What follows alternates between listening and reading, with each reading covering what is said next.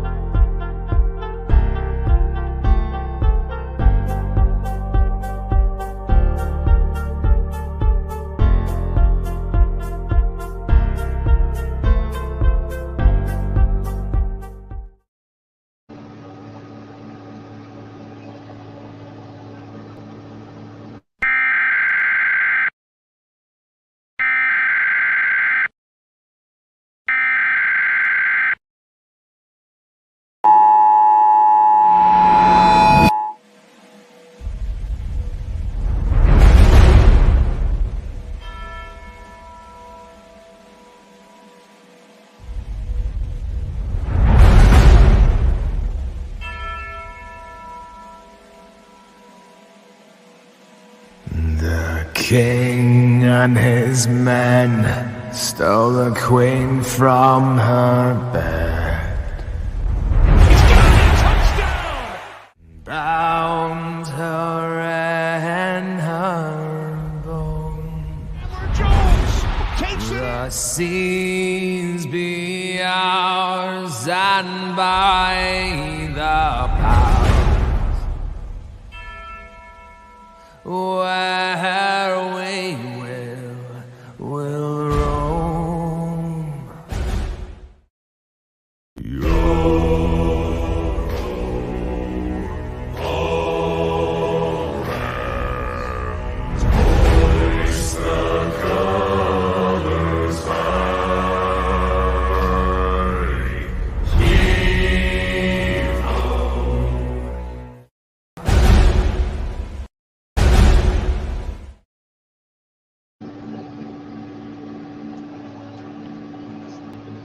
What is good, Raider Nation? Welcome back to yet another episode of Raiders Live News Talk. I'm joined by my friends Dustin, Cortez, Ray, AJ, and Sergio. Say what's up, everybody. Salute Raider Nation. Appreciate Hey all man, you guys showing it's my up in first the time chat. being on for the new intro, and this feels different. I'm Yeah. just being honest. I thought I missed out on it. That intro's fire, bro. Thank you. Hell yeah, Back, appreciate yeah. it, man. Appreciate everybody that's here. James, Frick, and John, Seth, everybody. Yonder. Appreciate you all showing up, and then appreciate everybody at the panel too. Happy Memorial Day to everybody. Oh yeah, fucking Memorial Day, shit. Where I'm at, dude, we don't have holidays, man. Christmas and Thanksgiving, that's the only motherfucking ones that matter here. So. So first and foremost, as Ray said, just want to wish everybody a happy Memorial Day. Also, obviously in reverence to those we have lost due to obviously we say rest in peace and thank you for your service. So like I said, hopefully everyone enjoyed the holiday weekend. But yeah, other than that, also once again, thank you, AJ, for putting that new intro video together. It's great. We all love it. Obviously, it gets us all pumped. I love the pirate, themed music to it. I think it's great. Really encapsulates, sort of the mentality of this team. So thank you again for putting that together. As always, thank you to the members of this panel for showing up to this broadcast. Thank you to the mods in the chat for holding it down. We wouldn't be able to do the show without you guys, as always. And last but not least, thank you to our viewers for watching and commenting along with us as we begin this broadcast. We got another great one for you guys, as always. Just a quick reminder before we do get started, our friend Cortez has posted in the comments section the links to our various platforms. So if you could just check out all of those links and tap in with us on all those platforms, that would be greatly appreciated. Hey, salute Raider Ben. Appreciate you, bro. Platforms. And also salute to everyone coming just now. Just give you a quick overview of those platforms. So the first one is going to be the Death Star Report YouTube channel. If you could just subscribe to that channel, hit the notification bell, like as many videos as possible, and comment on as many videos as possible, that'd be great, and we appreciate that in advance. Our second platform is going to be the Nation Nightmare YouTube channel, which is our friend Cortez's personal YouTube channel. Same deal there. If you could, subscribe, hit the notification bell, like as many videos as possible, comment on as many videos as possible, that'd be great as well. Third platform that we're currently broadcasting to is the Death Star Report Twitch channel. If you could follow us on there, that'd be greatly appreciated as well. We've also included a link to our Instagram account, the Death Star Report on Instagram. If you could follow us on there, maybe throw some likes on our posts, and maybe share some of our posts, not only to your story, but to your friends over DMs. That'd be greatly appreciated as well. And last but not least, probably the most important link that we've shared with you guys and that we're going to continue to share with you guys is the link to our Discord server, the DSR Discord server. So if you guys could check out that link as well and just join our community there on Discord, that'd be greatly appreciated as well. Because it is a tremendous community. It's a great place to connect with people over not only just things Raiders, because it is a Raiders Discord officially, but we have a whole bunch of other stuff going on in there, not just Raiders related. So we do have a Raiders chat. We have a general chat where we just talk about life in general. We talk about other sports leagues like the NBA, MLB, and NHL. We talk about the NFL at large as well. We have fantasy leagues, both NBA and NFL. We have We have movie nights, which I believe we'll pick back Start up at the this conclusion of the upcoming week. NBA and NHL playoffs. Oh, starting this upcoming week. Okay, great. So even up better. next So week. we're gonna Up start next off week. with- And we'll do it on the night okay, that up it's next going to week, be. So, yeah, we'll start next week, and then we're going to do it on the night that the game's not on. So, and we're not live. So it'll probably be like a Thursday or a Saturday and do it in there. And like I said, we got a huge gaming community that we're putting in there right now. I just bought a new bot for the Discord.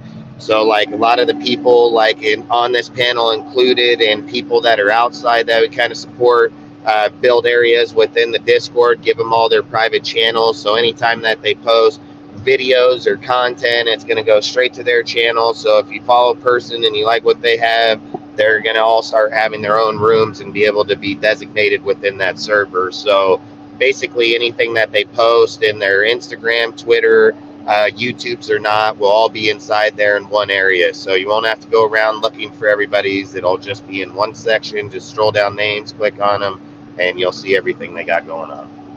And me and Ray are fixing all that right now. We've been doing it for the last few days. Okay, great. Yeah. So like I said, so the movie night should also be picking back up as early as this week. On top of that, we also have free giveaways and other kind of promotional sort of fun contests like that, if you will. So like I said, we have a whole bunch of stuff going on in that Discord community. It's a great community.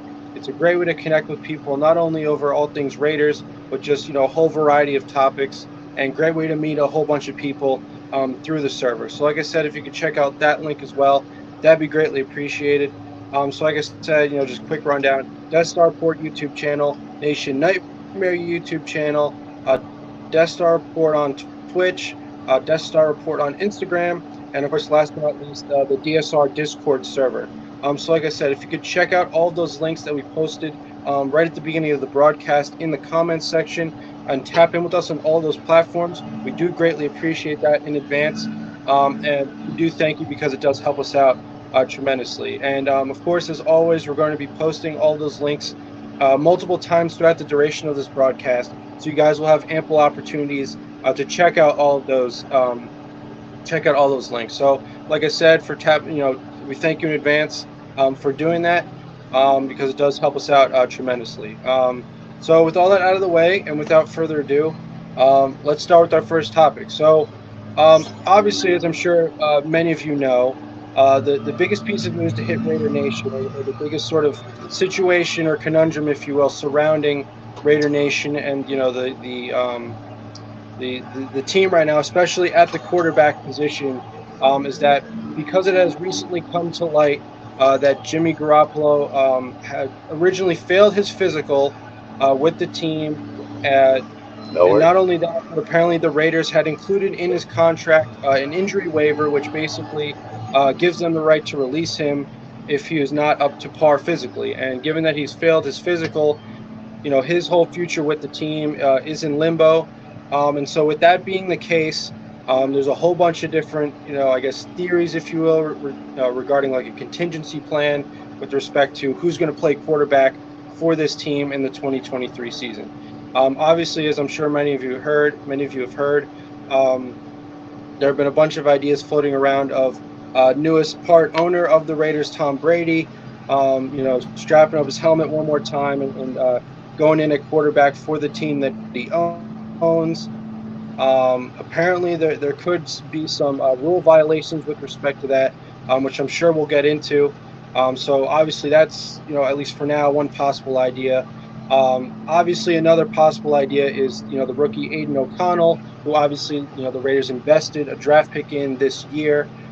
Supposedly the quarterback of the future, especially under this regime, insofar as they continue to run things for the Raiders.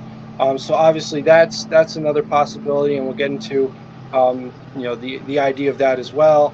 And then I guess a third option would be any number, any combination of veteran backups, such as Brian Hoyer, who's already on the roster, potentially maybe a Chase Garbers if the regime really does like him as much as they may seem to some extent. I've also seen other ideas about bring in veterans such as a Carson Wentz or Nick Foles, Cam Newton. So, like I said, we have a whole bunch of different ideas as far as who could end up being the signal caller for the Las Vegas Raiders, especially given that Jimmy Garoppolo is now, in the very least, in some sort of injury limbo. So, Ray, if you want to get us started on this topic, because it is yours, on your take on the QB situation, where you think we go from here. Are you hitting the panic button when it comes to Jimmy G? Do you think the whole idea is falling flat on his face, or do you think he'll be able to at least get healthy by training camp and then be good to go? What are your thoughts? So what I think about this whole situation is that coming into free agency, our minds were all on top tier quarterbacks like Rod. Signed Jimmy G. That became a situation we all that's what Joshua's ideal was, somebody that knew the system, that would just be that guy that like we couldn't get Tom Brady, so he had to think of the next best option and it was for Jimmy, because he can trust in him. And so I feel like it's kind of hard to put pressure on it right now, because especially with the recent news with the injury and stuff like that. And then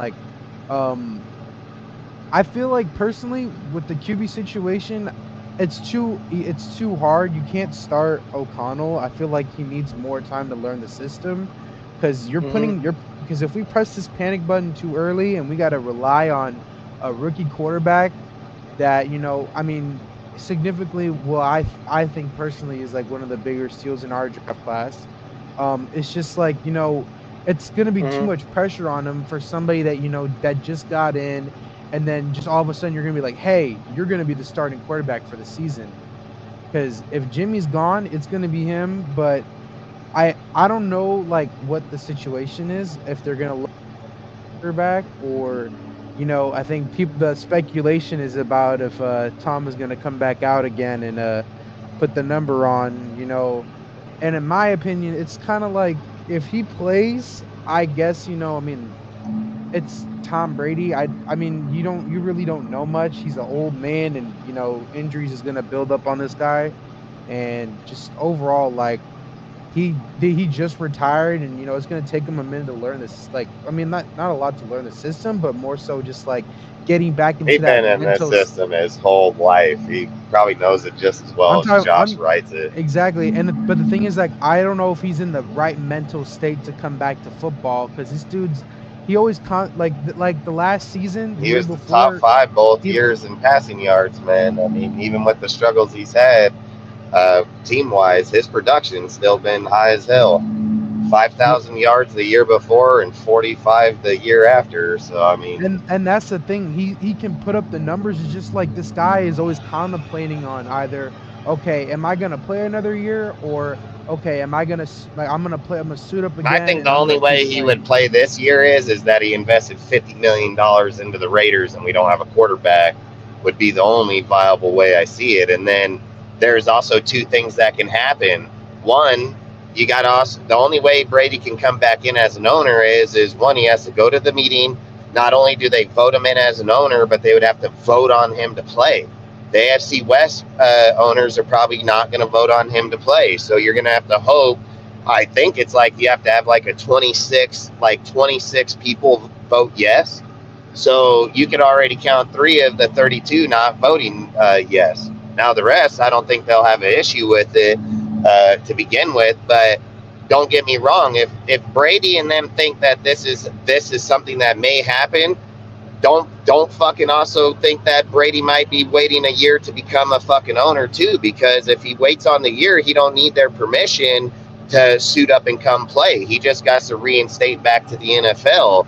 If he becomes an owner, he needs the vote to be able to play. So there's a big difference there. So you can, if it was to come down to that, Brady can do one of two things: either put the shareholding on hold till the following year if he thinks they won't get the votes, or he'll get the votes and be voted in. And that's going to happen in July at the next owners meeting. So like I said, there's two possibilities of it happening if he's going to do it, you know. And Jimmy, dude, they've all said this the whole time. When they did the contract, they already knew that he had that issue. That's why they waited the day and came back the following day.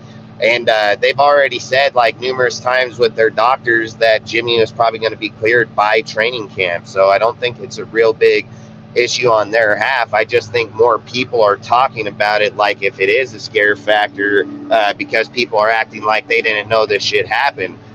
It was clear as fucking day that they knew this shit happened, because in the deal the day before, when we were waiting on the presser for Jimmy to be signed and come out, he never did. And then the following day, he said clear as day in the presser that it was just done on language.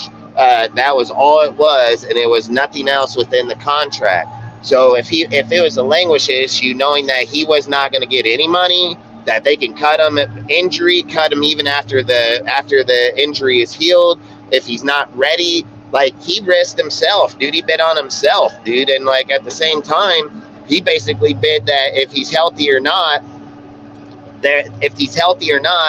that they could. And look, dude, the Raiders, even if he's not healthy, right, they can wait a year and wait till he heals up and bring him back and just use the money in the meantime for players. But for me, like I said, I don't think Jimmy's out yet. I just think people are trying to push that because it's obviously talkable news.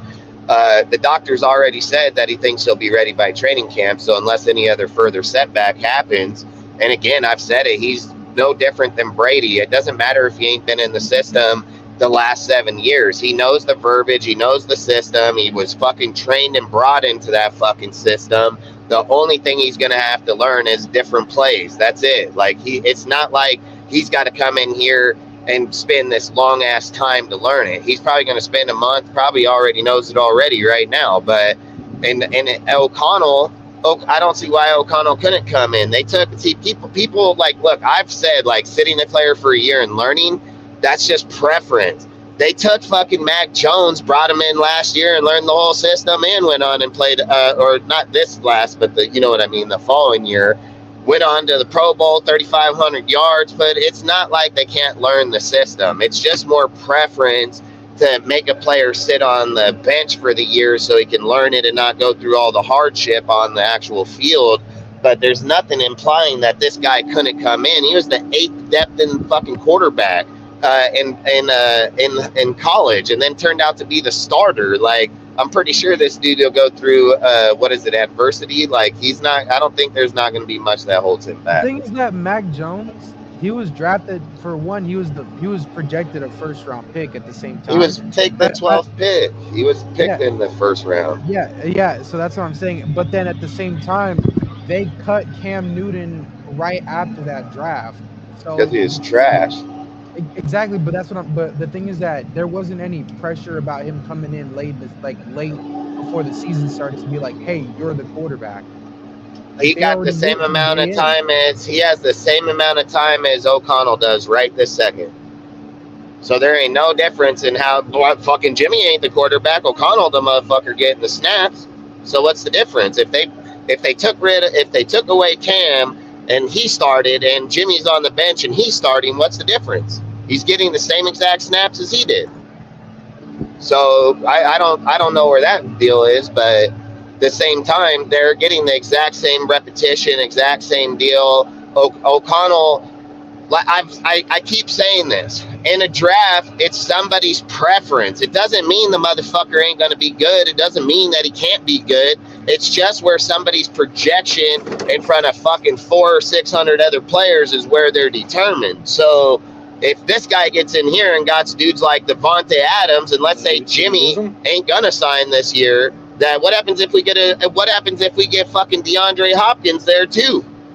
Like, that would be fucking crazy. Have a rookie ass quarterback with the two best fucking receivers in all of football. You don't think Brady gonna step down out of that building? Fuck yeah, he's gonna be fucking mouth watering. Like, give me that. Say again. What'd you say? Can you not hear me? Yeah, I can hear you. All right. Yeah, I don't know, but like that's all I'm saying is like with if you have Brady sitting there and I've said this on lives today and yesterday. If Marcus Peter and motherfucking DeAndre Hopkins are on the board at $15 million a piece, I'm taking DeAndre Hopkins all fucking day long. I don't think fucking Marcus Peters makes us that much better. I think DeAndre Hopkins makes us way fucking better with somebody like Tom motherfucking Brady at the helm. And just think about it like this. If Tom Brady takes ownership and gets voted in, he can walk to Ziegler and tell him, what's the cheapest contract you can get me to play? Like, he don't got to take the fucking money. He goddamn owner in the fucking team. He can take the cheapest fucking contract he wants, ship that money to somebody else, move off Renfro, move off Jacobs, and watch $40 million pop right back up on our cap for this fool to go get dudes. So it ain't like we would just be out fucking money. Like, you go give Tom fucking Brady, DeAndre Hopkins, and fucking Devontae Adams, and we're gonna watch all hell break. We're gonna watch shit. Yep. We'll watch shit to hit the wall, like straight the fuck up. And I don't think you're gonna need to depend on that defense as much at that point in time. Like, I think just going in and winning games is good, but I don't think you got to go for a dude like the Marcus Peters, which I like him, and I've always liked the guy, dude. But let's be fucking real. He's getting older. His play style's getting less, and fucking John Harbaugh just took Lockyear in over that motherfucker. So why the fuck do we want him and pay 15 mil? I would take Hopkins at 15 mil over him any day of the week. 15? That's who You're gonna have to. Yeah, pay both of them and just. He's gonna be 15 or 20 because OBJ was 15 million with a torn Achilles and out of the NFL for a year. So Hopkins getting every bit of 15 to 20 million dollars. So and like I said, if you have those two types, I think you can come up with listen, Jimmy's contract's already on the books. If Jimmy doesn't play, we get that money back. Like, thank you. That's 19, 20. Yeah, there you go. 19 or 20 mil. Not only that, if there's one thing I can say about this whole QB situation is everyone should probably respect the hell out of Ziegler, because not only is it if he can't play week 1, they said in the contract, if that foot causes him to miss one game or injured, they have the right to not pay him, even if it's the middle of the season. And Jimmy G relinquished the rights to sue the Raiders if they do that. So Jimmy is at the biggest risk that any employee could probably do right now. And that's Jimmy trying to prove that he can stay healthy for 17 games. Yeah, and this might be Jimmy's last stop in the NFL, too, if this shit happens at 31 years old. So that's a big injury that can just keep spreading on his fucking foot like that, dude. From pressure sitting down, the injury that he has, all it can do is keep spreading and become worse and worse over time. Let's be honest, it's the Niners' fault, too, for him not getting it taken care of before when he's supposed to. When he was supposed to get this injury taken care of, the stupid doctor diagnosed wrong. Yeah, but you can't. And that's why you have to do your Kyle Shanahan will not win a Super Bowl, because he's a choker. He chokes at every big game. He's choked in 2 Super Bowls, NFC Championship. That's why he will never win a Super Bowl, because he's just a choker. And their medical staff needs to be switched, because their players all keep on getting injured. They're skill players. They caused a rule to be made. The Niners themselves caused a rule to be made that you can have 3 QBs now, just because they don't know how to keep a quarterback healthy. So I think it went from 46 to 47 now with that extra quarterback dress. It was 47 the whole time. It was at 48, and they minus the player and offered the one additional to still be at 48. It's going to be at 48 with the third optional QB, 47 active roster players. but it's still the exact same thing. They just took away one player and made it an inactive player to be added on as a third quarterback.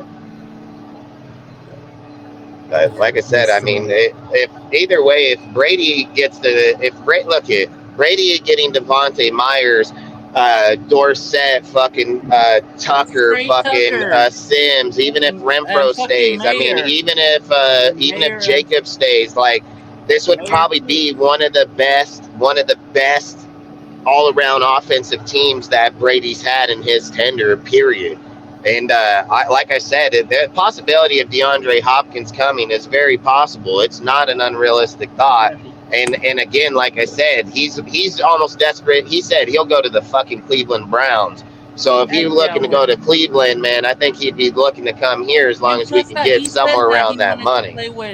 And plus that he said that he would love to play with Devontae Adams.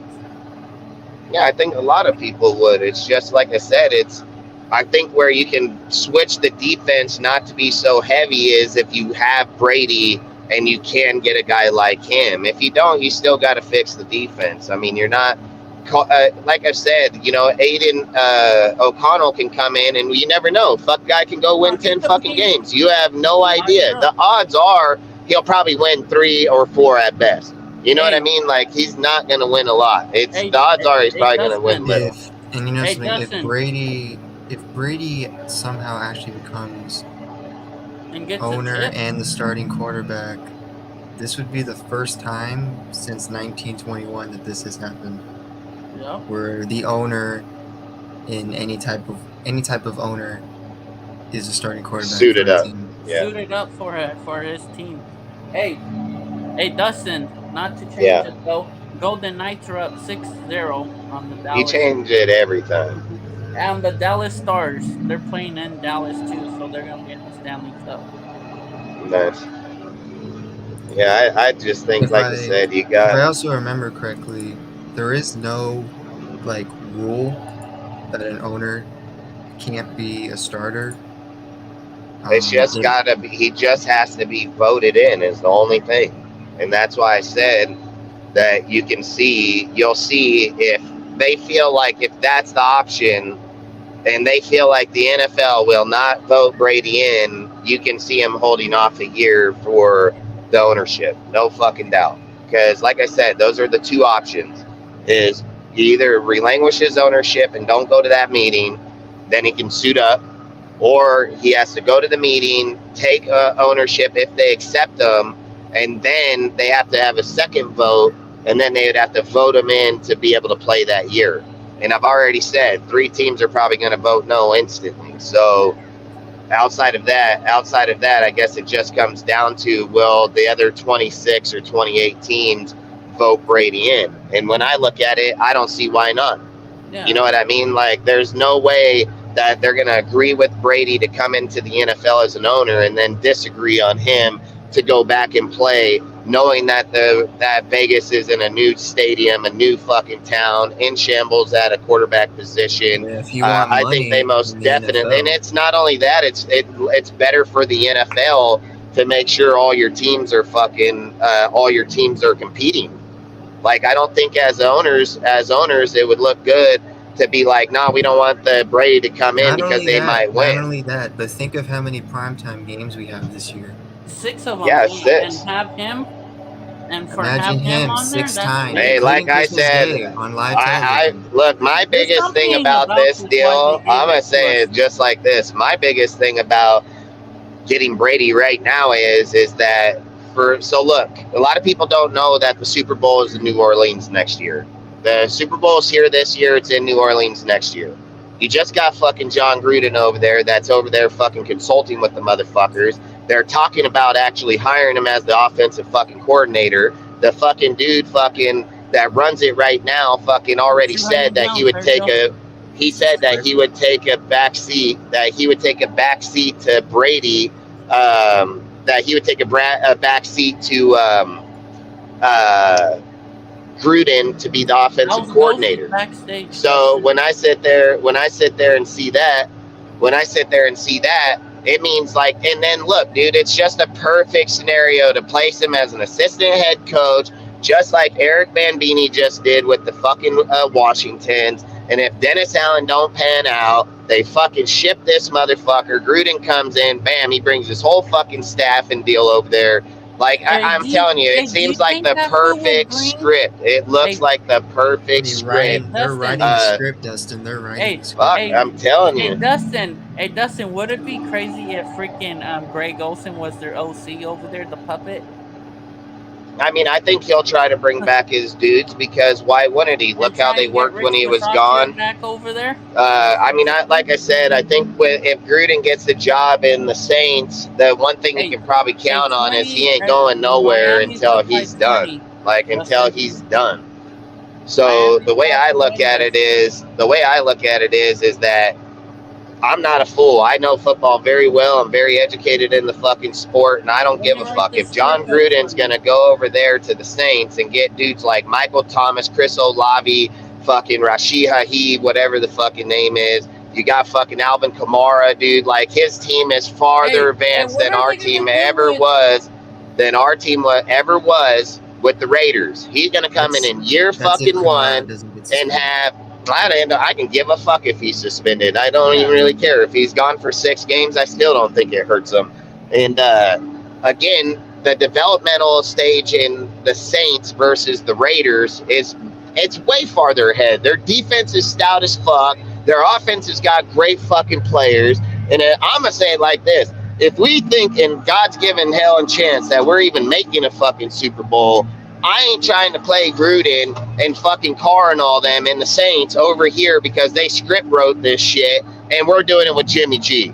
Like, fuck that. I want bring Tom Brady's ass in this motherfucker. I don't even give 2 fucks about Tom Brady, but I'll take that bitch right this second if you're telling me that we got to go into a Super Bowl in our home and play those motherfuckers. I'm going with Brady all day, all fucking day long. So... Hey, Dustin, and then not only that, it's just a perfect story for the repeat in the Saints, dude. And like I said, what bigger deal than Gruden getting over on the Raiders right now with everything that's fucking happened? Then he's got packed up. I've said the Derek Carr bandwagon is for real. So you got these fucking dudes and coaches, dude. Like, that's fucking huge, man. So for me, when I'm looking at it is they're not afraid to go there and assemble that team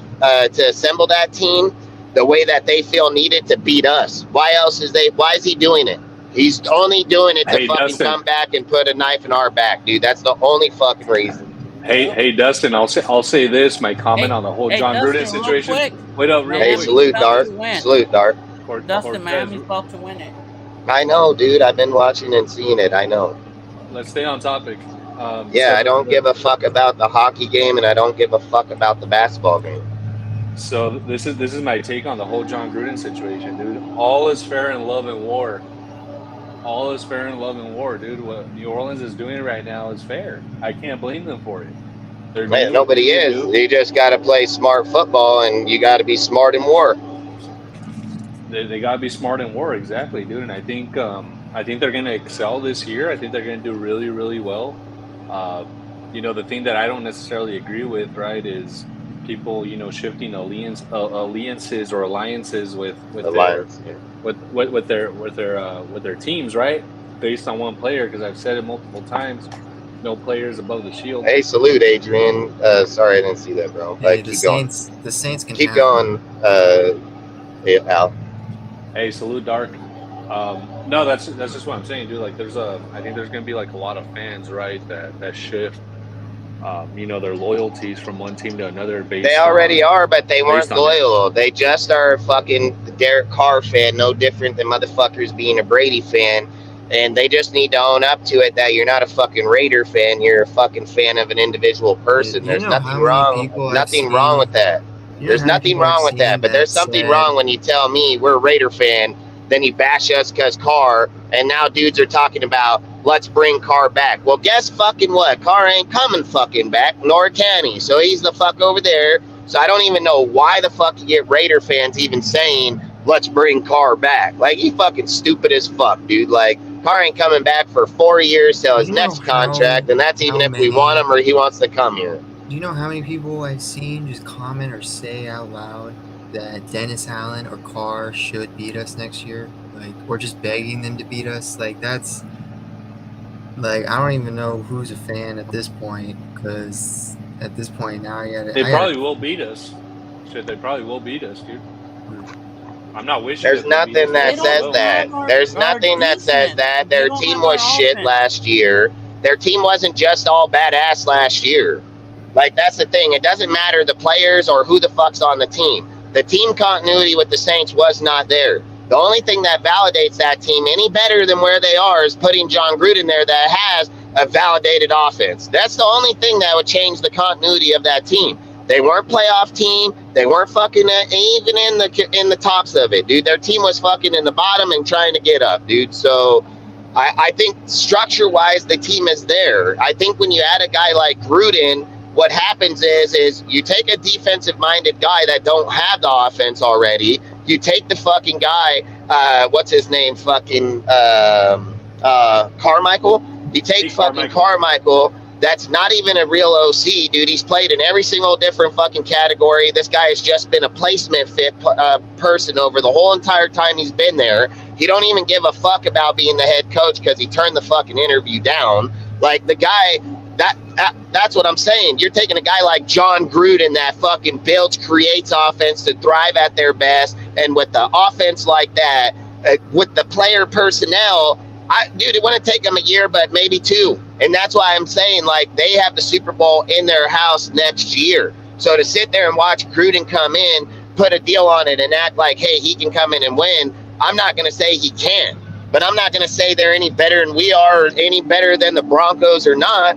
Doesn't matter changing coaches or personnel. It doesn't give you a higher upside. Yeah, but you still got to fucking do it at the end of the day. So just because a guy's name's there doesn't make him better or make the team instantly better. The thing that I'm gauging on is that his offense with those players is going to make it better. Like, there is no fucking doubt in my mind. And having Derek Carr there, yeah. But again, if Graham gets his defense together and has the players he needs, Derek Carr's been beat down plenty of times with lesser defenses. So, like I said, I think it's just a scary thought that he can be there, but I didn't think they're better than us. Like, I don't think that at all. And I even said it, if we're going to go face him in a Super Bowl, I'd rather have Tom Brady just to validate that we would have a better chance. That's all I would say. But I would not say that they're just going to go in there and fucking hang 50 on us and us not put up shit. And I don't care if O'Connell's the quarterback. He probably still would do it too. So the guy's been in big-ass games. He's put up 500 fucking plus yards, 5 touchdowns, fucking 0 interceptions. He's done this over fucking 20 big games in colleges, dude. He's only had 5 interceptions in those times. He's put up over fucking 4,000 yards, dude. He's had over fucking 20 touchdowns. Like, O'Connell is no fucking slouch, dude. It's like the reason people don't know who he is because they just never looked the fucking guy up or watched him. He's just where people would say, in today's world, you need a mobile guy. That's where they say he ain't going to thrive. That's the only count against him is his mobility.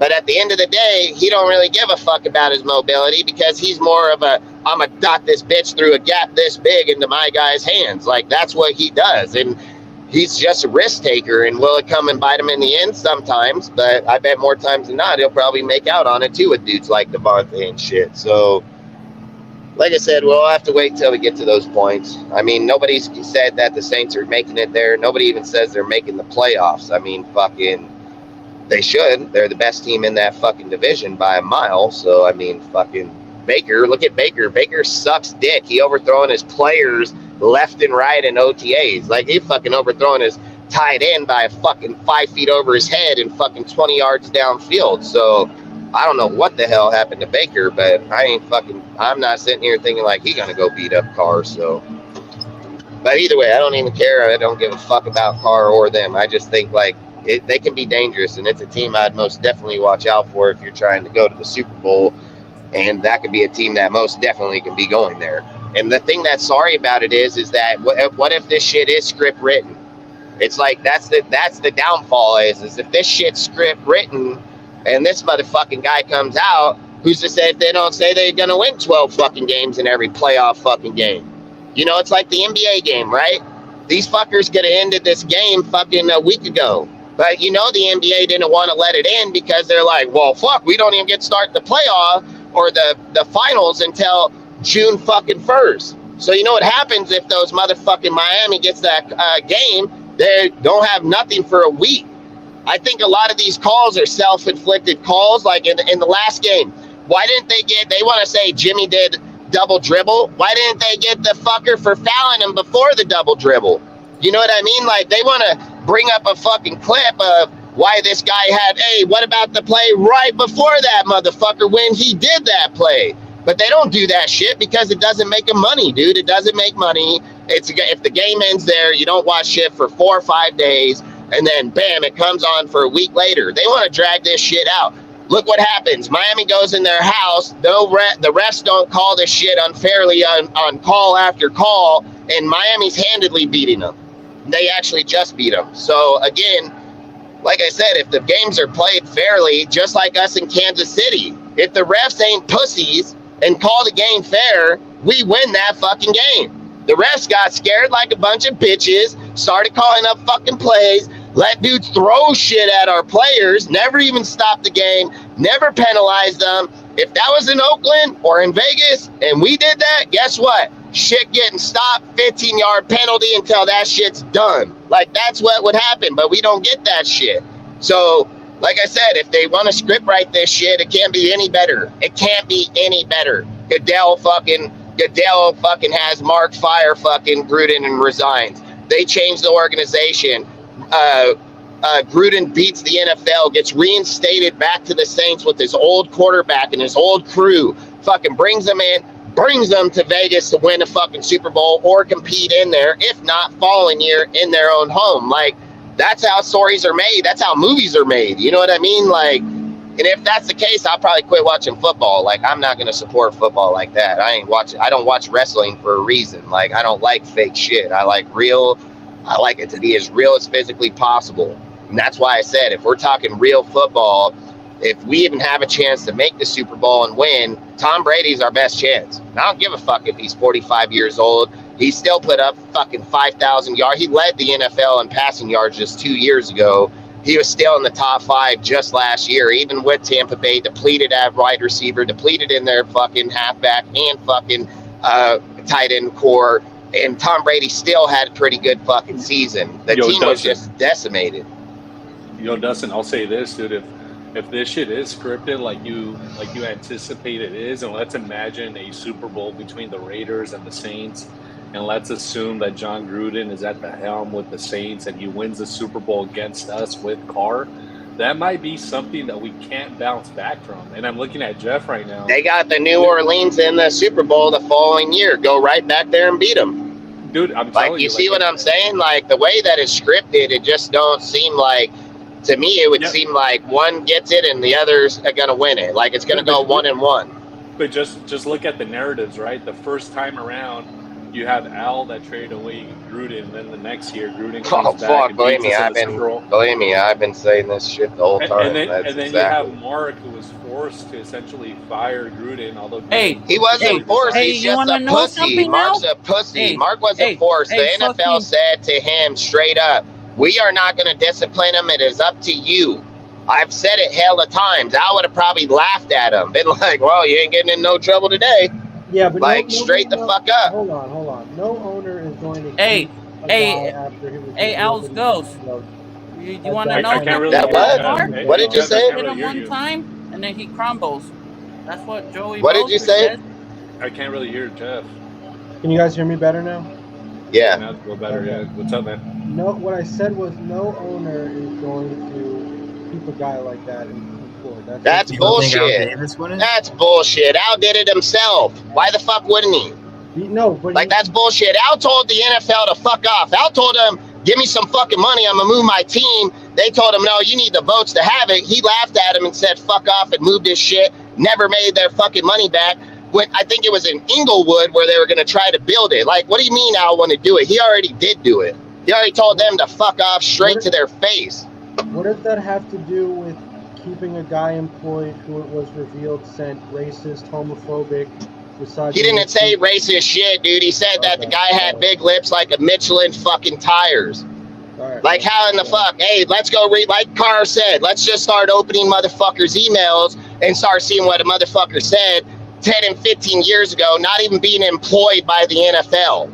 Give a fuck what he says in his own shit. He never said that to any person to their face. He was not employed in the NFL when any of those remarks were made. So to sit and say what a guy made in the past, I bet you we can pull up 1,000 dudes in the NFL and find just as equal, if not worse.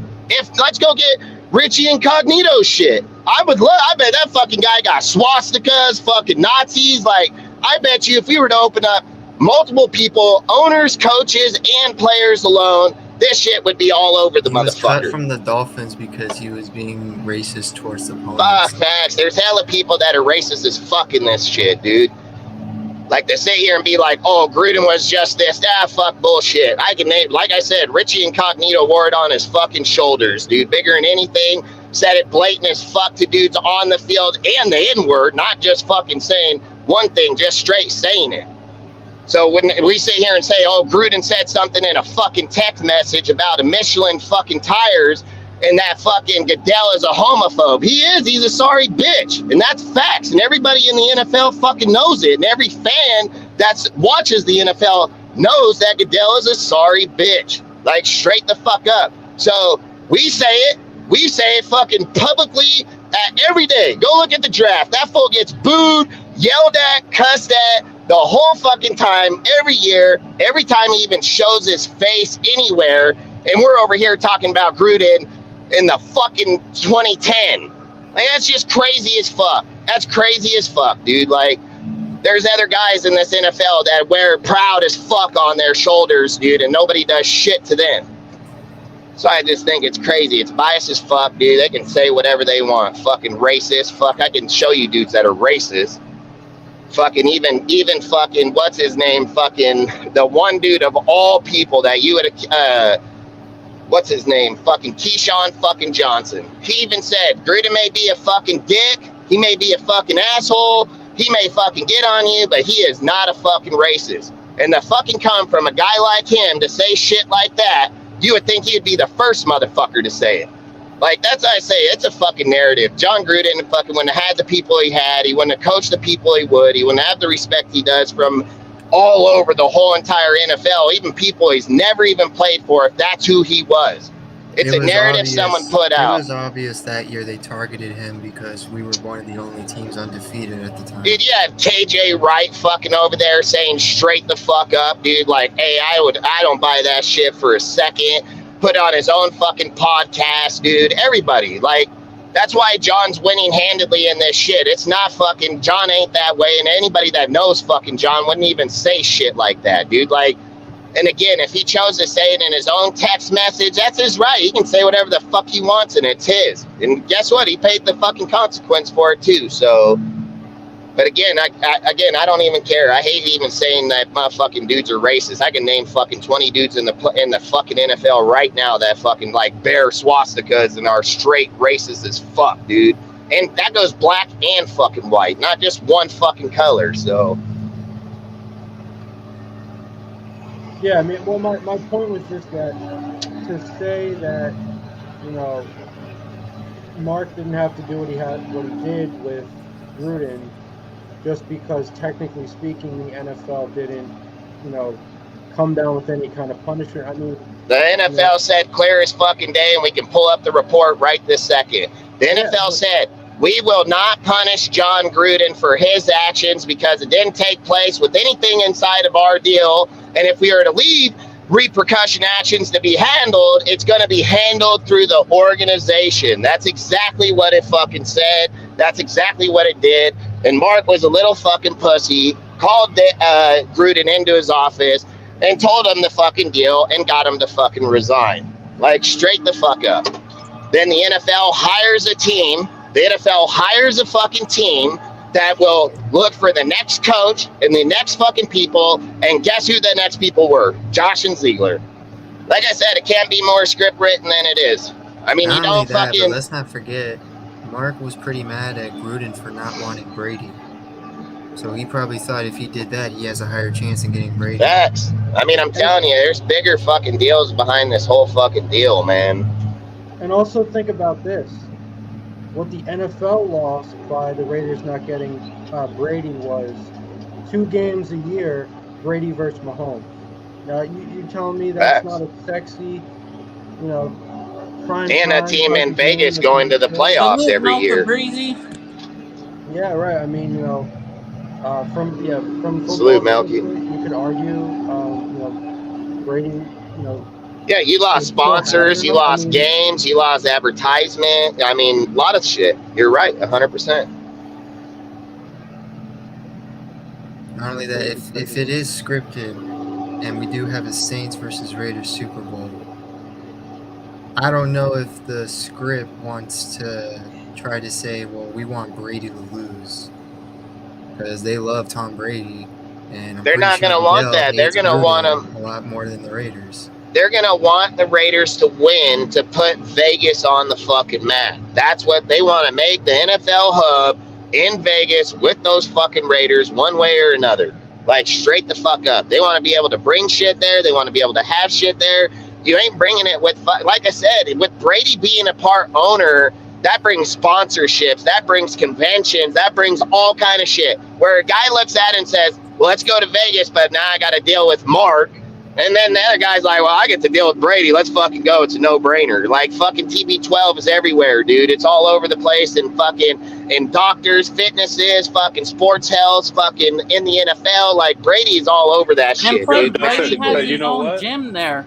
Hey, He has hey, his own guys, gym. Yeah, he Brady does. actually You know owns what, Yeah. you know places what in I'll say, Vegas. though, guys? What I'll say is, I don't want a Super Bowl if it's scripted, dude. I don't want it. Yeah, if that's the way the day the NFL is, it's not going to matter anymore. Yep. Yeah, If dude, that's but the way to the your point, dude, NFL I don't- is, it's over. So it doesn't I don't matter. wanna be They're going watching a scripted sport. I don't want to You and me either. But I I don't keep want it saying, that way. like, I don't think it's going to be. Look, I'll say, like, I don't think it's going to be scripted, because no matter how anybody wants to put it, I'll put an example into play why I don't think it will be, and nor does the NFL do it. If the NFL is scripting shit, why didn't the Niners and the Cowboys go longer than their rival that they did? And how come they both fell off the face of the earth, not just one? That was just because the end of their dynasties ended, and that's what real football does. So to sit and say just because a team goes out for 3 to 5 years and has a rivalry within that, it's not like it hasn't happened, fucking 4 or 5 times within the NFL already. But people are so new to the fucking NFL and think that they know the history of our shit. That's where the scripted shit comes from. That's where, is it scripted? Look where we're at right now. Look at what they're doing. No, this has actually happened before in the NFL before. It's not the first time it's ever happened, and it ain't going to be the last time that it's ever happened.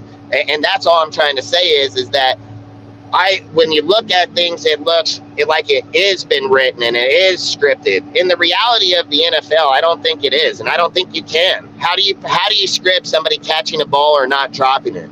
Like, you can't do that, and it doesn't matter how great of a player you are.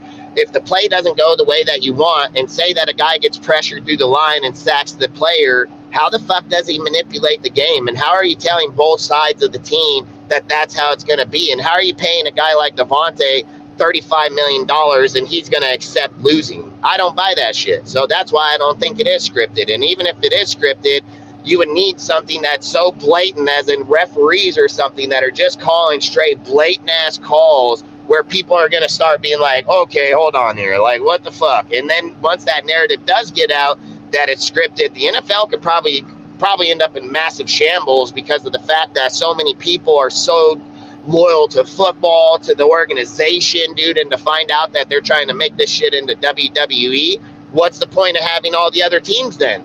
The other teams are going to be like, yeah, fuck you guys. If we're always last, why the fuck are we in your shit? Like, it doesn't matter about the money at a point when you have a principle within your body. Like, that's why I say that'd be like going to Charles Woodson and tell him to lose. He'd fucking laugh at you. He'd be like, yeah, fuck you. Like, you're not, that'd be like going to Brady and be like, hey, Brady, I know that you're come out of retirement, going to come to Vegas, but the way the script's written, bro, like, you're going to lose. He's going to be like, bull fucking shit. Like, bullshit. That's exactly what he's going to tell him. Like, hey, I don't lose as it is. You think I'm just going to lose? No. Hell no. Hey, Allegiance has a point. The players don't follow the script, but who's to say the refs follow the script? Hey, don't get me wrong. I've said it, but if a game is that close and it's determined by one fucking play or one play call, then that's just the way the game is. If the team's better, it doesn't matter about what play call they give or not. It would still have to be a close game, and it would have to be at the end of the game for it to even matter. You can't call the play in the middle of the game and think that that's going to have a repercussion at the end of it. It wouldn't work like that. Where the rest would come into play is if you're like 17-17 or 14-17, and the away team is down at the end zone with fucking 2 minutes fucking left or a minute left, and they've got a chance for the fourth down, but they fucked it up. They call the play, get it brought back, and get a second chance, like something of that, or give the fucking 15 yards to where it gives them a fucking chance inside the end zone. But that's that. If the game is that close and you let it get to that point, then it is what it is. But I've said, if you go out there and fucking put an ass beating on them, there ain't going to be no fucking penalties that are going to save that team, regardless of what fucking play a ref calls or not. And I've said, those plays only come and matter at the end of games, dude, in big moments. Go look at the Chiefs game. It's a fucking proven fact. The Chiefs game called a phantom fucking call on Malcolm Kuntz when their guard UFC fucking grabbed fucking Malcolm Kuntz by the fucking head. Like, how in the fuck is that? Then guess what? That went from a fourth down to a first down, and got the goddamn touchdown. So, like I said, that kind of shit. If that happens, well, you obviously weren't good enough to do it anyway. Let's also pretend that Crosby doesn't get held every other play, dude. That's facts. That always is getting held. Like, he's accepted it and then said it straight up. Hey, like, he ain't gonna cry about it. More is how Joey Bosa, both the Bosa brothers, freaking cry about they're holding me, like refs don't call calls and stuff. Max called him out on Crosby it. about it. Crosby straight up calls him out. I get held all the time. Yeah, and Max called out Bosa on that shit. He called him out for being a crybaby bitch. He said, fucking guy gonna bitch and cry over getting held. And I'm like, bro, you get held all the time. You don't even say shit. And even when somebody brings it up, you say his shit is, he says, it's part of the game. Like, I'm just like, hey, that's a real fucking dude right there. I remember one time Crosby, when they asked him, he says, well, I still make it to the QB. Like, damn right.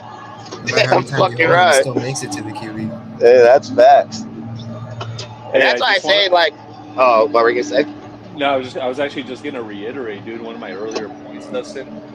If there is a Super Bowl in which the Raiders are facing John Gruden and Derek Carr, and we end up losing, scripted or not, that might be something that we can't recover from as a fan base. That just may be too much. You know what I would tell them? You know what I'd tell them? Go pick another fucking team then. Like, that's what I would tell them. Like, sports ain't always fucking winning, man. Like, it's just facts. If you go to colleges or in main schools winning, I said why I don't like colleges, why I don't like drafts into the NFL. You get a guy that's done nothing but win. In his college, he's played for 4 straight years, never lost a fucking game, and he ends up in Jacksonville. What do you think's going to happen to this guy when he loses? He's going to get demoralized, dude. He's going to be like, I've never lost. I don't even know what this is like. You know, like, listen, if we lose, we lose. At the end of the day, that's just how it is. I'm going to support my team no matter if Carr beats us or Gruden or not. I don't give a fuck. I ain't here because of what they do or not. I'm here because I support the Raiders and the Shield, period. So some days we're in our heydays and other days we're not. And if motherfuckers anticipate jumping ship, then they're not real fans anyways, because I've never said that. I've never said it, never implied it, never even brought it up, because it's not even in my vocabulary to be a bandwagon jumper. Wouldn't do it. You couldn't even pay me to fucking do it. You know, like, that's the shit. I feel the same way. No, I get that, Dustin. I feel the same way. So then why do you care what another guy thinks then? If you feel that way, why do you give a fuck about a guy that doesn't? Like, that's things I don't understand. I don't understand about why people keep talking about dudes if that's not who you are. I don't talk about it because I can give a fuck if they're a fan or not. Just like some of the content creators. I can give a fuck if they put out content or not. They're garbage anyways, and they don't fucking put out the truth, and they don't fucking stand for our shit. So I don't give a fuck if it's them or if it's the fucking fan. Can care less. If our team wins and we are due to win it now or in 15 fucking years from now, then I'll still be loyal as fuck to my team regardless if we're winning or losing, because I went through the 2000s with Jamarcus Russell and Collins and fucking Aaron and fucking Dante. I mean, I went through every goddamn dude. Why would I jump off now? Why would I jump off now? What I would say is I hope to God motherfuckers are watching and learn from that. You not giving Carr the motherfucking defense you needed and lapped that shit for all those years. I would hope to God that you don't ever do that again, because if you don't see that, that's all that Carr needed, and you fuck the pooch on that, that's an organization move. You know what I mean? So if they can't correct that, then that's going to be a lifelong plague forever. It's never going to change. But if they adapt to it and see that, and just like I think that Ziegler and them already know, like Ziegler and Josh already fucking know. They've switched the offense and defense massively, offset the fuck money massively. It's not, they know where they're lacking and they know where they need to get back to. So I don't think the Saints are going to come here and beat us. I mean, let's be fucking real. They have a lot of fucking problems still going on over there. They're in the weakest fucking division probably of all of football. And I've always said the playoffs will eliminate motherfuckers like them in a heartbeat if they're a fake team, just like they did with the fucking Vikings last year, just like they did with the Giants and the fucking, who was it, the Cowboys that played them? So, again, like I said, weak teams will get fucking demoralized in there instantly. And if John and Derek go over there and they do that, then kudos to them. They earned it, dude. So I have no fucking qualms. I'm not going to fucking bitch. I just say, like you said earlier, if you're going to go to war, prepare for war, which I am. And that's why I said I want to go to war with Brady, not Jimmy. Like, straight the fuck up. So if we're suiting up and going to this game, I would rather suit up with Brady than any other motherfucker on this team. And I don't care about people saying that, hey, Brady knows this motherfucker just as well as Josh does. So I don't think you're going to find a better dude to be able to come into the Raiders and actually have a winning fucking chance. If we're sitting here right now talking about Saints getting to the Super Bowl, it would be delusional as fuck to imply that we were going to be there too with the people we have right now. If you were to change it out and put Devontae or Hopkins and Brady here, I would say instant Super Bowl contending.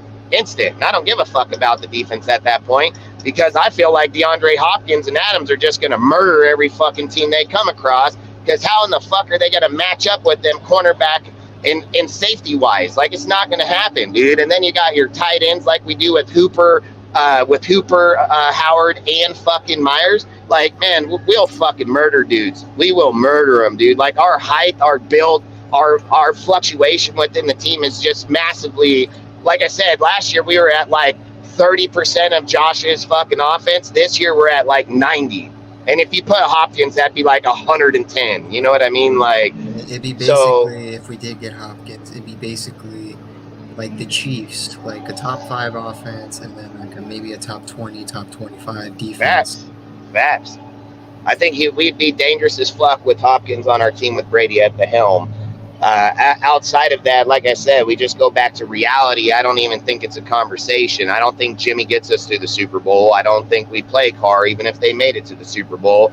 I think we'll be watching Carr from the fucking stands. That's what I think will be happening. So if that was even a possibility, you know what I mean? I'm just saying, like, when you're looking at tangibles within the NFL and you're looking at teams over there, they got Derek Carr, the 5th best quarterback in the NFC.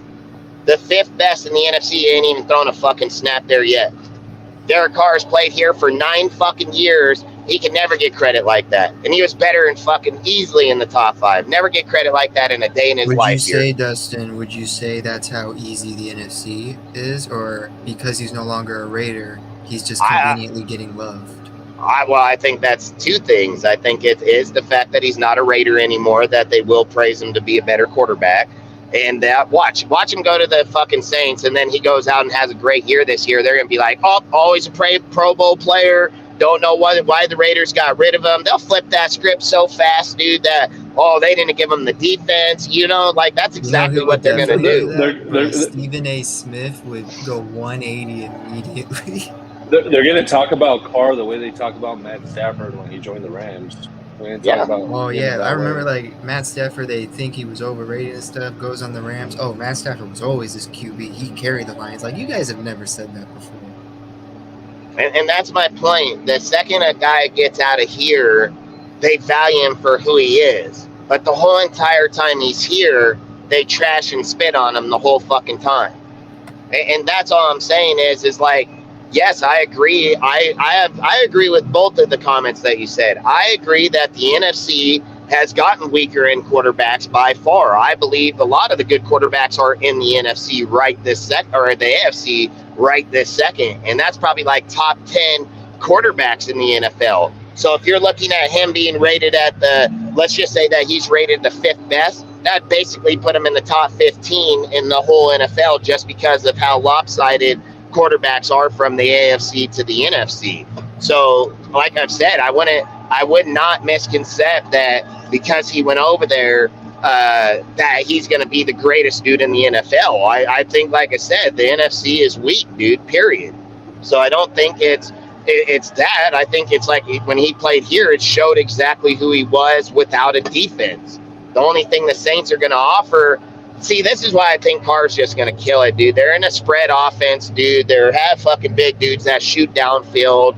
Carr's got a great arm downfield and great accuracy, dude. Like, the scheme is going to fit him perfect, dude. Like I've said, what's the difference if I said Sean Payton was coming here or he's going there learning his system? What's the fucking difference? There ain't no difference. The only difference is Sean Payton ain't calling it, but it's still his fucking playbook. So And that's not why I only say that, Dustin, Carr's going to excel massively, man. and not only that, Dustin, but the fact that New Orleans is bringing in Gruden in this consultant role indicates that the organization is trying to do everything in its power to highlight his strengths, right? To bring in a guy who he excelled with in the past, who's going to enhance his abilities. And I think that's something that he obviously didn't experience with Josh this past year, right? In terms of getting a system that actually accentuated his strengths. You have New Orleans this year bringing in Gruden as a consultant, which to me it indicates, hey, we want you to have the best tools at your disposal, the best education, so to speak, so you could excel. And I think that goes a long way. And they're going to ask, they already brought in Foster Moreau, right, as a tight end. And you best believe that they asked Carr, hey, how do you feel about us bringing in Foster? Dude, they got Edwards, they got fucking, they got Edwards, Foster, they got Abrams, dude. I mean, they got fucking, hey, don't get it wrong, here in this next few days, there's a very good possibility he may be somewhere else for sure. Exactly. So they're obviously, like, New Orleans is trying to equip Carr. Or this is the only thing I would have to say with the Saints is that the Saints were in the hole $40 million before this season. They were in the hole $40 million. These motherfuckers not only accumulated Carr, they only lost Davenport, and they've still got every fucking dude over there. How in the fuck do they do that? Like, where in the fuck? Like, nah, it's the fucking owner forking out hardcore cash, dude. Hey, yeah, the owner Dustin, is rich as fuck, dude. Hey, Dustin, I just went over and looked at the edge rushers for his division. They got some pretty edge rushers that will make him get shook one time. That's what everybody says. Once you shook Carr one time, but it's New a Orleans wrap. has a pretty good. I don't buy that shit. Carr been in the fucking league for 9 fucking years, and I ain't seen nobody shaking him outside of the one game in Bosa over there. So I don't buy shit like that. I don't listen to some fucking fake ass dude talking fucking narratives. I've watched Carr play every fucking game of his career. I've watched him excel in high fucking games, and I've watched our team get decimated in others. I've never watched Carr just give the fuck up and just lay there and not fucking play. I've watched him get beat on because the line can't fucking hold their shit and hold him off when a dude's getting sacked 6 fucking times and been pressured on fucking 15. Like, that's a responsibility of the fucking line. It has nothing to do with Derek Carr and the mentality and how he plays. If Derek Carr has a line in front of him that will sit there, Carr is going to get the ball out, and he's going to get it done. That's facts, and he's did it for us. He's the 32nd most leading fucking receiver in all of football for 30 fucking thousand plus yards. So to sit and just imply like this guy's garbage is stupid as fuck, it's the dumbest shit I've ever heard. The guy's the 32nd all-time leading fucking receiver or quarterback, and he's only 30 fucking years old, 31 years old, gonna be 32. Like fucking to sit there and be like, oh, he gets shook and that. No, the fucking ain't. He's had 2 games in his career, one in the Colts where he had a broken leg and the other in the fucking Chargers, dude. Outside of that, Carr's been pretty goddamn fucking solid for a shitty ass fucking team we've had in all those years. Like, sit and say Bosa, oh, he gets shook. Yeah, right. Why did Carr come and carve your ass up the next game? If that shit's fucking real, why did Carr go up in that bitch and carve his ass up the next time? That Bosa bullshit didn't exist the second time because they blocked that motherfucker and Carr said, yeah, fuck you, and went down and fucking knocked him. So that's facts, and that's exactly what happened. So Bosa, he can talk all his bullshit he wants in that one presser. Guess what? Carr came and got his ass the next game. What about that shaking then? Bosa got that fucking shit about how weak Carr is. Why didn't he get the pressure? Why didn't he beat him down? Why didn't he give him the crumble? Why did Carr go over there and beat him to go to the playoffs? And fucking bullshit ass narratives. Motherfuckers just talk on a fucking team like these fucking dudes ain't good. Like, yeah, I'd be very careful about how motherfuckers talk on our players when all they've been is fucking diehard loyal Raiders, dude. Wait, and another thing, how last season, like that would just tell me like these dudes ain't real fans. Like straight up, they can't be a real fan. Shit on your best. Last season, most of the trash talk from the Chargers. Cargo without getting anything else in return. Without getting anything in return, we let this guy go, and that bothers. Who cares? It's not the first time. It's been done fucking multiple times within the NFL. It's not the first time it's ever happened. And is it a fucking deal that we didn't get it? Yeah, but it ain't the fucking first, and it ain't gonna be the last either. The way the contract was done. With a lot of how it's mostly the Chargers that does this stuff, because like Chargers are like probably the one fan base, one team I just hate the most out of any team. Remember last season where they said our defense was barbecue chicken, and then our defense was just obliterating Herbert, and after that they asked Jacobs and Hobbs like, how do you feel about the game, and all they said was barbecue chicken. Because these guys just push narratives when they have one game and act like that's somebody's whole fucking career. Like, listen, dude, a guy's been in the league for 9 fucking years. He had 16 games every motherfucking year. One game is not considered all the games he's had. Like that, I don't even get how people look at shit and say shit like that. Oh, in this one game, motherfucker, shut the fuck up, dude. Like, I am getting sick and tired of fucking people relating the conversation to one fucking move within the deal. The guy been in the fucking league for 9 years. He got a goddamn fucking, like I said, 30,000 fucking yards. He didn't get that by sucking. He didn't get that by being bad. And he did it on the fucking Raiders. Like, that's got to speak even more fucking volume. There's dudes on teams that have way better built offenses with way better built fucking systems, and they're not even close to Carr. Not even fucking close. Motherfuckers over here, oh, because Carr ain't a Raider no more. Oh, you guys are sorry, motherfuckers. Carr is the only true fucking Raider been in our team for the last fucking 10 years, and that's fucking facts. And if you hating on him, you ain't a fucking Raider fan, because he is the most loyal Raider fan there is. So why in the fuck motherfuckers hating on Carr because Josh and them shipped them? Carr didn't fucking choose to leave. Carr didn't want to fucking go. So what the fuck gives motherfuckers right to shit on a fucking dude that did nothing but bleed for this fucking organization, and then motherfuckers want to put him down like he failed us? Like, that's fucking crazy. That's fucking crazy. That's crazy as fuck, dude. Like, that just says they don't know. We don't know the history of our fucking team, apparently. He's the most all-time leading quarterback for the Raiders. Period. It doesn't fucking matter if a dude came in for 4 years in the John Madden and fucking Al time and gets Super Bowl or not. We are not built that way right now. It's not that way. But it doesn't negligate everything that Carr has done for the fucking franchise. It does not negligate it. Carr owns almost every record in the franchise. Carr has only missed 2 fucking games. Well, 3 because he got fucking benched. So what is it? 4 total. 2 that he missed because of injury, and 2 he got benched. in fucking 9 years. Where the fuck did Carr be unloyal to the fucking team? I would love to fucking hear it. I would love to know. Like, you ain't fucking real fans if you fucking say that, dude. Like, you're not real fucking fans. Carr bled this team more than any motherfucker that's ever even put the fucking jersey on and lost. Like, and this didn't imply like the dude just gave up on us. No, the fuck he did not. No, the fuck he did not. Now, the fact that he goes somewhere else and people don't want to support him, great. I don't give a fuck. But it doesn't negate what he did for this franchise, why he was fucking here. That does not change. Now, fucking opinion can be a fucking opinion, but he fucking was the best we had for a long time. And when I hear shit like that, just tells me motherfuckers didn't watch football in the 2000s because Carr smoked them all.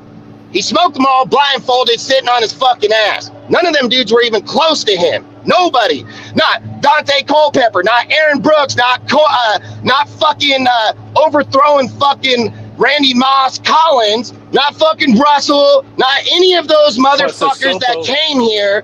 Tuiasa Sopo, we can name fucking 10 other motherfuckers too. None of them were even close to Carr.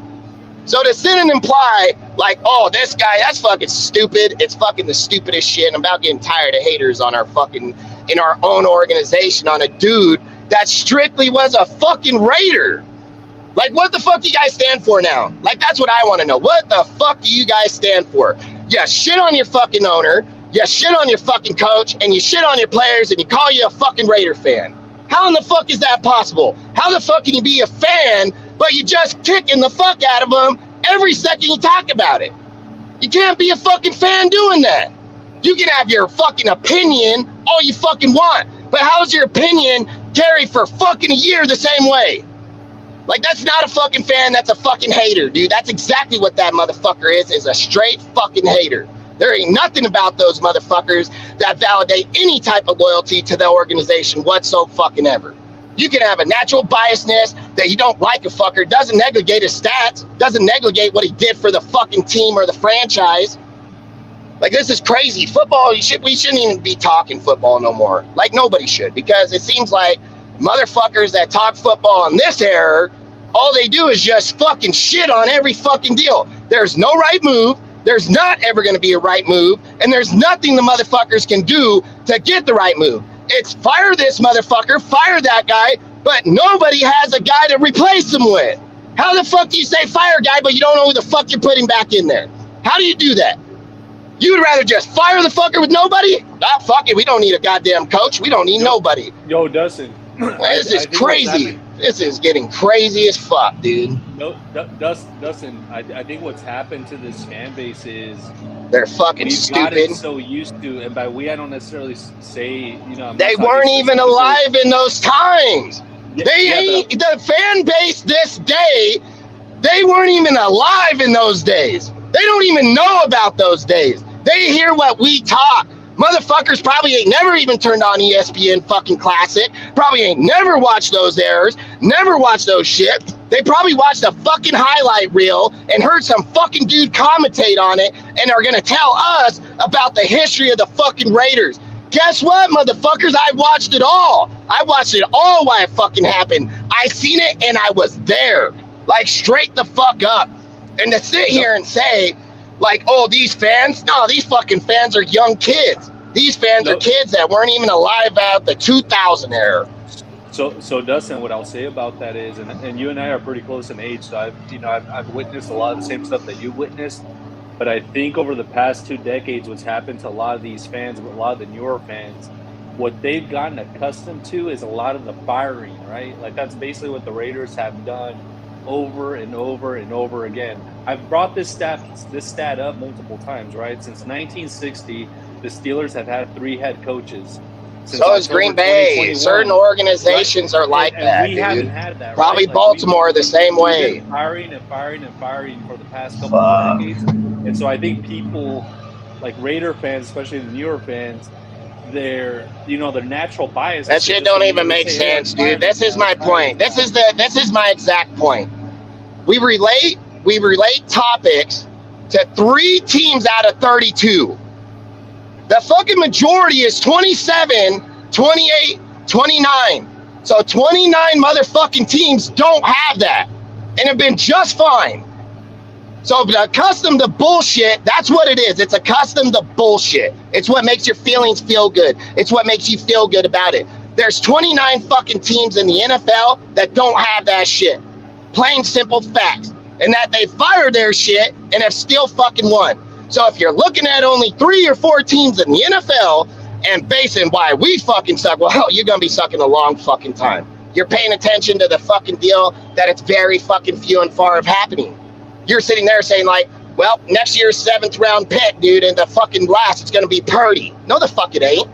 No, the fuck it's not. Like that, you can't fucking go off of shit like that. You have to go off of what the base statement is, what the base fucking program is. It's not about, well, we got 32 teams, but these 2 ain't changed a coach. Fuck.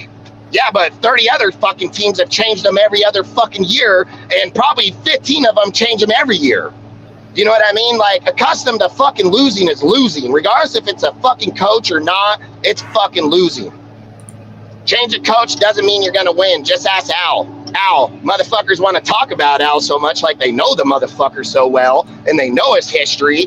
They should know Al hired every fucking coach known to man, dude, in the 2000s and fired him every year. Every motherfucking year, no matter what the fuck their record was. And the only guy that got fucking stuck around, and I don't even know why, was Tom fucking Cable. But outside of that, Hugh, all of them, every one of those motherfuckers were shit canned by Al Davis him fucking self. Motherfucking guys are like, oh, Al would bring, no, the fuck he, why he'd bring them in and fire their ass. That's exactly what he'd do, because that's exactly what he fucking did.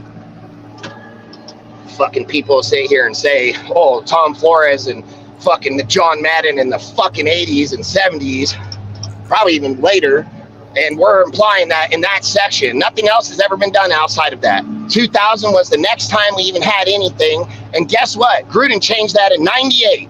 So we weren't even fucking good in there. Gruden came over here, he went and got fucking Gannon off the fucking Chiefs backup. He fucking started getting the players, brought in Jerry, fucking got all these dudes, man. Then that's when we became good again. But we weren't fucking good in that time. We sucked. Same way, same as we do right now. It's like, that's why I just think it's crazy as hell how people think like our culture. They don't know our fucking culture. They don't even know the first goddamn thing about it, because when they talk about it, they talk about like they know what it was like to win. They weren't even born. They weren't even fucking born. And I talk more football than anybody, and I talk to a lot of motherfuckers, and the only thing that any people that are young fucking kids only talk about this era. They don't fucking know in the past eras because they never seen it or watched it. They only hear about it, and then when they hear about it, if they're a smart kid, they would probably go research it and look up the deal. But let's be real, 95, 98% ain't even gonna look up the motherfucker. They're gonna go into the next conversation and act like they know about it. That's what they do. That's what we fucking do these days, man. Motherfuckers don't want to learn. Motherfucker want to hear a sentence for 2 fucking minutes and then talk about it like that motherfucker knows. Okay. Then we got people over here defending them or sticking up for them or making up excuses for them. The fact is, we have sucked regardless. It doesn't fucking matter. To sit here and act like we are some other team, we are not. We are the fucking Raiders. We are not the Steelers. We are not Green Bay. We are not Baltimore. We are not 31 other motherfucking teams in this NFL. We are the goddamn Las Vegas fucking Raiders, and the way we run our shit is the way we fucking do it. We don't do it to nobody else's. And again, the way that we've been living in the fucking past on Al's fucking mottos, guess where it's gotten us? Losing. It's got us losing. And it got us losing with Al at the helm too. Guess what? Al ran this team in the motherfucking ground right before he fucking died. Shitty ass draft picks, hiring shitty ass old fucking players, giving them fucking long, big ass contracts, and let them retire on our fucking team. Where the fuck was any good playing at that time? Not. Brought in every guy. Oh, what's your name? Oh, fuck. Oh, man, you're fucking, oh, hell, let's give you fucking $50 million. Fucking guy come here and get 2 fucking sacks, suck dick. Like, that's all Al did. Fucking Darius Howard Bay. Like, get the fuck out of here, dude. If you want to talk about Al, how about you talk about him in his prime when he did something, 60s, 70s, 80s. Can't fucking talk about Al in the 2000s like he was fucking Al in those times. Al was fucking dissipated in those times. When the 2004 year was over, Al was just going downhill, like straight the fuck up. And if anybody watched it, they would know the same shit.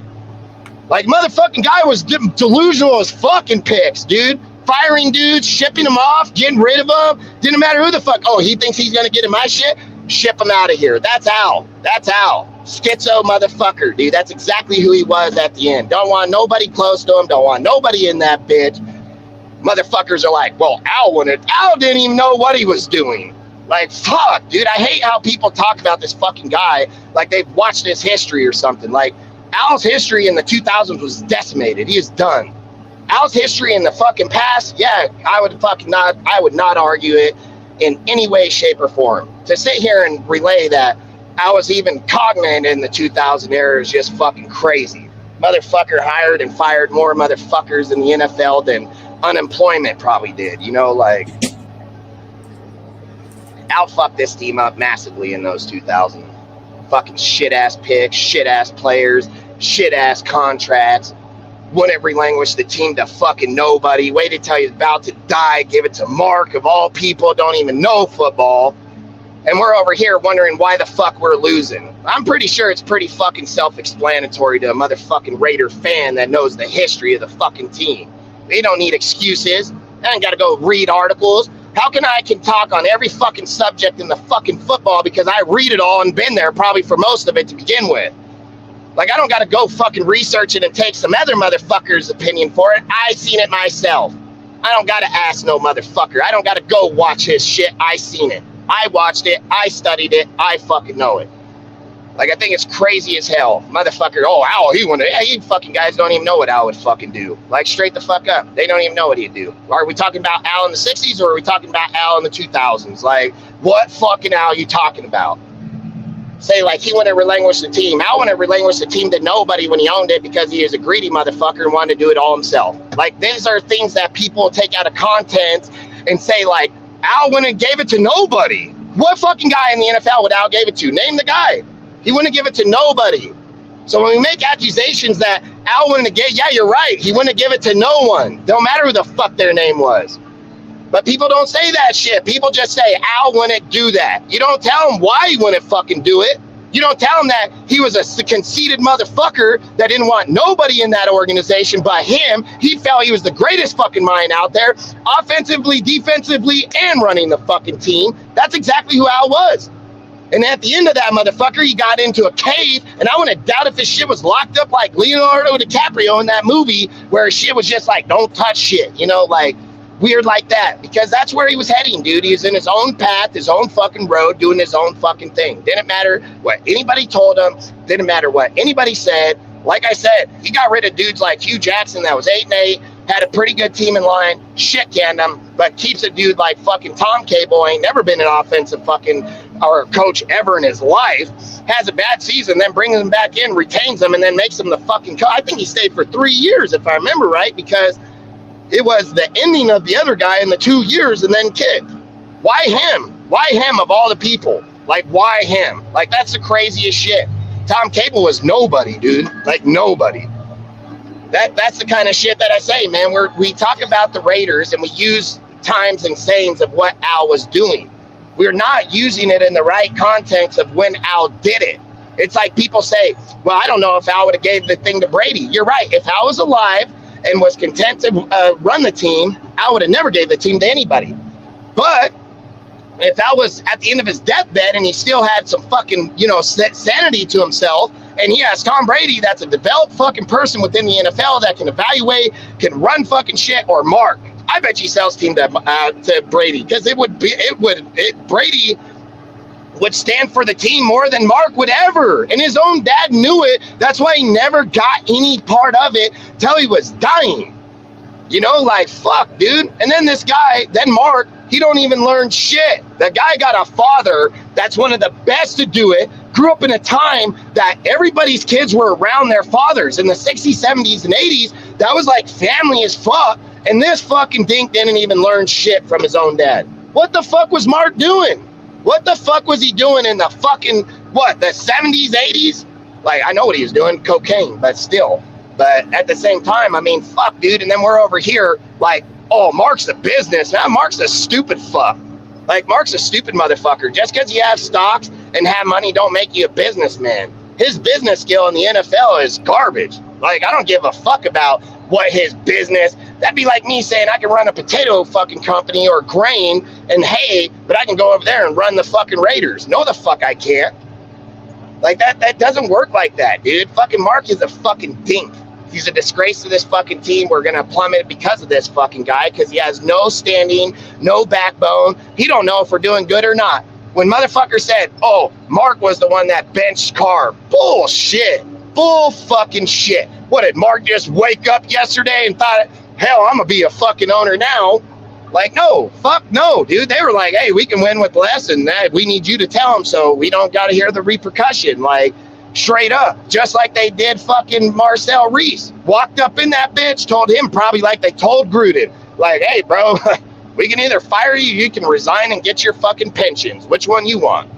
Like, that's it, dude. You got to get rid of motherfuckers to make it better. And to sit here and believe that a Raider player plays for us, he can run the organization. I keep saying, you guys set your standards so fucking low. You set it so low. You're telling me that you would take a fucking football player in Marcel Reese that's never done any type of shit, period, and then you're going to say that he's better than fucking Ziegler and Josh McDaniels. That's where you know you just dumb. That's where you know you fucking dumb. That's where football conversations have to come to an end because these guys outclass this guy by a fucking mile, and dudes are mad that we had to get rid of him. Like, I don't get that shit, man. You know, sorry-ass motherfuckers. Why even be a fan of the team? It's like, that's the whole thing. It just gets annoying as fuck every time we go live, every time people talk about it. All they do is just bash the fuck out of our team. Every time, every conversation. Bring up conversation, there's no right ever. There's no right ever. It's fucking bring up conversation, I bet somebody's going to fucking knock it one way or another, no matter what it is. Doesn't matter. Say you need DeAndre Hopkins, they're going to say you need a fucking cornerback. Say you need a cornerback, they're going to say you need an offensive lineman. You say you need a linebacker, they're going to say you need this. There's no right for anybody in these motherfuckers anymore.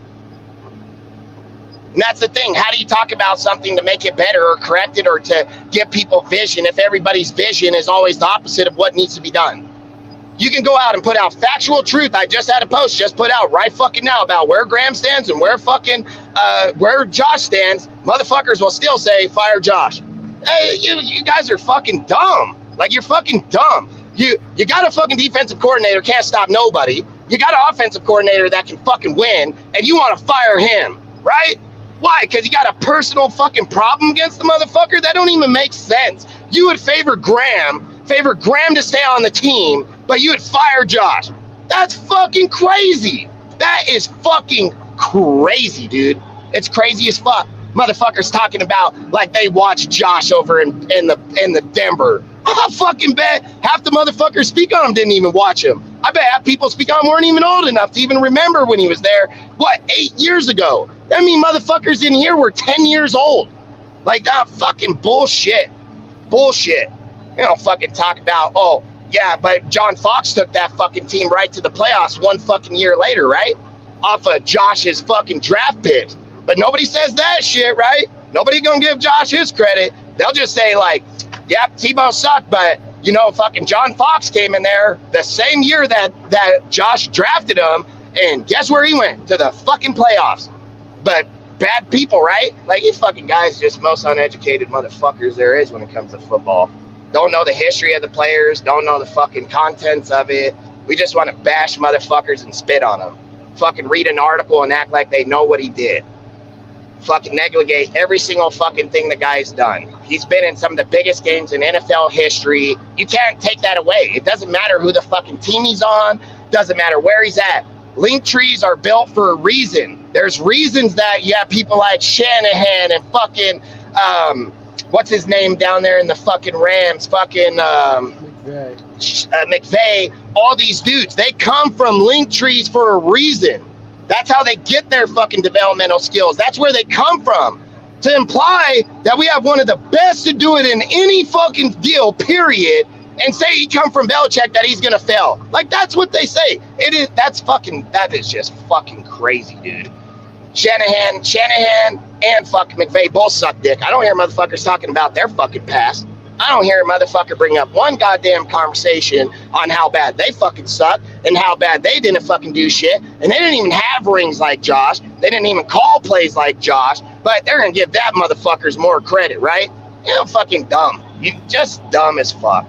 And that's why I say it's just you don't know football. They don't know anything about it. They just want to speak about it. You can't say that this guy's good. He don't even have a ring. He doesn't have anything. He's come from a lesser fucking link tree with lesser skill traits, but because he's in the fucking Niners, they would claim that he's going to be better than Josh. No, the fuck he is not. No, the fuck he's not. Josh got 6 rings, biggest play calling in NFL history, period. The biggest games in NFL history, pretty goddamn much. And motherfuckers will say Shanahan been over there. Shanahan been bumped from team to team. Wasn't like that fucker just showed up and automatically was great. And then let's be real about it. Let's be real about it. He took a team that already was there already. So like, well, how in the fuck are we being fair about how we're evaluating the skill set of fucking coaches and players? A guy got his shit given to him. He struggled like a motherfucker. He's had 2 fucking good years. And we're like, yep, he's one of the best in the NFL. Josh come from one of the most winningest teams in all of football that he called himself, and this guy just act like he's just fucking trash. Fucking takes 2 players last year, puts up 3,500 yards, 26 touchdowns. I'm willing to bet we can probably go pull up fucking teams right now that his 2 players trump dudes at starting quarterback numbers. And again, he's garbage, right? Fucking dude got the 12th best offense in the NFL, the 5th highest scoring percentage in the red zone, but he's garbage, right? Fuck out of here. Get the fuck out of here. Patrick Graham, 32nd and fucking giving the ball over. He's 32nd in the fucking points allowed. He's 26th and fucking stops. He's fucking 28th and other. Where are we fucking? Are we fucking stupid? Are we fucking stupid that these motherfuckers are 30th? This fucker's in the top 5 and he's the problem? Are we really that fucking dumb now? Like, we can't fucking do that. That's not how football works. Football's done on a statistical stat line. That's how it's always been fucking done. And to imply a motherfucker's stat line doesn't count means you shouldn't be watching football because you don't fucking count. Like, you can't just negligate motherfuckers because of your personal fucking feeling. It doesn't work like that, dude. And for motherfuckers that think it does, like I said, this shit ain't cut out for you motherfuckers. That's facts. This fucking place is about having a broad opinion, but to speak factual truth at the same fucking time. Not just talk bullshit and fucking run with it. We already seen where that got one of the fucking dudes on our panel not here.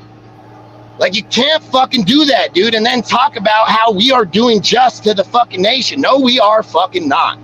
No, the fuck we are not. Let's be real. We're just as bad as some of those motherfuckers spitting out some of the bullshit we talk about, not even researching it, not even fucking looking it up.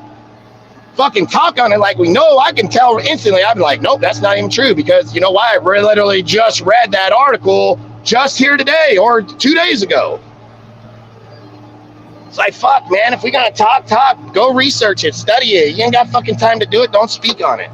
Like, straight up. And that goes for anybody. I'm not saying anybody here. I'm just saying in general, period. Like, motherfuckers need to know, dude, just because you rep the shield doesn't mean you should talk about it either. Like, straight the fuck up. And then to talk about it in an unjust, like you're giving us just, is fucking dumb. It's just fucking dumb. Like I said, people can judge Josh where he was in the Broncos. Josh's team is nothing like them this time around. Play calling was nothing like it, dude. Nothing anywhere close. The organization built nothing close. Motherfuckers sit here and talk like, oh, what Josh did over there, he's doing here. No, the fuck he is not. Like, where in the fuck you guys even hear that shit from? Motherfucking act like this fucking guy goes from the Broncos back to the Patriots and just brings the Broncos way here. Fucking what was that, 2016? We're in fucking 2023. And goddamn, that's fucking 8 years ago. Motherfucker, he just remembered everything there, right? But he forgot everything over there in the Patriots. It's the kind of shit I think is just crazy. You guys motherfucking talk like this fucking guy just forgot every fucking thing he's learned in the Patriots, but he remembered every fucking thing he did in the Broncos. Fucking just stupid. I don't know. I'm done ranting. I just fucking think I'm getting sick and fucking tired of it, man. I don't even know why I do the show. when it just feels like every single anywhere we go, motherfuckers always fucking talking just bullshit. The one thing I would say about Brady taking over as the principal owner, the majority stake holder of the Raiders, is that we should be worried about a Michael Jordan situation where could very well be that Tom Brady is the kind of guy who says, just like Michael Jordan, I'm Tom Brady. Here we go again. I mean, what even validates that? Brady's had successful ass shit, man. We're now. I'm just saying, like, all right. So Michael Jordan, right? At the time that he bought the Hornets, as a Hornets fan, you might have been very pumped because, like, oh, this is Michael Jordan. Michael Jordan knows nothing but winning. He knows nothing but championships. Like, this guy's going to take the Hornets to the next level. They lost him in the Wizards. Fucking fall off. Couldn't even average fucking 21. Fucking guy dissipated in the Wizards. That's what I'm saying. Like, did we just jump off the fact that he sucked for multiple years in another fucking team? Did we act like Jordan only played 6 years in the NBA? Jordan went to the playoffs and was swept every single time, won one fucking game before Pippen and them even got there. Like, that's the thing. Like, Michael Jordan's career was only based on 6 years, I take it. We fucking negligate the fact he went to Washington and sucked dick, like, massively. And then we imply, like, he just went to the Charlotte as this winner. He was already dissipating over here like a motherfucker for multiple years. Fucking guy never owned shit. Look at his golf course. His own golf course failed. A fucking guy, dude. The only thing Michael Jordan makes is guaranteed money on his Nike, $50 million a year. That fucking guy ain't got no business investment that even fucking done shit. Nothing in Michael's deal. Tom Brady is a whole different story. His gyms are successful. His fucking platform's successful. His fucking conventions, everything this guy puts fucking staple on. And we're gonna say, like, Michael Jordan. Jordan ain't got anything successful. Name one. Let me know. Like, fucking Nike isn't Jordan. That was fucking built by them. And they fucking sponsored him and paid him. So Michael Jordan has no ventures that are financially successful.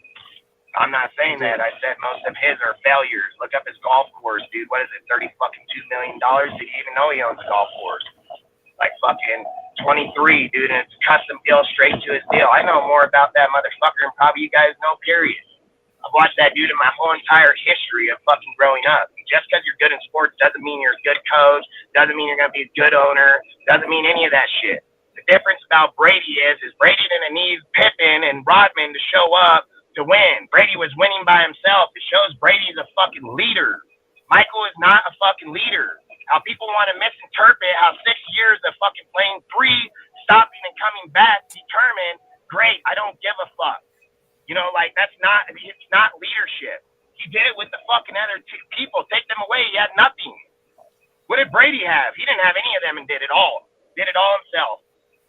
Like, I'm not gonna sit here and say Jordan ain't good at what he's doing. I think people are misrepresenting Michael Jordan too. They act like this fucking guy just came out of college and was badass. Go look up his stats right now. That fucking guy got his ass beat in the fucking playoffs for 6 years before any of them got there. That's all I'm saying is I'm a business dude. I make millions of dollars. That's what I do. I have $2.7 million in my bank account right now. My company's worth $8.4 million. I know fucking numbers, I know fucking math, and I know successful business when you fucking see it. And Michael Jordan ain't got very many of them. Tom Brady don't have very many failures.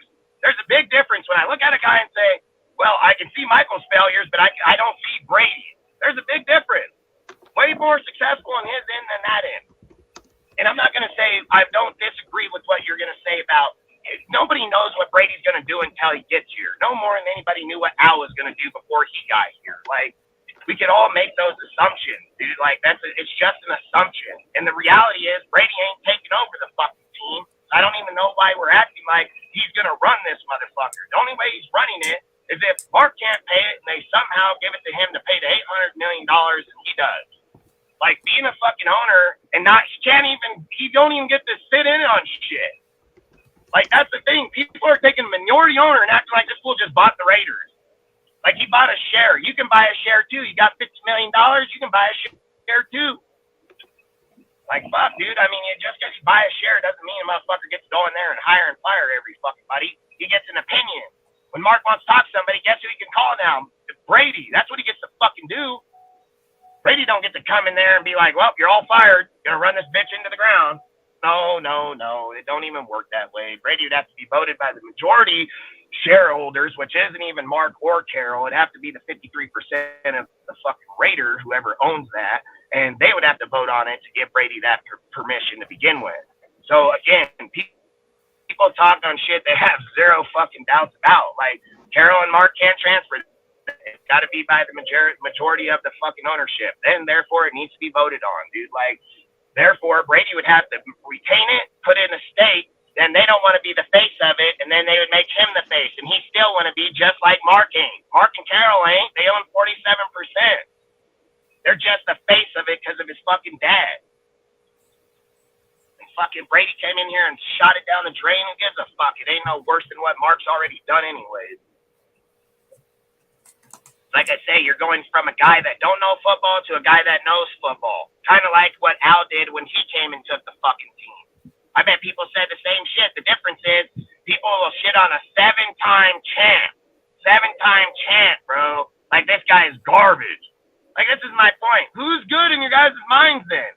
What fuck are you going to say, Peyton Manning going to come in and run this bitch? And he going to do better than him? Fuck, okay. Oh, fucking K. Like, that's my point. Like, if he's not good enough, who the fuck is? You know, he's the best in the fucking deal. Motherfucker want to go hire Magic Johnson? Get the fuck on. Fucking basketball guy. Oh, let's go get a basketball champ, bring him to run an NFL team, but we're going to piss on a dude that got 7 rings in the modern era. Like, fucking, oh, fuck. I'm just getting crazy. These conversations are just getting fucking ridiculous, dude. I mean, there's no validation to any person. There's no validation. What fucking guy are you going to get besides him? What owner are you going to get besides him? Jeff fucking Bezos? Elon fucking Musk? None of them got any football knowledge whatsoever. They're going to have to hire a motherfucker that they feel knows football. Guess who knows football? Brady. Guess when Brady talks to motherfucker, you're going to know if you know football, Brady. Like, that motherfucker knows. He ain't guessing. He's not guessing. He's not asking other people. That fucking guy knows. And sit there and say, like, oh, we take a guy because he has money. It don't mean he knows shit about football, period. Don't even know if he even knows football. It just means he has money. And he can buy somebody and put that motherfucker here. And just because he puts them here don't mean they're going to be any better than what Ziegler and Josh are doing right this second. Like, that's to say, you can't make change unless you make change where it fucking matters. What better is the guy that's dominated the NFL at his own fucking pace with and without fucking Belichick is fucking Brady. Like, how is the guy going to come into our organization and suck when he has more knowledge in it than the fucking guy running it now? Like, that's the thing. How does Brady have more backing before he's ever even claimed ownership versus a dude that's here and been here? Like, we're giving credit to dudes that have no credit whatsoever, dude. Like, and again, Brady don't have any credit whatsoever inside of it. But guess what? If Brady sat down at the table with Al, and Al was sitting there saying, okay, Mark, and okay, Brady, when you look at this fucking player, what do you see? Guess what? Brady's going to have a way bigger insight than Mark ever would be. You know what Mark's going to say? I don't know. I'm going to hire somebody that does know, though. That's what he's going to say. That's what motherfuckers do that have money. So that's no different what Bezos do, no different what Elon Musk would do. But you know what Brady would tell you? He'd tell you exactly what he thinks because he knows, he visioned it, he's seen it. He's been around Bill Belichick for 20 fucking years, watching it from the best of the best. Like, he fucking knows. There ain't no fucking doubt about it.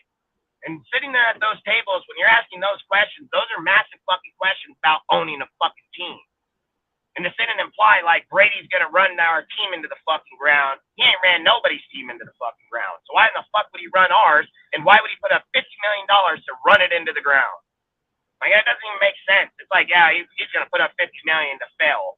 Like, okay, he's going to put up $50 million, walk in this bitch and tell every motherfucker here why they're failing. I guarantee that.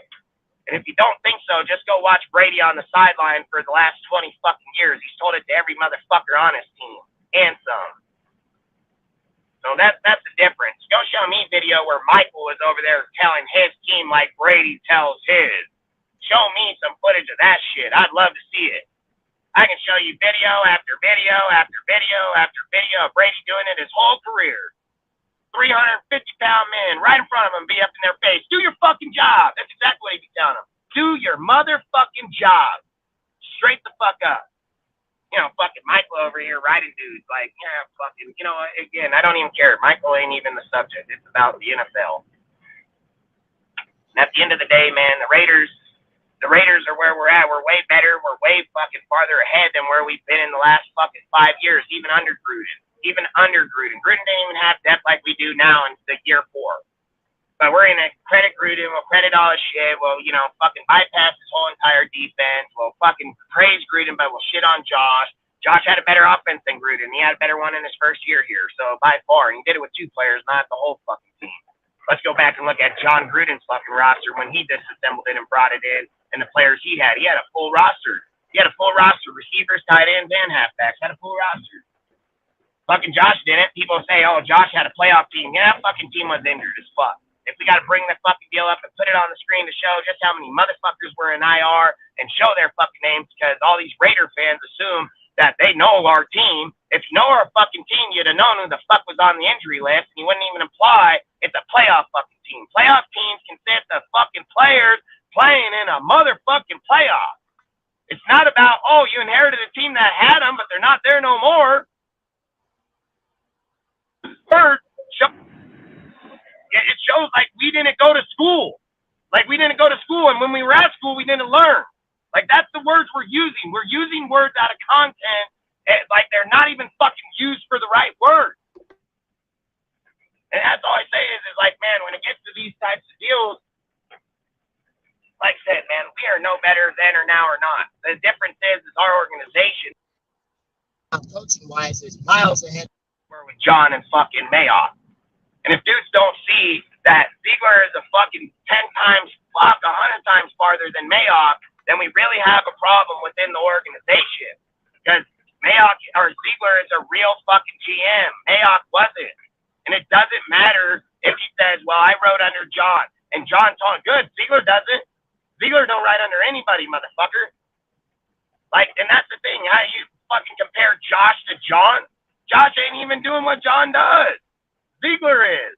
Like, that's the shit I don't understand. Motherfuckers, you, again, out of content, be like, Josh McDaniels gonna hire. No, the fuck he's not. Josh ain't hiring fucking nobody. Josh is not Gruden. Ziegler is fucking Gruden. So when somebody says, well, he's not gonna, it's gonna be Ziegler. That name should be Ziegler, not fucking Josh. Like, that's the thing. People take content that happened 3 years ago because John came in, he got that given to him.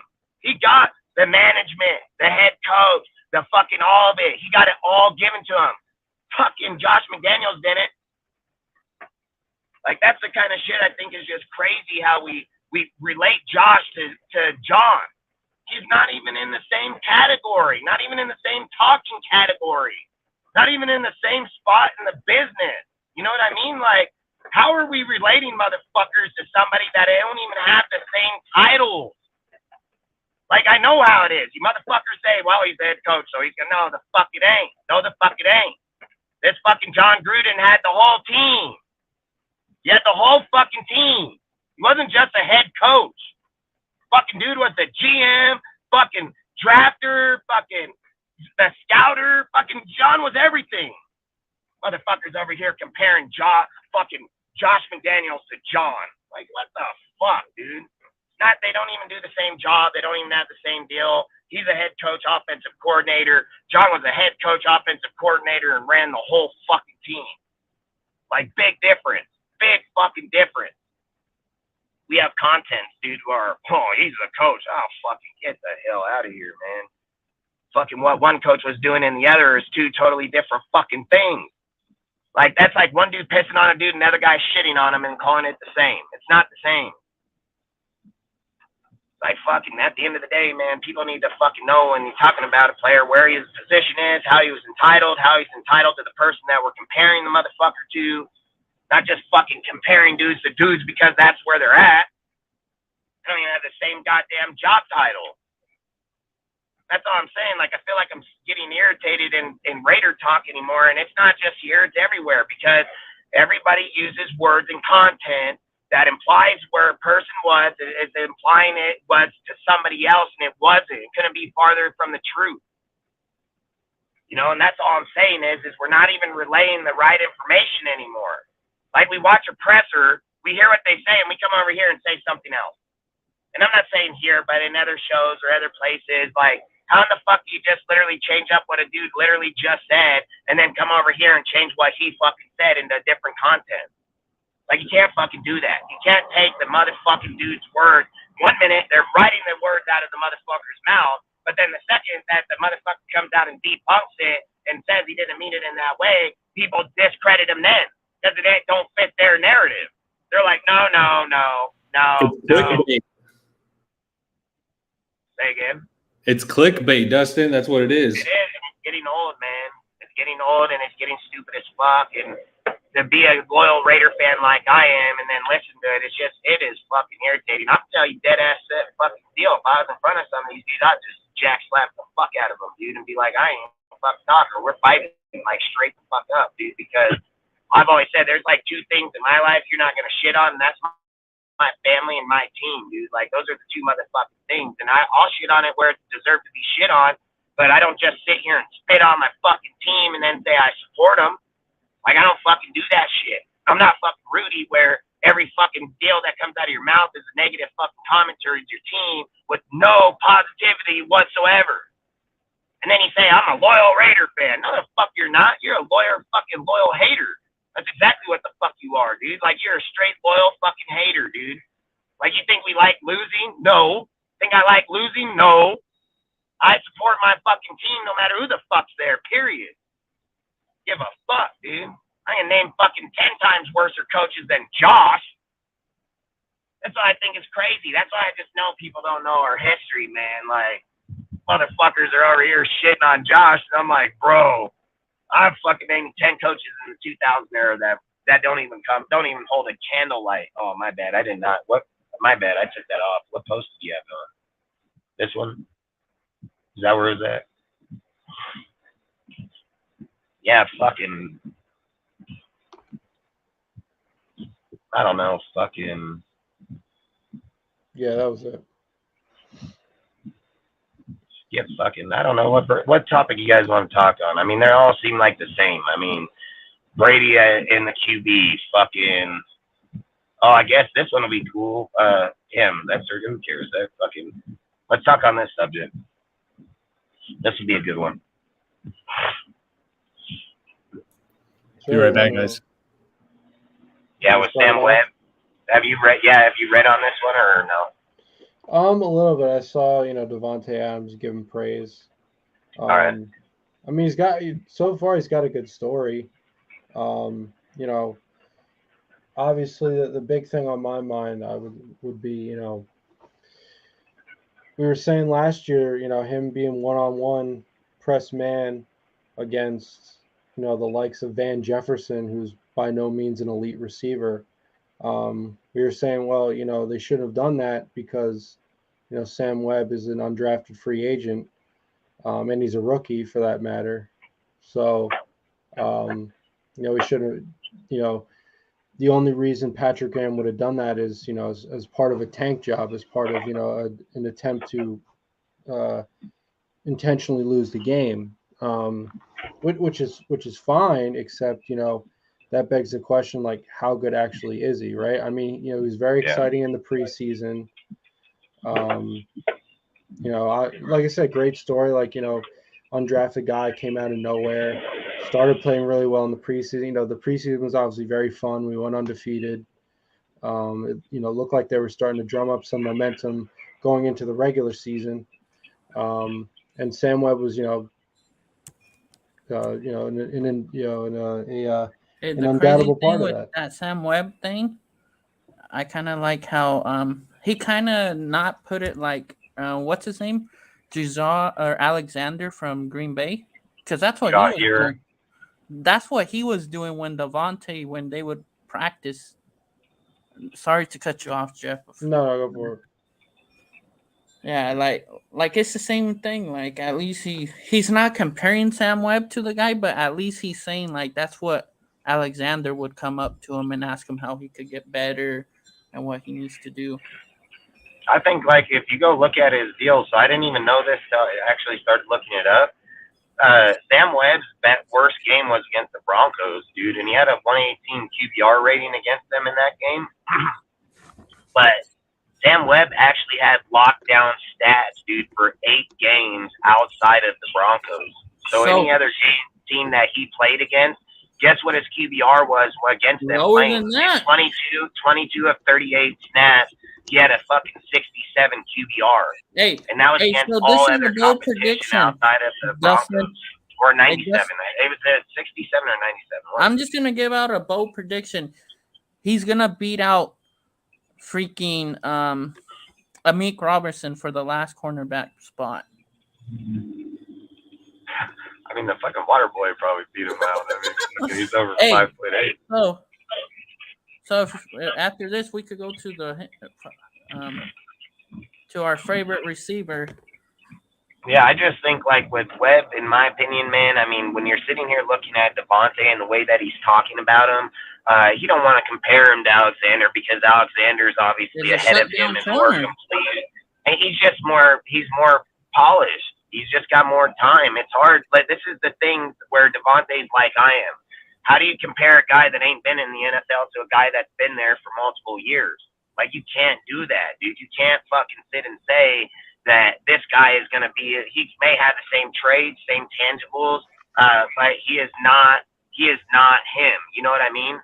So, like, when you're looking at it and say, like, how Devontae brings it up and says, like, hey, he wants to go against me in every practice. That means he wants to get better. He wants to ask me questions on what did he see that got me off here, so it makes him better. So when he's playing against other talents like that, as in like Hopkins or things like that, he can look for those tangibles where he's a defender, he doesn't know how a receiver thinks. When you can get inside one of the best receivers of all of football and know how he's thinking, like that just gives you miles ahead of the game. And to me, honestly, as much as like looking up his stats and everything right now, man, he ain't slouched out at all. Like, he did have, and like you said, Jeff, that fucking one with Van Jefferson, like, that was a big play on him. Nobody's going to argue that point right there. But great cornerbacks have given up plays like that through their career. Look at Jalen Ramsey, what he's giving up.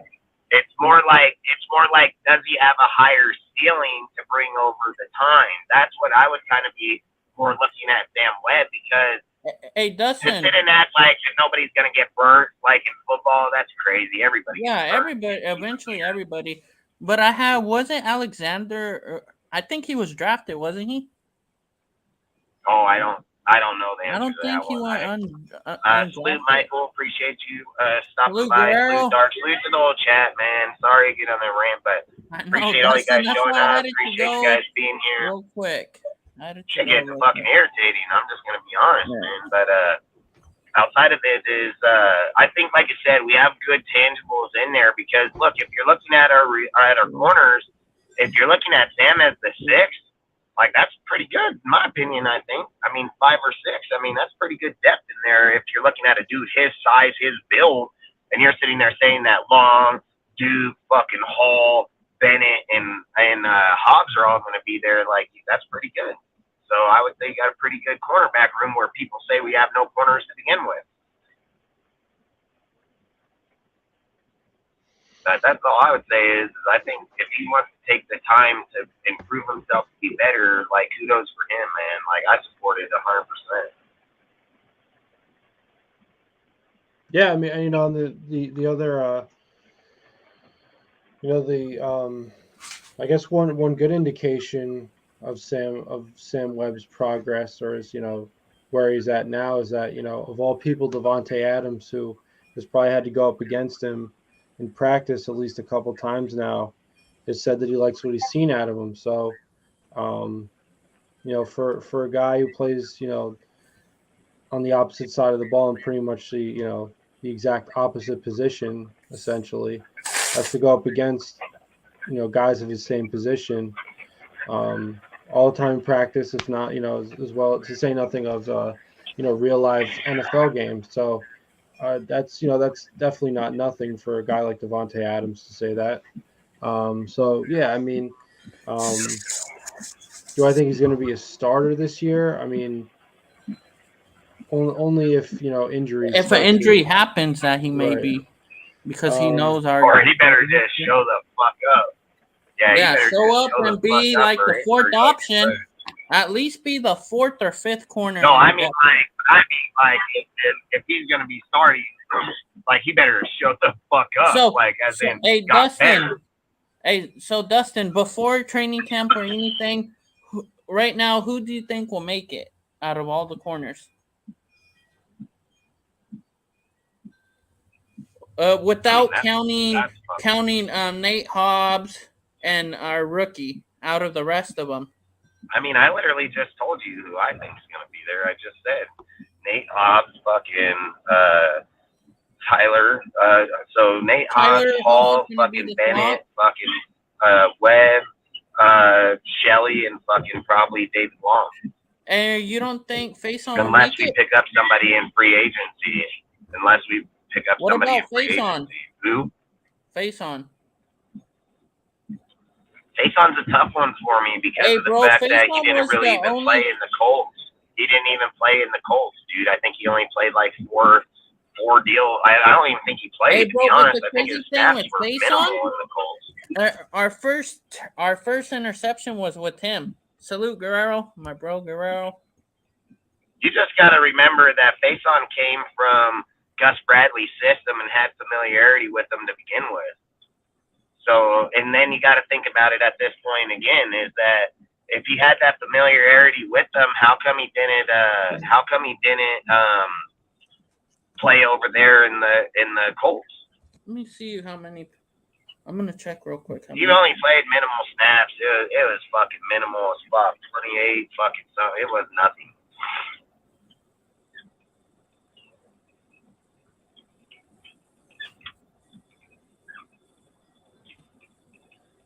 That's why I say, like, if you're looking at him, I guess the way I would look at Faison is like he has the height. That's the only good thing about him. He has height. Dude, the thing that people are jockeying Faison about is what he did here before he left, and they're sitting there saying like how he played. So like it's the where I would say Faison probably has his best chance is beating out David Long Long. So if he can beat out Long, then he can make the team. You see what I'm saying? Like, I don't think Faison's a guy where you're like, he's going to beat up. I think Sam Webb has more to offer to the team over the long haul, so I don't think you'd want to opt him out of there. I think it's going to be David Long. It would have to be Long, dude, because Long has zero value within the team. He actually doesn't even really have any value. He's just a good, tall player. Stout, again, he didn't really do much with I think he came from the Rams. So, like I said, you got a bunch of players that are all similarity. People are just going by people's names at this point. They don't know what the fuck they did last year. Hey Dustin, hey, do you want to know what's weird too with Faison? This is just my shit. I'm 7 days older than Faison. Are you? Yeah. His birthday's the 8th of September, and I'm the 1st of September. Yeah, because in the reality, I think when you're looking at Faison, Long, and I mean, can't put Duke Shelley in there because he played 7 games last year. So I would probably just say like Faison and Long are easily in the same exact category where they have potential. It's just that's what you're going for, is you're hoping for. Faison only played 16. Faison played 16 games. His snaps were little. Low. It was very low. They're minimized. You can be active on the roster for 16 games. What good does that do if you don't play? And that's all I'm saying. He was probably more used in special teams. He was probably used special teams depth, shit like that, versus like being in as an actual corner doing anything. And like I said, if Faison makes it, he makes it. I mean, look, dude, when we're looking at our roster, to me, I think Webb probably could make a substantial jump. He has the size, he has the build. If he can put it together, I mean, fuck, there's nothing saying he probably couldn't be the second outside corner. The thing is like when you're looking at it right now, you're going to sit and say, like, Hall's going to have his best chance in the slot. That means that Hobbs has to move to the outside. And Hobbs struggled in the outside last year, dude, and it was shown numerous times. So there's nothing there that guarantees Hobbs being good in the outside. Then you're going to go to the next guy, which is going to be Bennett. Bennett's it was our draft pick. He's probably going to be the second. They're going to push for him to be the second corner. I guarantee it. His speed, his height, and Dustin, to everything be of those honest, factors. I love Sam Webb's height. That's what Sam Webb has him on some of these players, his height. He's 6 foot. Was what? He's 6 foot tall. Yeah, no, I ain't gonna lie on that. That's why I So think Faison is the tallest, and then Nate Hobbs and him are the tied for the second tallest on the team.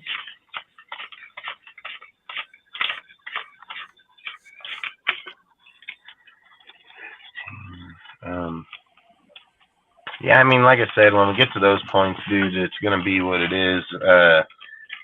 I just hope Hobbs shows up. Like, that's what I hope. I hope Hobbs shows up. Hey, do you want to talk about on Hunter Renfrow real quick? Yeah, you can talk about him. This is just my opinion. I really think that he will be traded. He will be traded this week. Because hey, Dustin, why wouldn't he be at OTAs, really? Hey, I ain't gonna argue the fact that I think his days are coming, because I believe his days are right here. Yeah, his days are up. Bro, hey, Dustin, and I don't even we get that $11 million. Maybe we'll throw that at Josh Jacobs. Call Josh. 11.8. It's 11.8. If we get 11.8 back from Renfrow, we'll be like 5 3. So maybe take about 2,000 out of. I mean, to me, I'm not extending Josh whatsoever. I don't care. Like, I listen. I said this about Waller last year. I said it about Renfrow. I said about all these dudes. I would not fucking extend Jacobs right now. I would make Jacobs play on the fucking tag, just like we should have fucking made Waller play on that fucking $14 million 2-year contract. And if Jacobs produces this year, I'd give him the contract at the end of the fucking year. But I'm not going out and giving Jacobs no fucking contract and then have some shit happen. Next year, Dustin, we'll have the we'll have the money to cover. And that's all I say is like salute Pyro, appreciate you, bro.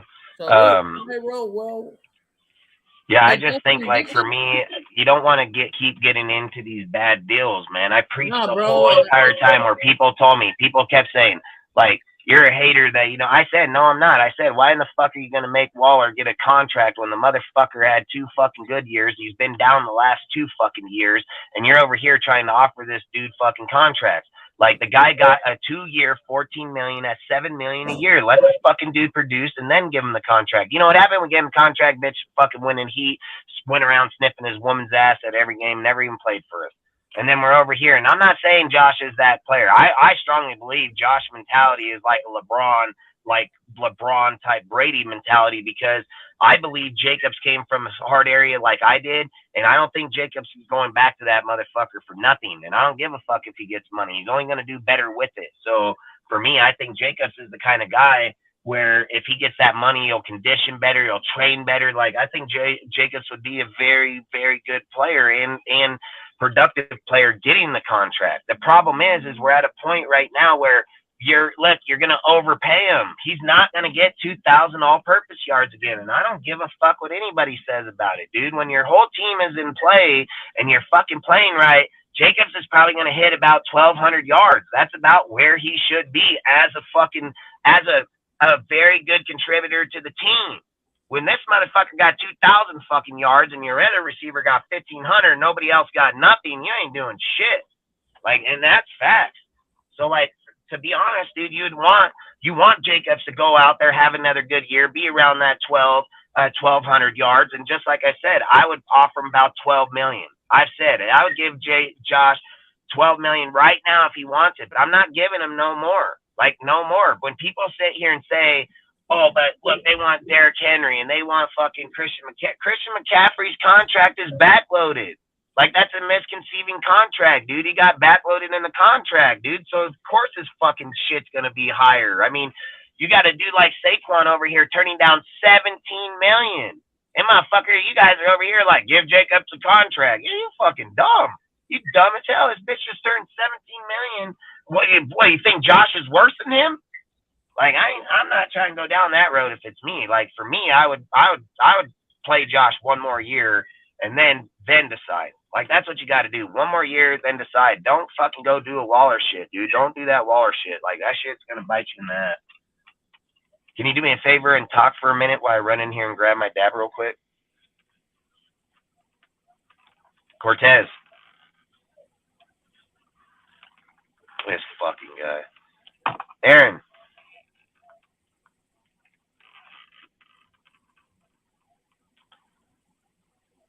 Oh, man. Let's see what this fucking guy. I gotta go inside this fucking club before it closes, dude. And I don't want to just leave you guys standing here.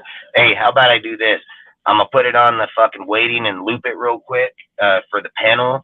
I'm gonna run inside, grab my dab, and I'll be right fucking back. And if Cortez comes back, he can unloop it. Fucking Cortez. This motherfucker, he's probably looking at fucking midget porn right now. Fucking, I can hear him in the back. You can hear the motherfucker every time he breathes.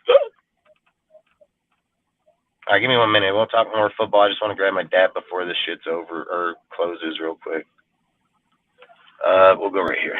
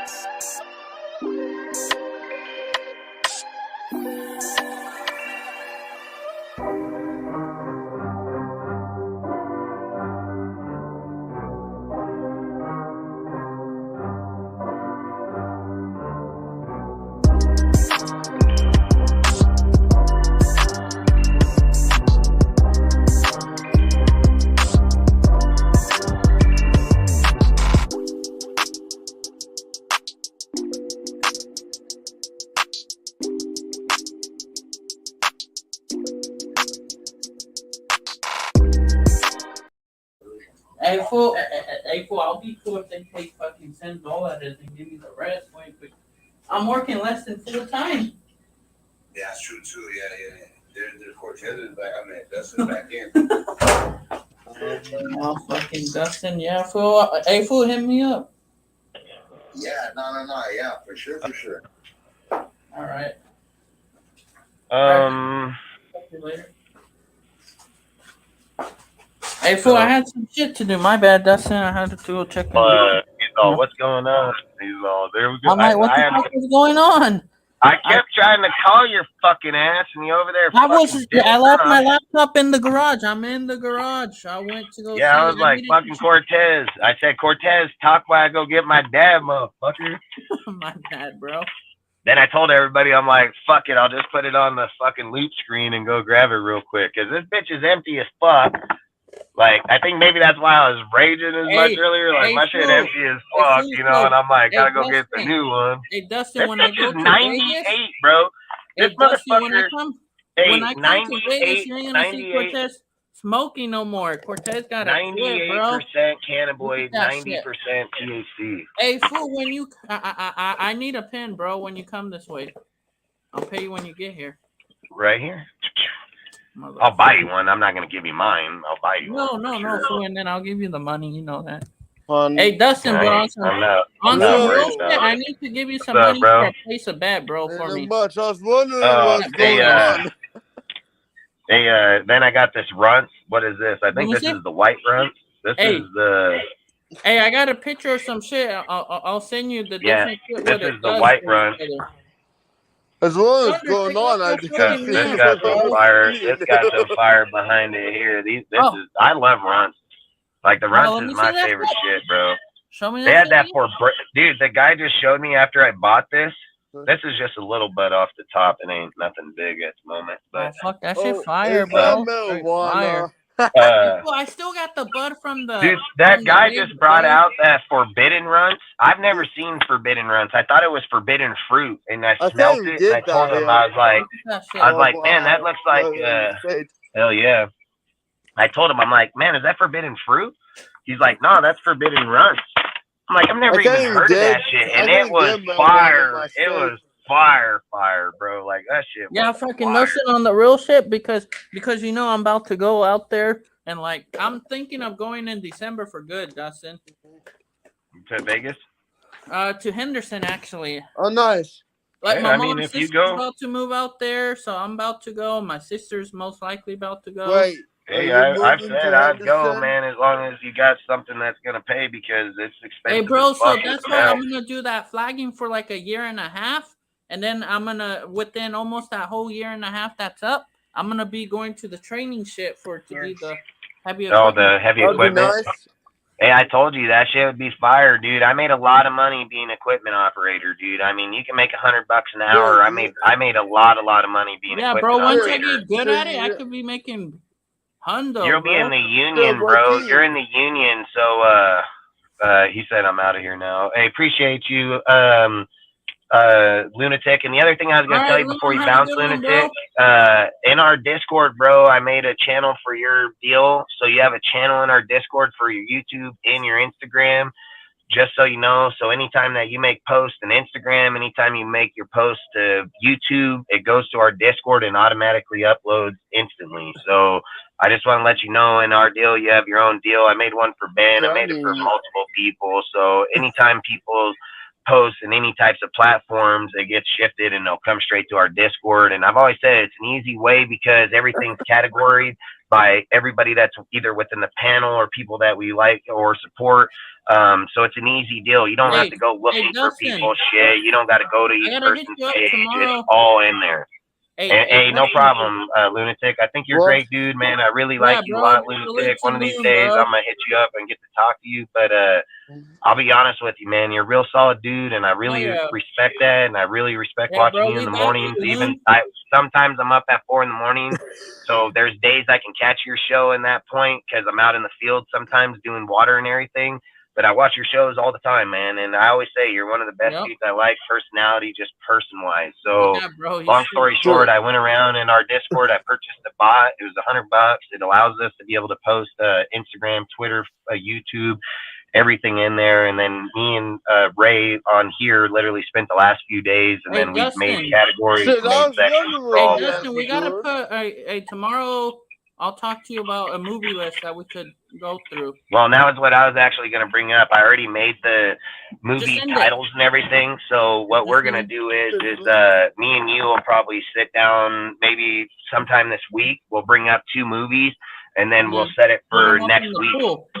Yeah, For put it our up in the pool, and then we'll set it for either this weekend or next. But I think what we'll do is we'll find out what day.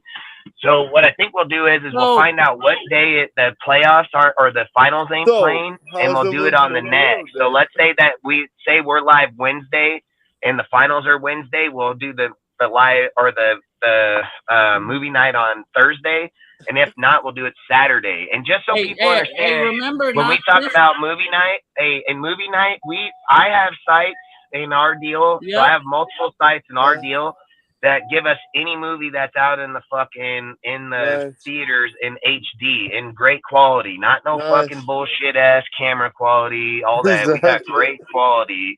And like I said, we watch all new movies that are in the theaters coming out. And like I say, we usually throw up a poll inside the Discord. We put it up 2 movies, let them poll on it. At the end of the day, we take it, we put it over, and then we Shit. say, okay, we're going to watch that movie. So for instance, like right now, you have people that want to watch the Mario movie. You have Creed Shit, I've 3. You have seen all the these, new Guardians. John Wick, all these deals. So long story short, there's a lot of good movies. We don't just watch old, and don't get me wrong, we'll watch old movies if it's voted on, like Talladega Nights, Waterboy, shit like that. We Shit, decide I what we just want. watched Guardians of the Galaxy 3. Yeah, that's another one too, brand new I one. just watched it actually in theaters. But that's all I say is, like, in I our know deal, that's man, spoilers. we watch current and new shit, man, and we have all the stuff for it. I have a lot of sites, a lot of good. pirate sites. I mean, I have my own dish network hooked up to our deal, so we watch my TV in there. But long story short, dude, like, we do that with games. We do that with every single thing. Like, between the finals, we have it in the Discord. Everybody's watching the finals, or the Celtic Heat and so on. We'll watch the finals too. So we always try to interact any way we can within the deal, because at the end of the day, like, we're all Raider fans, but we all are family too. Like, we all like hanging out. We all like talking. The only difference between us over here and a lot of other people is we're just not fake to each other. We're not going to like you today and hate you tomorrow. I mean, we're all been me together. and Dustin are very, very close since day one. We talk almost Facts. every day. Facts. We do And talk we every talk day, about besides our- Sunday if I'm at home and he knows Oh I'm yeah, at home. yeah. We Only talk on all the time. Sundays during football season. And he'll we do still call on games. a Sunday to see if I answer the phone. So it ain't Yeah, like he because don't I'm your call. little brother. I gotta see That's what's up facts. with you. That's Yeah, facts. I'm good. And that's I'm what I good say is, as like, well, here we try to create this deal, man, where it's like I say, we come on here, we rage a little bit, and look, man, I'm sorry to rage about shit, but I'm getting sick and fucking tired of how people look at our fucking team. It's just getting pathetic that every corner we Hey, turn bro, around, and the motherfucker thing, bro, says he's a if Raider you- fan and spits If on you're my not shit. like what you were saying earlier, Dustin, if you're a player fan, then go with the player wherever the fuck he Facts. goes. If Don't you're- fucking keep trashing our fucking team. It's not Yeah, our don't fault, come here. If and it's you're not the, yours to throw out. Oh, why is this? Why is that? Oh, we suck. We suck. No, I believe Dustin. That's why I'm gonna give you some. That's why I'm gonna. Yes, Hopefully no, you son. come before this shit, so I could give you that, so you could put that bet for me. Yeah. Hey, like I said, I mean, I'd be the first person to bash our team if it was needed. Like, I'm not sitting here saying, like, I praise these dudes, because I don't. The thing I do is that I research them, I study them, I see where they're at, I see where we're at, I see where we've been and where we're going, dude. Like, there's a big fucking difference, and to sit here and say, like, you don't acknowledge it or see it, it just tells me as a fan or a person is that they ain't gonna see anything anyway. So all I'm trying to say is like, I'm getting to the point where, look, I've always said TSR is open to everybody and opinions, but we can't have people come to our show and just put the most negativity out there, because look, at the end of the day, at the end of the day, you're just shitting on our team and with no consequence of fixing it. And if that's the way you feel about it, then why are you even a fan to begin with? I've never met a dude that wants to be a fan of a team that he just straight fucking hates or shits on. Like, it don't even make sense. So when I hear that type of shit, or I keep hearing these conversations where every conversation turns negative, it's like, well, if this guy comes in as the owner, he's going to do this. And if this player comes in, he's going to do that. And if we get this halfback, he'll do this. And he's not going to be as good as him. And he ain't. The fact is that none of them were as good as they are now, period. It's taken them 4 fucking years to get to those points. And the other guys that did do good, they had 1-2 years and didn't do it again. And then we're holding on to it, and then we're having that in contents of conversations. Like, you can't do that. Football is they say you're only as good as the last game you played. Whoever wants Josh McDaniels and Dave Ziegler out of here, it's not going to happen. It's not, especially with Brady just signing that. Listen, with Brady becoming part owner within the team, you can bet your fucking ass Ziegler and Josh ain't going nowhere for a long time. You know something about me? I do not like people who are like, well, this player goes, I go. If you, I hate those motherfuckers. Bro, you already know, Dustin. Yeah, I hate those motherfuckers. If they tell me I'm a Raider fan, but all they do is talk about Carr, like, get the hell out of here. Channel? I've always said, like, look, dude, I always support our players. I will stand by our players through thick and thin. I'm going to stand behind Carr till the day that we all die, because the one thing I always said, and the one thing Al has always said, is once a Raider, always a fucking Raider. And there ain't nobody that changes that. Al made that shit. You guys want to ride Al, you better ride his fucking words, because that's his own shit. And for people to go out and change the contents of that, you don't have the right to do that. You don't have the right to change the contents of Al Davis's shit. He made it. He put it in there. He lives by that motto. And even dead, they still live by that motto. Salute, Ozzy. Appreciate you, bro.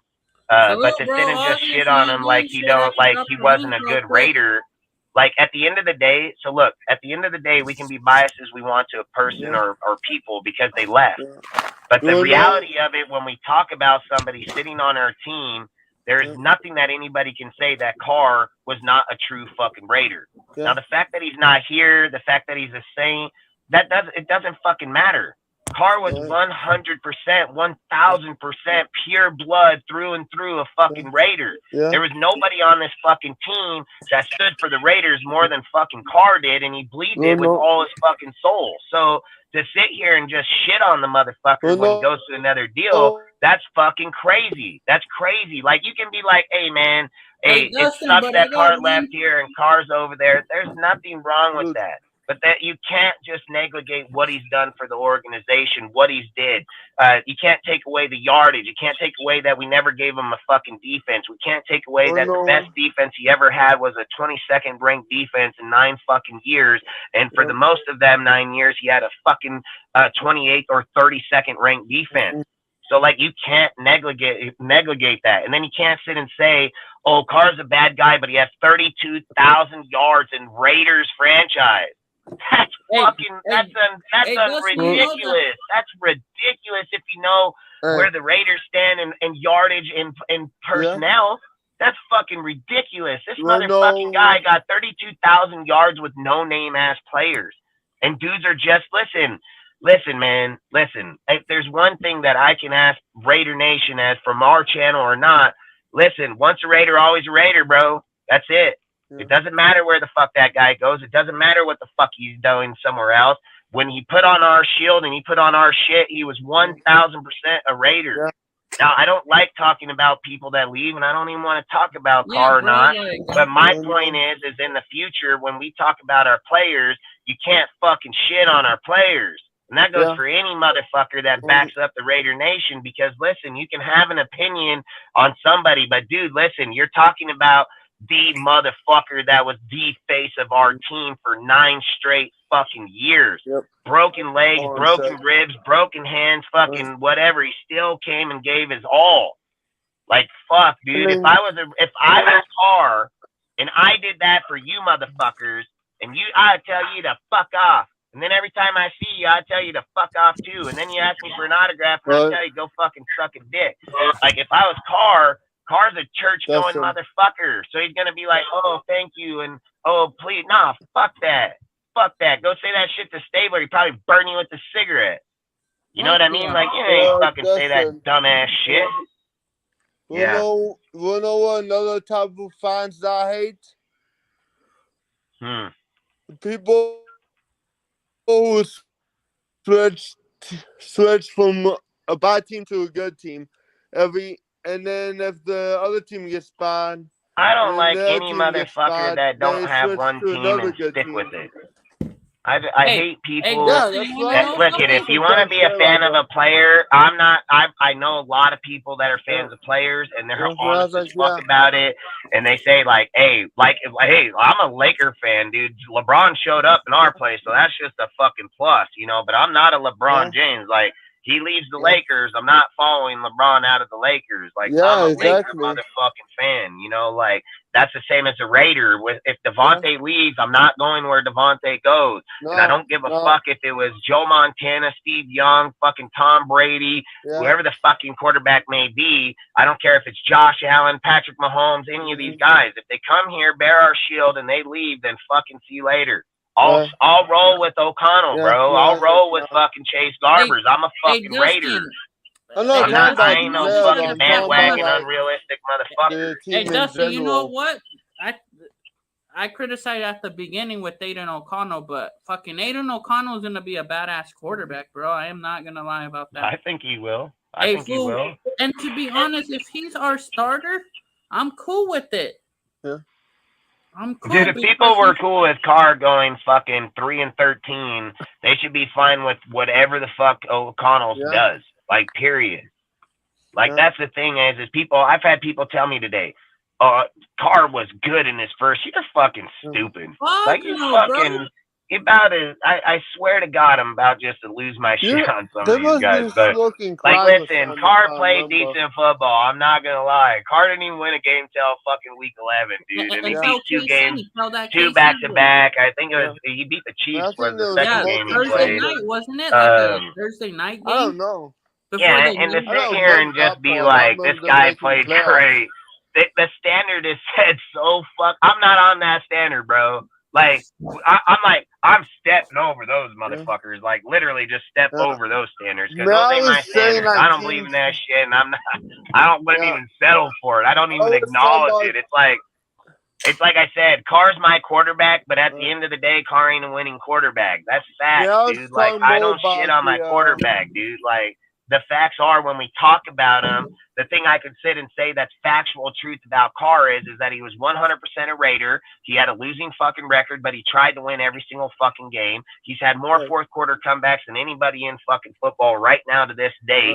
And not only that, he has touchdowns, yardage, and interceptions. He got 217 touchdowns to 99 interceptions. Like, my thing is like, why did people think that's bad? Aaron Rodgers shit's ridiculous. It's like 250 or 300 to like 50 or 60. That's unrealistic, dude. Like, Aaron Rodgers is like one of the only dudes with a number like that, you know. And to sit here and say like Carr's numbers at 217 and 99, that's fucking nuts with 32,000 yards. Like, that's fucking crazy, bro. I was talking more about the team in general for the second people that I hate. Like, if the team in general starts sucking, then move on to another team. Yeah, I can care less for people like that. I don't even like talking about them. I mean, bandwagon jumpers are bandwagons. I mean, if you don't support the Raiders, I can give a fuck what they support. You know, like, I don't care what team they are. I don't care if they like a team and jump a team. If it ain't Raiders, then fuck them. Yeah, like, at the end of the day, I'm football savvy on every single team in the NFL, but I only support the fucking Raiders, like, straight up. And I don't give a fuck if some dude's feelings feel, oh, well, I don't care. You don't like that we lose, then get the fuck up out of this motherfucker. You don't come back here when we're winning either, because, listen, I'm going to be here through the wins and losses. I'm going to fucking bitch about my shit, but I'm not going to shit on my fucking team.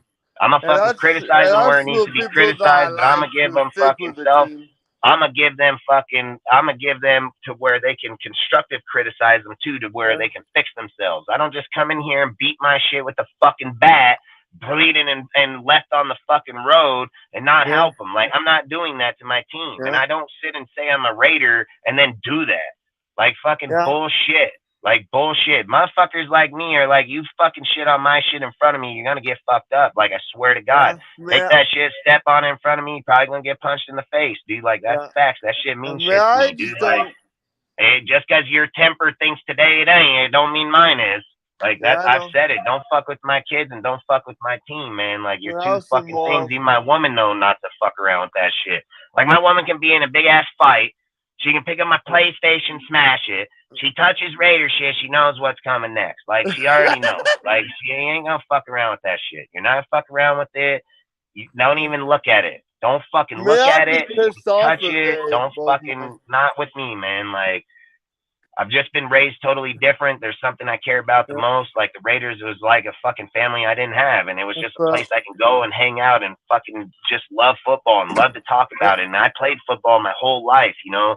So for most of my life till I couldn't play no more. But at the same time, like I said, it's just something that burns passionate within me. So then, like, when I built this deal and we have the conversations, it's like, let's have constructive, but also have our own opinions, you know? But to not have any type of, like, constructive criticism where we're heading, dude, it's crazy. Because to sit here and imply that every single draft pick that was made and every single free agent move that was made was bad, that's not true. That's not even fucking remotely true. We actually got some really solid depth pieces in the free agency and in the draft. Hey, so to Dustin, sit here and say our team's worse is that's not true. Hey, Dustin, you know who one of my favorite free agent signings? It's gonna surprise. It's Robert Spillane. I'm not gonna lie, I actually like him a lot, dude, and I think you know Marcus why I like him better than Denzel? There's really one thing really to like him more than Denzel. He's not injured. That he has a chance to be a coverage linebacker too. Could fucking be. He's more. He could cover a little bit more than Denzel will ever do, bro. Like, Denzel's just a running linebacker, stops the run. I'm not gonna lie. When they got Robert, I thought it was a great ad. I told you right away. I said that this is just another Perryman dude, but he has coverage skill. But that's what I kept saying. So when we were talking about it on the show, right? When we talked about it on our show, and that whole time where we were talking linebackers, right? What did I say? I said when everybody said Edmonds, everybody said White, everybody said these dudes, I said no. I said my two motherfuckers would be Queen from the motherfucking Ravens and Bush from the Steelers. And why did I say those teams? I said the reason I picked those two teams out of all these other motherfuckers is they're the most familiarity within our system. They have almost the identical system that we run. It's very familiar with it. Guess where we got our linebacker from? The Steelers. Just like I said, there are certain tangibles and teams that have the exact same play style as us. To go say that you want fucking White's a fucking dink, bro. Like, fucking, let's be real. What has fucking White done outside the Super Bowl? Nothing. The fucking dude sucks, dude. He's a fucking run stopper at best. That's all he is. His coverage skill is so garbage. He had one interception in the Super Bowl, and dudes act like this dude's going to do it. Well, don't forget, he played 17 games after that Super Bowl, didn't do it again. And he's played another 17 again and still ain't. And motherfuckers are acting like you want a 4-3 fucking linebacker and a 3-4 base. I don't get it. Hey, Dustin, have you seen the tight end from Georgia that I brought up? That guy, he could be a pick. Who are you talking about? Bolton, I think. Oh yeah. I know. What is he? 6'6"? He's like 6'6" or something. I think, isn't that? 4, but that fool could get yardage and plus he's another Michael Mayer type of. He will not go down. It takes more than one player to take him down. I'm not gonna lie, like I said, Horsted, dude. I mean, we have a lot of good pieces here because, see, like, this is the thing people aren't realizing about what we can probably do with our depth here, all right? So, like, you sit here and look at fucking Horsted, right? Horsted a year ago, he was a good option because he was receiving tight end. That's why we got him, and that's why he was actually decently when we did grab him. But the thing that I would say is that with Horsted, you can actually swap him with Sims right now. Cam Sims would probably be the better option because Cam Sims, and again, Horsted was a receiver Horsted was a receiver turned tight end. Mhm. I think when you're looking at the way the roster is constructed, right, the way that we have the roster, you're gonna have to sacrifice a fucking either a speed player or a player of need in the receiver side. But I think you can hide a player like Sims because look, you can remove Horsted off the roster. do You can not take be Cam surprised Sims and too, move him to Dustin. the tight end position. Huh? But just because he's designated in the tight end position doesn't mean he can't play in a receiver spot. So for me, I think it's like you're getting your base receivers, like as in like Devontae, fucking Myers, Renfro, Dorsett, Tucker, and then maybe I don't know if you're gonna go with Carter or somebody like that'll all determine themselves between those last pieces. But you don't want to just let go of Sims, and you don't want to put Sims back on the squad because somebody's gonna see him playing the way he is or being like developing, and then someone's gonna swoop in and steal that fool. But if you label him as a tight end and move off a Horsted, which nobody's gonna give two fucks, move Horsted back to the practice squad if you want to keep him that bad. And I think Cam Sims is gonna be fucking somebody we need to keep. I think he's gonna be a good player. Hey, I mean, bro, look at and that I kinda video. like his build, Dustin. He does look like a tight end, bro.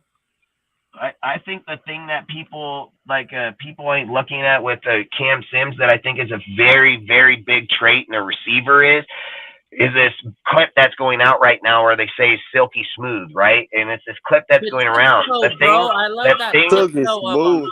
the thing that people need to look at in that clip that I think is very crucial that a lot of people probably ain't even paying attention to, they're probably just paying attention to him catching the ball, where this guy puts his toe down in the front, his front toe, And then he the back steps one down drags. like he's putting it down, and then And his then the back back one toe, drags. he's sliding like a fucking drags. pin, like he's chalking it, bro. Yep. That's fucking elite fucking skill play, especially like Antonio Brown was flawless at that shit, where he was able to get up on that sideline, dude, put himself in a fucking area this big, dude, get that toe down and drag that motherfucking foot behind to clarify that he was in. And I think Cam Sims has that trait, dude, capability. And when you see the way that they press down on their front foot like that, he got great balance on top of himself. Not only with that, he still is able to still drag underneath himself flawless, like a ballerina, bro, like flawless off the tip of himself. So I think when you're looking at shit like that's big deals in big games, dude, on sidelines, that type of shit matters. Not putting a foot that far out in front of you because you got to reach the ball here and step your foot out in front. He's the kind of guy where he can stand up on himself like this, where he's on his toes, where he's arching his body to get out this way to get the ball, and then his feet are still staying behind him. He's not jumping forward with his hand, with his leg out here where his hands are at, you know, like that shit matters. And when you look at players play on the field, those things matter. How a guy goes up. Edwards did it all the time. He jumped forward with his foot forward to catch the ball.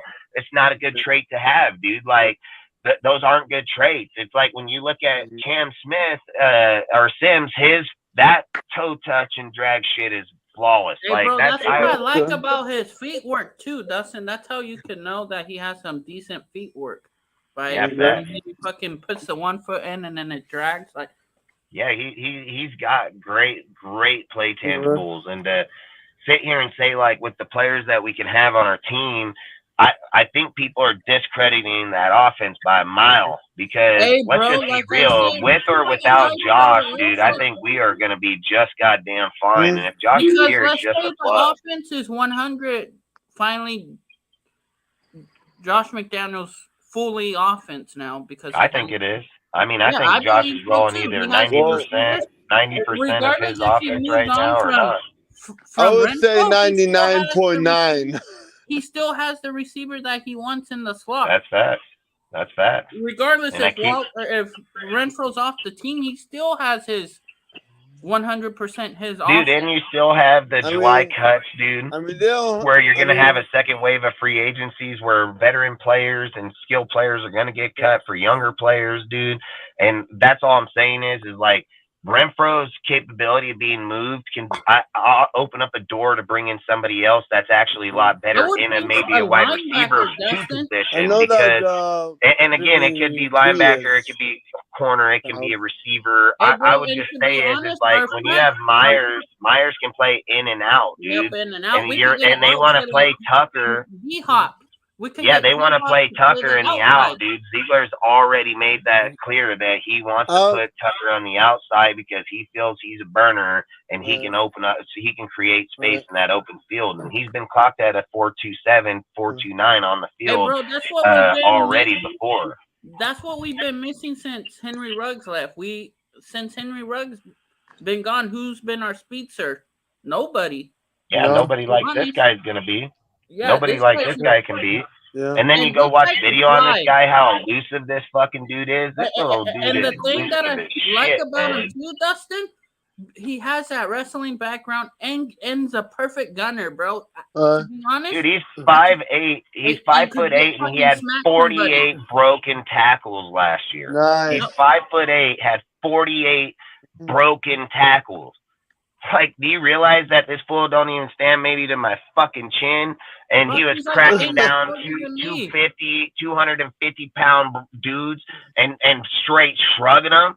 What does he weigh? Like 150, 180? I'll tell you real quick. Like, you see, like, that's dog in a motherfucker. It ain't about, oh, I can just run up and fucking knock you so hard you'll probably fly from here to the fucking sideline. It's the fact that, hey, I might crack your ass as hard as I think, but you might be like a little He's fucking boulder. 185, Dustin. He weighs 185. That's my point. He's 185 He's pounds. my height, That Dustin. guy's my height. older than me. I'm 5'9". He's 5'9", my height, but fucking has to jump.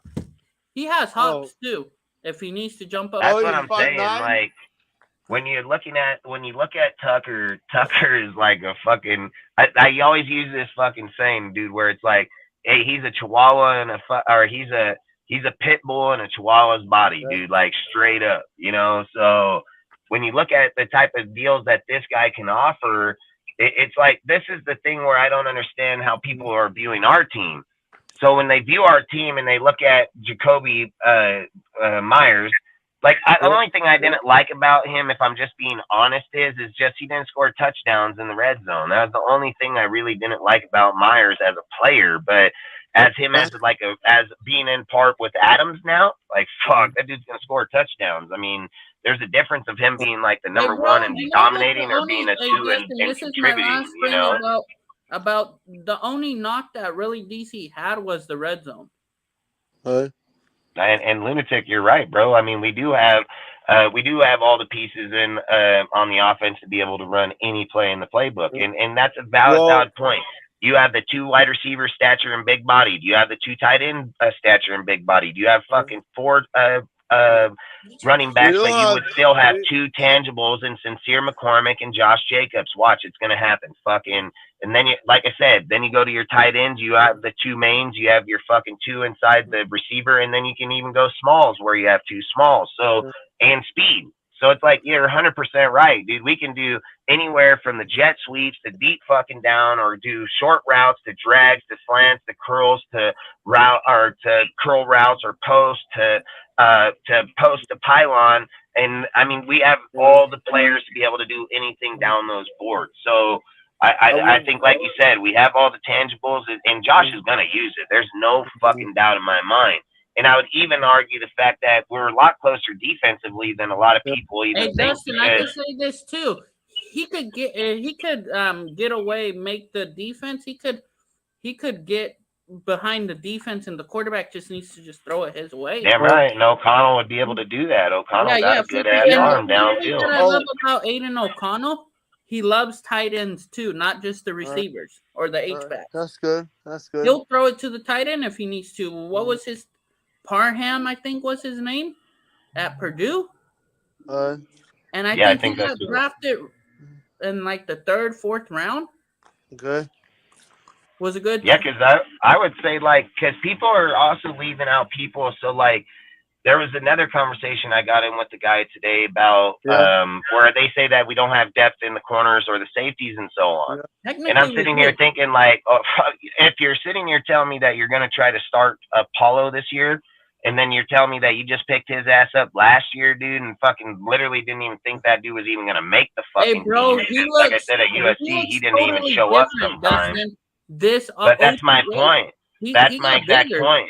Dude, look at fucking Bryce Crosby. I have yet to hear one YouTuber even bring up Bryce Crosby's fucking name. Make it too. And that fucking team, said straight up that they feel that Bryce Crosby. They said that they feel Bryce Crosby has a very good chance at making the starting lineup for fucking the DB room.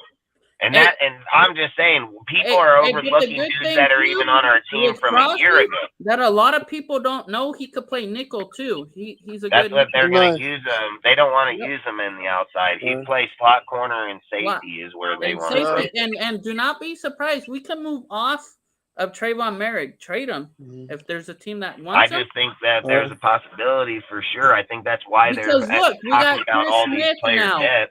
We got Isaiah Palamal. We got, and do you know who's that? You got Smith, Epps, and Palomalu just right there. You have Teamer, dude. You still have fucking multiple other fucking people. So you're not just. And the crazy thing is, do you guys know who that leader of the safety room is? It's not Merrick. I would have to say. That's what I was gonna say. Epps or Teamer. Epps probably. He came over here to lead, to be how can I say, not a. They want him to be a leader. They want him to be a leader within the locker room. Not a rotational, but a building block. He's a building block for the safety room. But the real thing is, too, he's an older player. I think, what is he, 28, 29? He's only been in the deal. He only played one season. So it'd be tough, like, if we're doing these one-year shit, dude, and trying to build our whole future on these guys. I don't know if I'd do that, but I think, like I said, I think with him, he's a good-ass piece, dude. I think he's a better piece. Look at it like this. If we're picking him up at 28, 29, and you're looking at Duron Harmon's production, 27? He all right, so 27. Yeah, so 27. Then you think about it. You'll have him for 32, so that's 5 years. So where Duron Harmon was at, where he was ending, this guy's potential can be that even for the next 5 fucking years, consistent. So overall, he's played in 62 games. Yeah, but last year was the only year that he actually started and played in all of them. Yeah, 17 and plus last year was the only year he's played as a starter in every game. The year before, he's played. Yeah. The last 2 years that he was in Philly, he played 2021 16 and 2022 17 games. Yeah, because that's why I say you gotta. It's just like Faceums. Faceums show that he played 16 games, but his snap count was like 28 or fucking 30, or it was something ridiculous. Could have been 100. It was minimal count, snap count. And that's like with him. Tackling, Dustin. This is 62 was his in 2021. 62. Solo was 39 and 23 assists. So his second year with the Eagles, he played 14 games, had 44 total tackles, 35 solo, and 12 assisted. Oh, nice. And then 2021, he had 62 with 39 solo and 23 assisted. And then last year he had 94 and 70 assists or solo and 24 assists. Yeah, because last year was the first year. Yeah, but he was rotation depth in the other years, and last year he was the starter. So 20 and 21, he was more rotation. He missed one game out of 2021, and then he missed 3 games in 2020. Was that when we played? Is that in 2020 when we started? Isn't 2020 when we started the 17 games? Was it then, or was it 19? No, just last year. Last year was 17 games. So he only missed 2 games the year before. Yeah. See, he just started getting better and better and better. Yeah, but that's my point though. It just because it shows he was starting, but he's not a starter. Yeah. He's just in those years he was just backup. He was just playing backup to who the starter was. Last year he was the starter. He was the starter. He played the whole entire season. Played it at a very good production. That's why we went and grabbed that. And played with different. And the Eagles, the Eagle team did not want to lose him. They wanted to bring him back, but we gave him a good offer that the Eagles couldn't pay. Hey, Dark said he's proud of you. I'll make you an offer. Dark said he's proud of you. Cortez with the stats. I'm proud of you, my boy. Yeah, give him you them already props, know me, Dark. bro, Dark. Boy, Dark. Hey, and you're right, Lunatic. I mean, They're all a in lot their of these prime. guys are in their prime. There's a lot of them that Dustin, are, you know dude. what's And a I mean, sleeper too? I mean, look at a Duke Shelley, Robert, Hey, fucking, bro, the sleepy player to watch out for at right tackle. This is gonna be a sleepy player. The one that we just recently got, Van Gaken or whatever his name. He could start. No way, dude. You're saying he the dude could- from the Jets? Are you saying the dude from the he Jets? played with Baltimore or Buffalo too. Yeah, that Didn't you guy is see how- horrible, man. But He's didn't you horrible. see how many Nah. snaps he had on the left? Listen, when a guy is 33 years old and has 1,000 snaps at the right tackle position, just means he's been in the NFL for a long time, man. Like, that guy is not good. The snap count don't mean shit, dude. Like, the guy, he's a big, listen, I think he's just going to be a camp body at the end of the day. I do not think that guy, I think the guy we picked up as a UDFA, what's his name? The fucking Wagner? I mean, fucking dude's a mammoth, dude. 6 foot Wagner's fucking at right 9. tackle. That's where he's at, right tackle. No. He's this a guy right plays guard. left He's a left guard. Oh yeah, was he gonna take Parham's job? Move Okay. Parham over to Nah, hell no. right. No, hell you an no. offer No you fucking can't way am I refuse. doing that.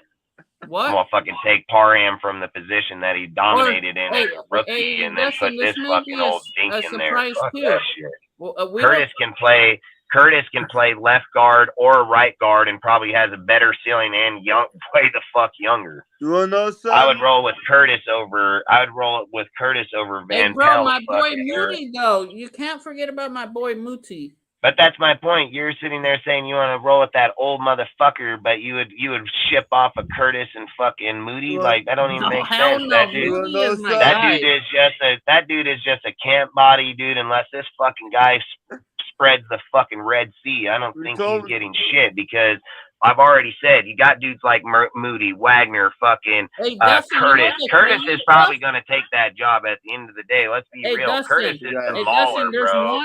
one Alex rookie- Barr is probably going to be out of here because of that. Hey, Dustin, I just want to give one props to one rookie last year that was going through some shit, and he didn't let nobody know about it. Said that he was good. He's good. That was Who? fucking Dear Munford, bro. That guy still was going hard with shit that he was going through. Who was it? Who'd you say? Dear Mumford. You remember Yeah, he no, was going I through some posted shit? that whole deal on them. Yeah, freaking, just get I props. do believe like Munford can probably take that job. Look how big that motherfucker is this He year, got dude. big, bro. Yeah, He got pretty Munford big. most definitely probably gonna get that right Parker? tackle. Hey, bro, to be honest, I think Parker may be a camp body too. No, I think Parker's rotational depth, dude, because he can play left and right tackle. I think Parker is most definitely a rotational piece, 100%. I think Illuminor plays the right guard. I think Munford's gonna play that right tackle. I think with Curtis and fucking dude, like you can move Curtis within inside. So I think he's gonna be a backup depth piece, dude, unless he beats out Illuminor. So I think like Hey, do you when you're see just looking at, do you see Mutu making the team?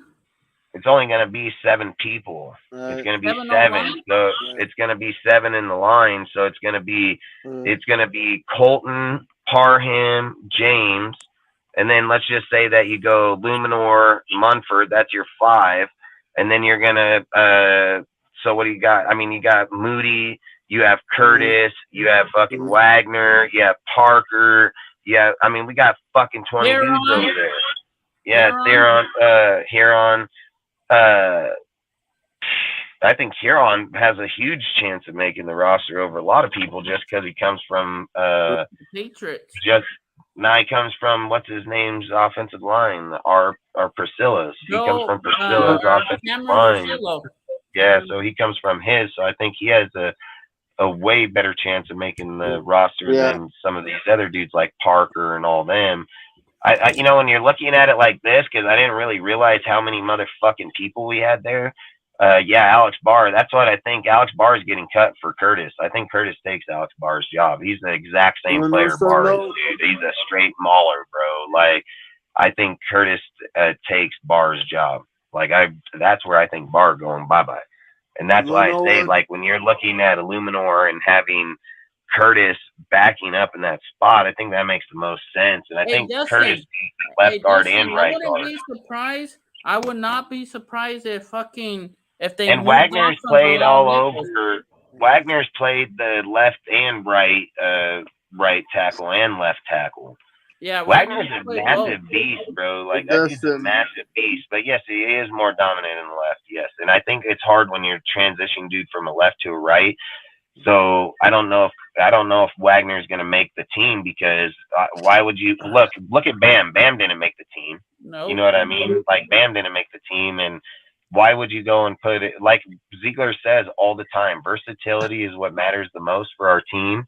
And if you don't have versatility, Wagner ain't taking Colton's fucking job.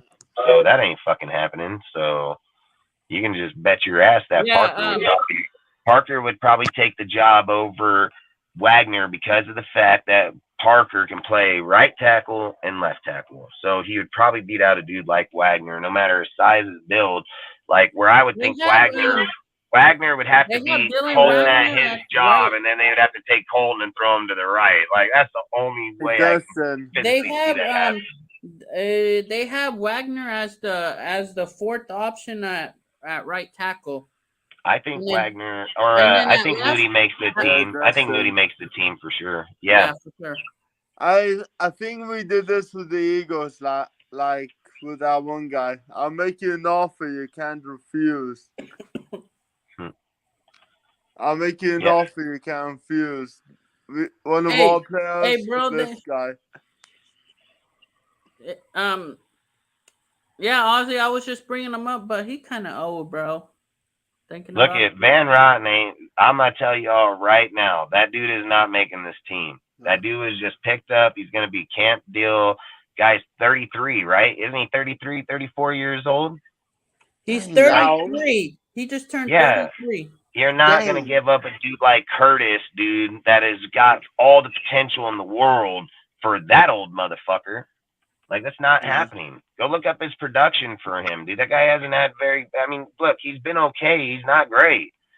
Like, I'm not taking a 33-year-old dude. 328, bro. That's a big. What is it? 6'6", 330 or 328. Again, I say this: you don't want a fucking 6'6" dude sitting in your guard position, anyways. How's your fucking quarterback gonna see over the line, dude? Like, you probably want to be around the 6'3" mark from your center to your fucking guards, and then when you get to your tackles, then you can go to 6'6" and shit. Hey, Curtis is 6'6". Yeah, that's crazy. That's a big motherfucker. I mean, he stands up, dude, and our quarterback's only 6'2", 6'3". I'll tell you. I don't even know if he's that big. He might be 6'2". Yeah, but how big is O'Connell? 6'3". Yeah, so I mean, he's still 3 inches shorter than the motherfucker standing in him doing this shit. So. I don't like Van Rotten, man. I'm just gonna be honest with you. He's old dude. He's never really done much, and I would take Curtis in a heartbeat over him in a heartbeat. Not even a debate, dude. Like, Curtis will run you the fuck over like a bulldozer, bro. Like, if you want Josh to go have another year like he thought he is, he needs that motherfucker for sure. He needs to do that's just gonna push a bitch in the dirt. Scenario with that. I hope we don't have a Russell Wilson scenario if he stays. They're not going to be that good. Hold on, Russell Wilson? What are we talking about? No, I'm talking about how short Russell Wilson is. Why are we even talking about Wilson? Like, why do we get off on? We're talking about the Raiders and our line. Why are we talking about? I'm saying I hope our team doesn't have that. Yeah, like falls off. That's the same coach from the year before that brought his players on. He actually had a full year to understand what players he needed. Whereas I'm saying, like, with the taller people in front and the quarterback being short. Yeah, bro, he's a bully. Yeah, I'd be Great bully. like, fuck. Lunatic, you're on point, bro. Curtis is a bully. I'm just saying that our whole ball team doesn't have that scenario. That's what I'm trying to say. With the Russell Wilson scenario, not. That's about show the guys and all that crap. No, just forget I'm saying anything. That might be an easier solution. Oh boy. I forgot that I had a joint. Shit, I need one. Yeah, I think when we're sitting here talking about, like, we can do this depth with damn near all our spots on the team right now, even defensively. And people think like we don't have players. Yeah. Like, this is the shit I don't understand. Like, are you motherfuckers not looking up our team? Like, do we got people not looking up our team? Because we sit here, look at all the people that we just went in a conversation about offensive. Yeah. People would say that we need to go out and get offensive players. Like, people would have said we need to go out and get offensive edge rushers real quick. We could go over the edge rushers real quick. How many you think that we're gonna keep as edge rushers? Lunatic. That's facts, bro. Hey, this is facts. I've watched this dude's tape, dude, so much, dude. This guy will fucking bully you, bro, and he'll do it in fashion and laugh at you too. Like, this Curtis dude ain't no fucking joke, dude. And I don't know how the fuck he didn't get drafted, but maybe not a lot of people needed a guard, I guess. But that dude should have been drafted for sure. I mean, he went to Chattanooga, didn't he? He's Chattanooga. Yeah, Chattanooga. So, but long story short, that guy don't fuck around, man. He will straight. He's like that Michael Orr dude, where in the movie, the fucking Blind Side, where when that fucking kid was talking all that shit and then fucking grabbed him and ran him to the fucking fence and threw him over the back, and he came back and the coach was like, "Where were you taking him?" He was like, "He had to go, coach. Time to go home." You know, like that's like fucking. That's like Curtis, bro. Like, he's gonna just run your fucking ass 15 yards back and home. Let's go. Like, I think Curtis makes this team, dude, and I think he's probably gonna get that spot. He's a fucking dog, bro, and he's a strong motherfucker too. So, like I said, I think Curtis is a good one, man. I think that was a good pick there. Good pick. Well, no, son. He's the type of man who would read you and won't apologize. So we can show people. Like, that's the thing. Let's just talk about it, because how many edge rushers that you think come? I think 4 makes it. 4 to 5 edge rushers. I'll tell you the ones. Mad Max. Well, let's do this. Let's not go to the edge. Let's just go to the D tackle first. Let's go inside, outside. All right, so, you ready? Let's just talk D tackle. Only interior players. So either an NT or a DT player. So you're ready. So the 2 starters that they have is Tillery and Bilal Nichols. I think they could trade Bilal Nichols off or get rid of Bilal if he doesn't work out. Yep, I think Bilal most definitely going to get shipped here. Shipped soon. Neil Farrell, Neil Farrell, Adam Butler. That's the second line. The third is John Jenkins. He's not no slouch either. He's a hell no. He's from Miami. From Miami. Big boy. He's off the run. And then Byron Young, Nessa Jade Severa is the 4th, and Matthew Butler on the 4th line.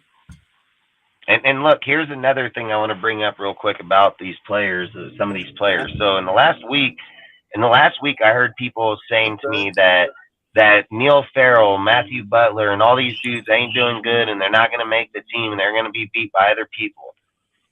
Look, if that was true, right? If that was true, why did when Max Crosby was on the presser and they were relating, he fucking brought up Matthew Butler like if this fool was his best friend. Who the Like heck is he this? literally brought up his name like 3 different times. And when you're leading off in conversation, when you lead off in conversation with an individual, he didn't say Chandler, he didn't say fucking Neil, he didn't say any. He said Matthew Butler. Tells me that he's probably hanging out with them pretty well. And not only that, because you go by what you're doing, a familiarity, being around somebody. That's why I think he said Matthew, because he's probably hanging with them. Why did he say in the deal, we all need to hang out? I need to know what Matthew's kids are doing. Like, that's the kind of shit when you're looking at it. Why would Max be dedicating that much time with a player like him or Neil Farrell? Because he brought up Neil Farrell, he brought up all the Coons, he brought up all these guys.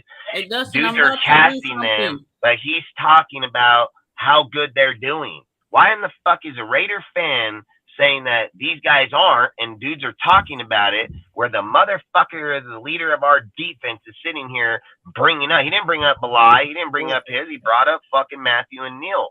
And then he even said that they're going to have a lot of playing time within here.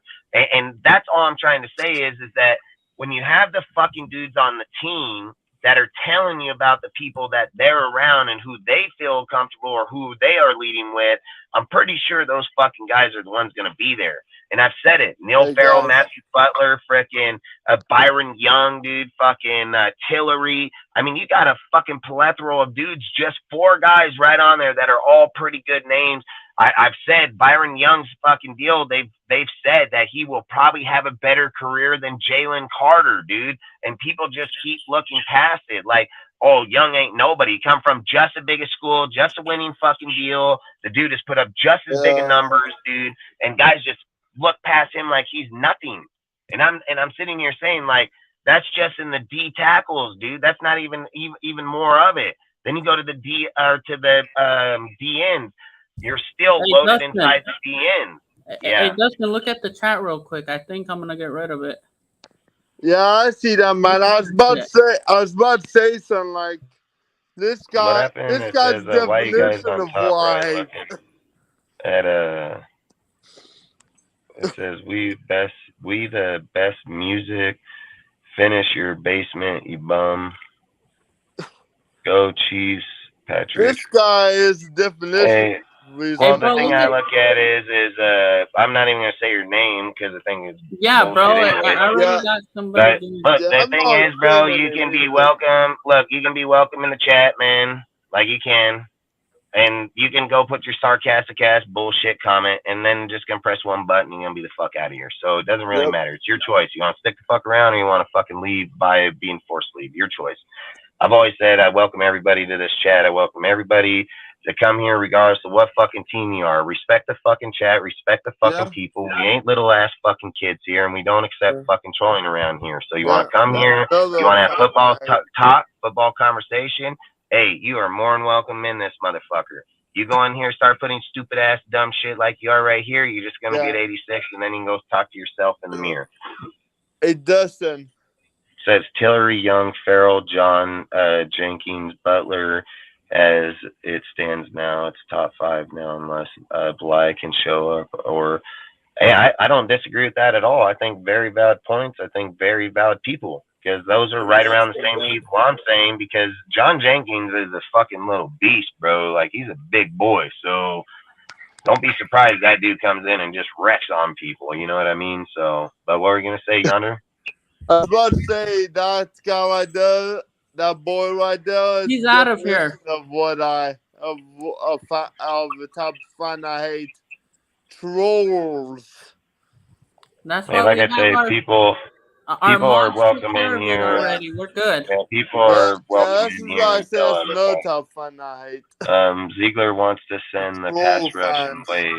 That's facts. Yeah, I mean, bro, with cod liver oil. He said the cod liver oil because I think he said that was what your dad gave you that shit. Is that what you were saying when you were sick or something? That your dad used to give you that shit, and he said, "Man, that shit tastes so bad, dude. Like I ain't even lying. You know, fucking torture motherfucker. Make me drink some of that, huh?" Hey, Dustin, tomorrow or the next day, you got to tell General what we talked about the other night. You remember? Back over in another country, what they... you remember that? It was Friday. Hey, bro. Hey, bro, we'll talk to the General. Yeah, like I say, look, All right, dude, Lou, over you got here, some next. in our chat, man, I've always said I don't like just sniping out and doing, but I always say like in here I just want to have fucking cool ass football talk, man. Like at the end of the day, I think that's what it's all about. Come and hang out with your friends, talk about the team and people that aren't on the show. Come in the chat and be able to voice their opinion. We acknowledge it and talk it.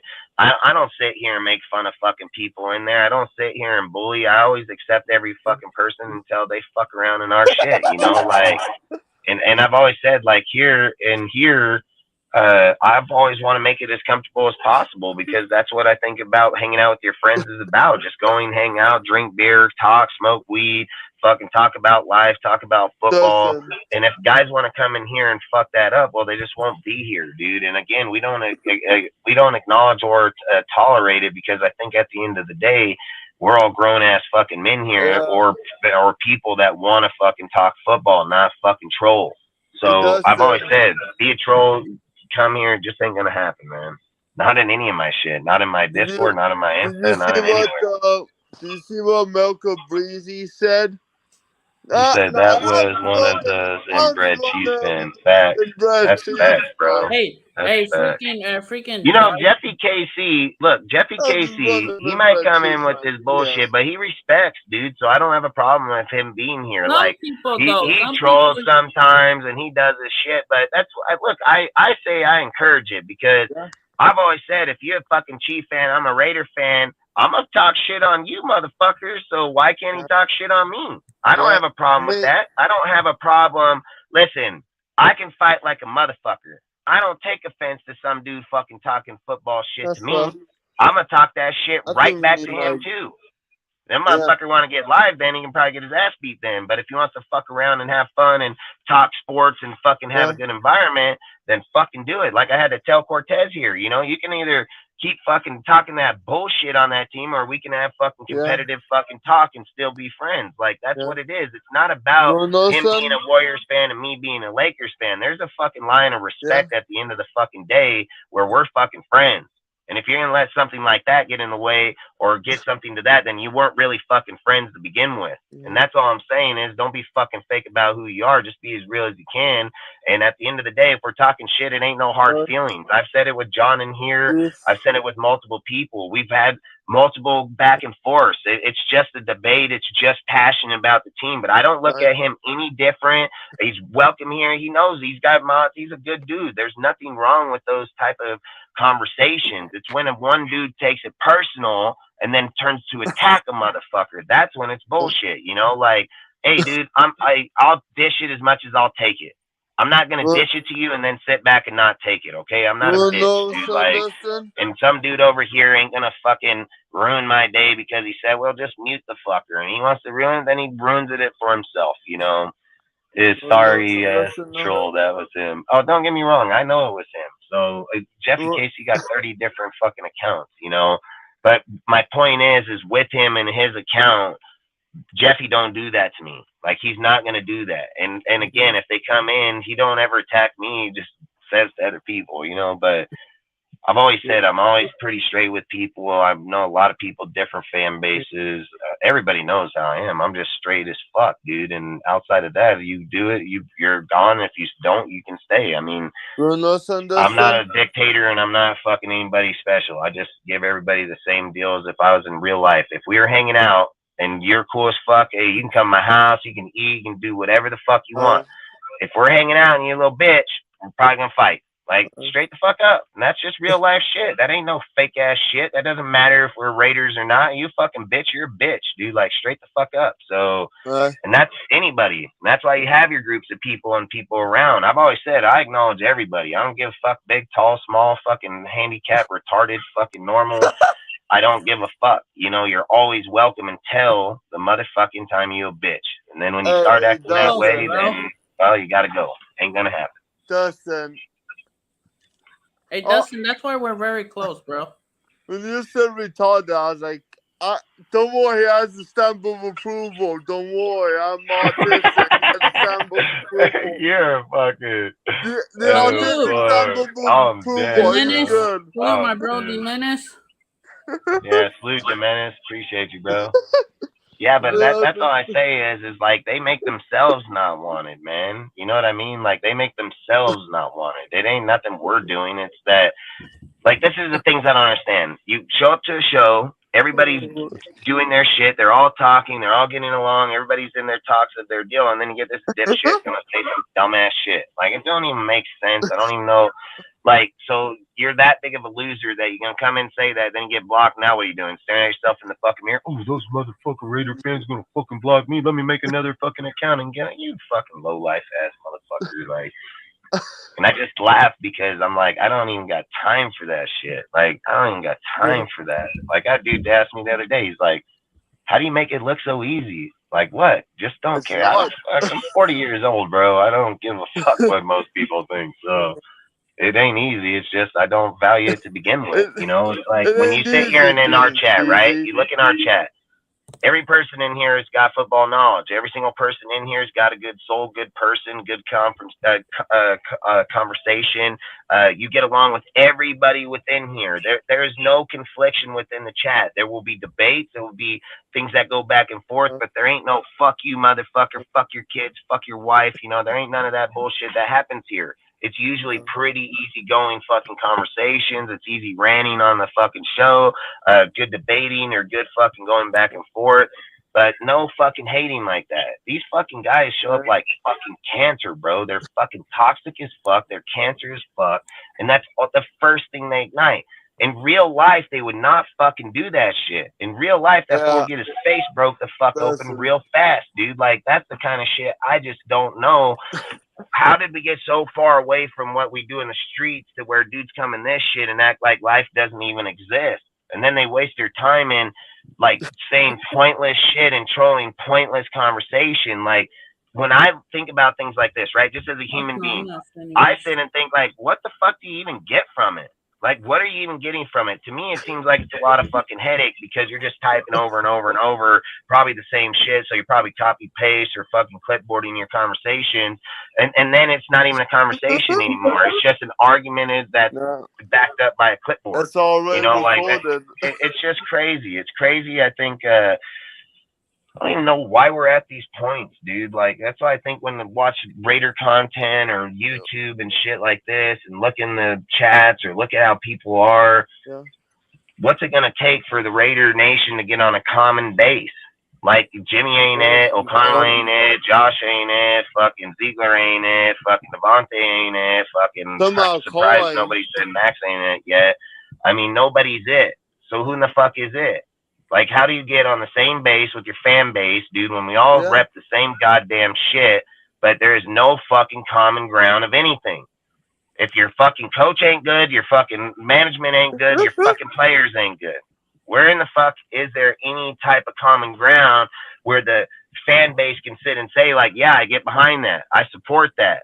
Like, what player, what name, what coach? And then is it going to be unrealistic that it's not even a real option? And then if that's the case, then you just set yourself for failure, period, because you're just saying it's this one motherfucker and nobody else. And then even when you get a dude like Gruden, that was the biggest fucking Raider supporter ever, it's still divided.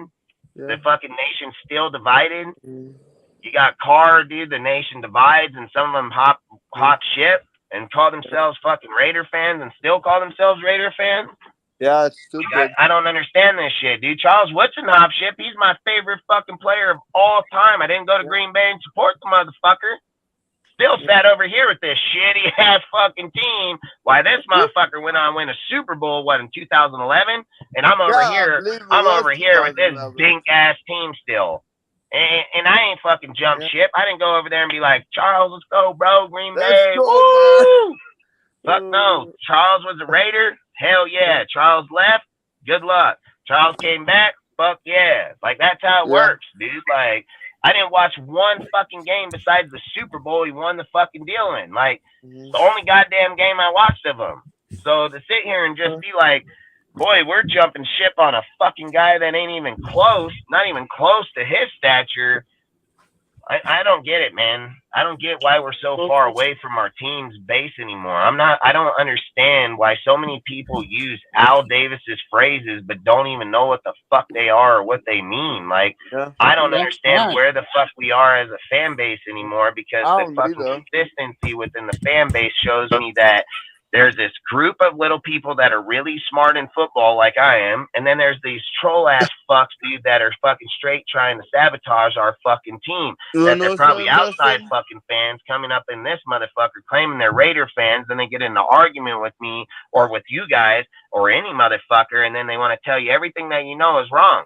And I'm like, yeah, nah, something here ain't right. I tell them straight up. I call it as I see it. I tell them straight the fuck up. I say, well, dude, if you're a Raider fucking fan, why are you even saying this shit to begin with? And then not only that, you're attacking me like if I'm a goddamn fucking Chiefs fan, bro. Like, I'm gonna break your fucking teeth. Like, that's the shit I'm not understanding is how are you attacking me when I'm fucking saying the same shit, probably even at a different stand, but you fucking tell me like if I'm crazy. And then the first thing clicks in my mind is, this guy is straight fucking troll. Like, I'm not even gonna acknowledge this fucking dude's conversation. I've already wrote out a fucking book this long in a text because the dude get me so pissed off.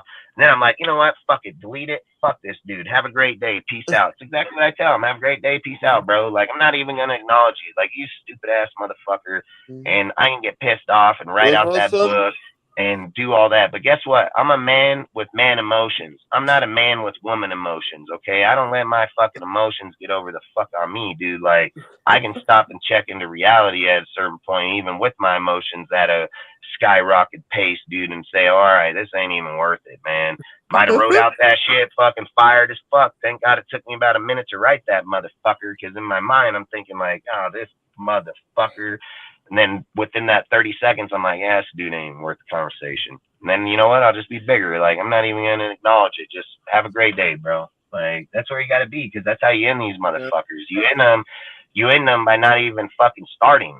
Like, if the guy comes off with some bullshit stat, I just tell him right away, hey, have a great day, man. Like, he already knows what he's looking for. I'm not going to give it to him. He already knows. More times than not, they don't even comment back because they already know, well, this guy ain't going to bite. Like, this guy didn't bite, so who's next? You know, like, that's how these fuckers do it, dude. And I think that's bullshit, because how do you have normal conversations? How do you make yourselves better? How do you have legitimate conversations if everybody we're getting information from is all disputed from different fucking categories? It's like there's no consistency within the fucking team whatsoever, even through YouTubing or not. You can go on one deal and they'll talk to you about how fucked up our quarterbacks are. You can go on the next one, they're going to tell us how we have no fucking depth within the team. You can go on another one, they're going to still tell you that we need offensive fucking line depth. You know, like, there is no continuity. There's none whatsoever fucking ever. There's nothing where dudes are going on each other one or each other show and they're saying like, hey, bro, look at the team a little fucking closer, because, yeah, we do have fucking depth here, and, yeah, we do have fucking players, and they may not be big-ass name players, but these dudes are contributing players at fucking high-level fucking paces. But motherfuckers wouldn't know that because they don't fucking research them. They just hear a name, see you guys post, and say, I know who that guy is. I know his whole career because I read his fucking name. Yeah. Probably like, oh, I know who this guy is. He's the guy that's good. But I just think like I just think I'm at the point. Yeah, bro, I have where, Nuggets in 6. Yeah, I think. How good is he? I think Miami's gonna beat them. But either way, frickin' Tyler Hero, all them are coming back, dude. Fucking, I think Miami can have a good shot at this one. Yeah. If you take away Yoke and them in the inside, you're gonna force Murray to the outside, and Murray ain't gonna slap 30 every game. It's not gonna happen. Fucking Murray got lucky against us, but it is what it is. But either way, fucking Joke in the inside, that's where the problem's gonna be, because Boston attacked them inside the whole time, but at the same time, look at what they did tonight. They just boxed them out and fucking dominated that game. So I'm taking the Heat. I got Heat in 6. I think the Heat can beat them in 6, maybe 7. I think maybe it's 7. 7 games would be a cool game. But it's gonna be all I'm saying, back to our team is 5 and 5. What? Yeah, I think freaking. Nuggets I think five. freaking. I just think people should research our teams more and the depth more and players more. And I know it takes a lot of time, but I keep trying to tell people this all the time. Look at what I do every fucking day. I run a fucking huge company. I work for another dude and help them. I fucking run my Discord, my Instagram, my Facebook, my fucking YouTubing, dude. I assemble every motherfucker around here. I message every single person, talk to every single person independently, get their topics, get us set up for our deal. I do this non-stop fucking deal, non-stop. And I fucking, like I said, still run a whole entire deal of fucking 30 dudes at my fucking place. Over here, we got fucking, 8, you know, like, I do a lot of fucking shit. And that's all I'm saying is how can I research it and do all that shit in one day when a motherfucker sits at home on their motherfucking couch, can't even Google the goddamn fucking thing? How can you be in a conversation with somebody, debating a motherfucker, and be saying some bullshit that all you got to do is just press the square button on the phone, back the fuck up, press Google, enter the fucking deal, and say, damn, this guy's full of shit. Like, why are we not using the capabilities to what we have to be able to give the fucking knowledge out, where a motherfucker will just argue on his phone or his computer, but he has the World Wide Web right in front of him, literally a one taskbar, one over, click it, boom, done. You know, like, that's what I say. These guys are just fucking, it's just crazy. Hey, Dustin. Yeah. They're like kids. They're like, who's that, Daddy? Oh, that's Tom Brady. He's the GOAT. Okay. Yeah, I think people need to fucking do their research by far. I mean, especially if they're just going to talk about it and bring it out. They need to research shit more. That's the worst part. Oh, who's that, Daddy? Oh, that's their call. He's trash. Oh, okay. I know, fucking the Celtics. I thought the Celtics were gonna have the chance to fucking win, dude. They were coming on hardcore. Tatum just got injured right off the get go with that fucking left leg fucking twist on the ground like that. But like I say, freaking Jimmy's just tough. Jimmy will show up and then not show up, dude. Like, that's the only thing about Jimmy is motherfucker can play, get one game, and fucking motherfucker will disappear for the next 3 games, you know. Anyway, either way, the finals will be a good game. I'm kind of like the Menace. I can give 2 fucks who wins in this one. I don't care if it's the Nuggets or the fucking Heat. I'll probably just favor the Heat just because of Taz, so I'll probably roll with the Heat. Outside of that, I can fucking care. Either one wins. They can both lose. They can both lose, and fucking I probably won't even watch it. Probably won't even watch it. Don't even. They can both lose. They could both lose and go screw themselves. I mean, fuck, dude, outside of Murray and Joke, dude, I mean, the Nuggets ain't really fucking... Murray goes and hits on with Joke. Joke attacks inside. Joke's putting up 50 fucking points, dude, in a game. 40. I mean, that team's not all the way around. I mean, Miami, dude, they got shooters. They got Drock, dude. They got shooters around there. They got Martin. They got fucking... that Sturge, or however you say that dude's name, like, they got some people. So I don't know if I would lay back on those fucking Heat too much, because if Hero comes back in here, I mean, that's another great ad. So I think for me, I think the fucking Heat got more depth in shooters by far. So I think where the Nuggets got their advantage is joking the inside. If you can't stop them, he's just going to put up 40, 50 on you. I'm about to go, bro. I'm about to go take a shower. Right. I'm tired. I'm baked. All right. Hey, salute, Tubby. Appreciate you, bro. So, what time you want me to hit you up tomorrow? About the I don't care. Whenever. I'm fucking up at 4 in the morning every day. So, bro, you already know I won't hit you up that. Only important shit that I'll hit you up at that time.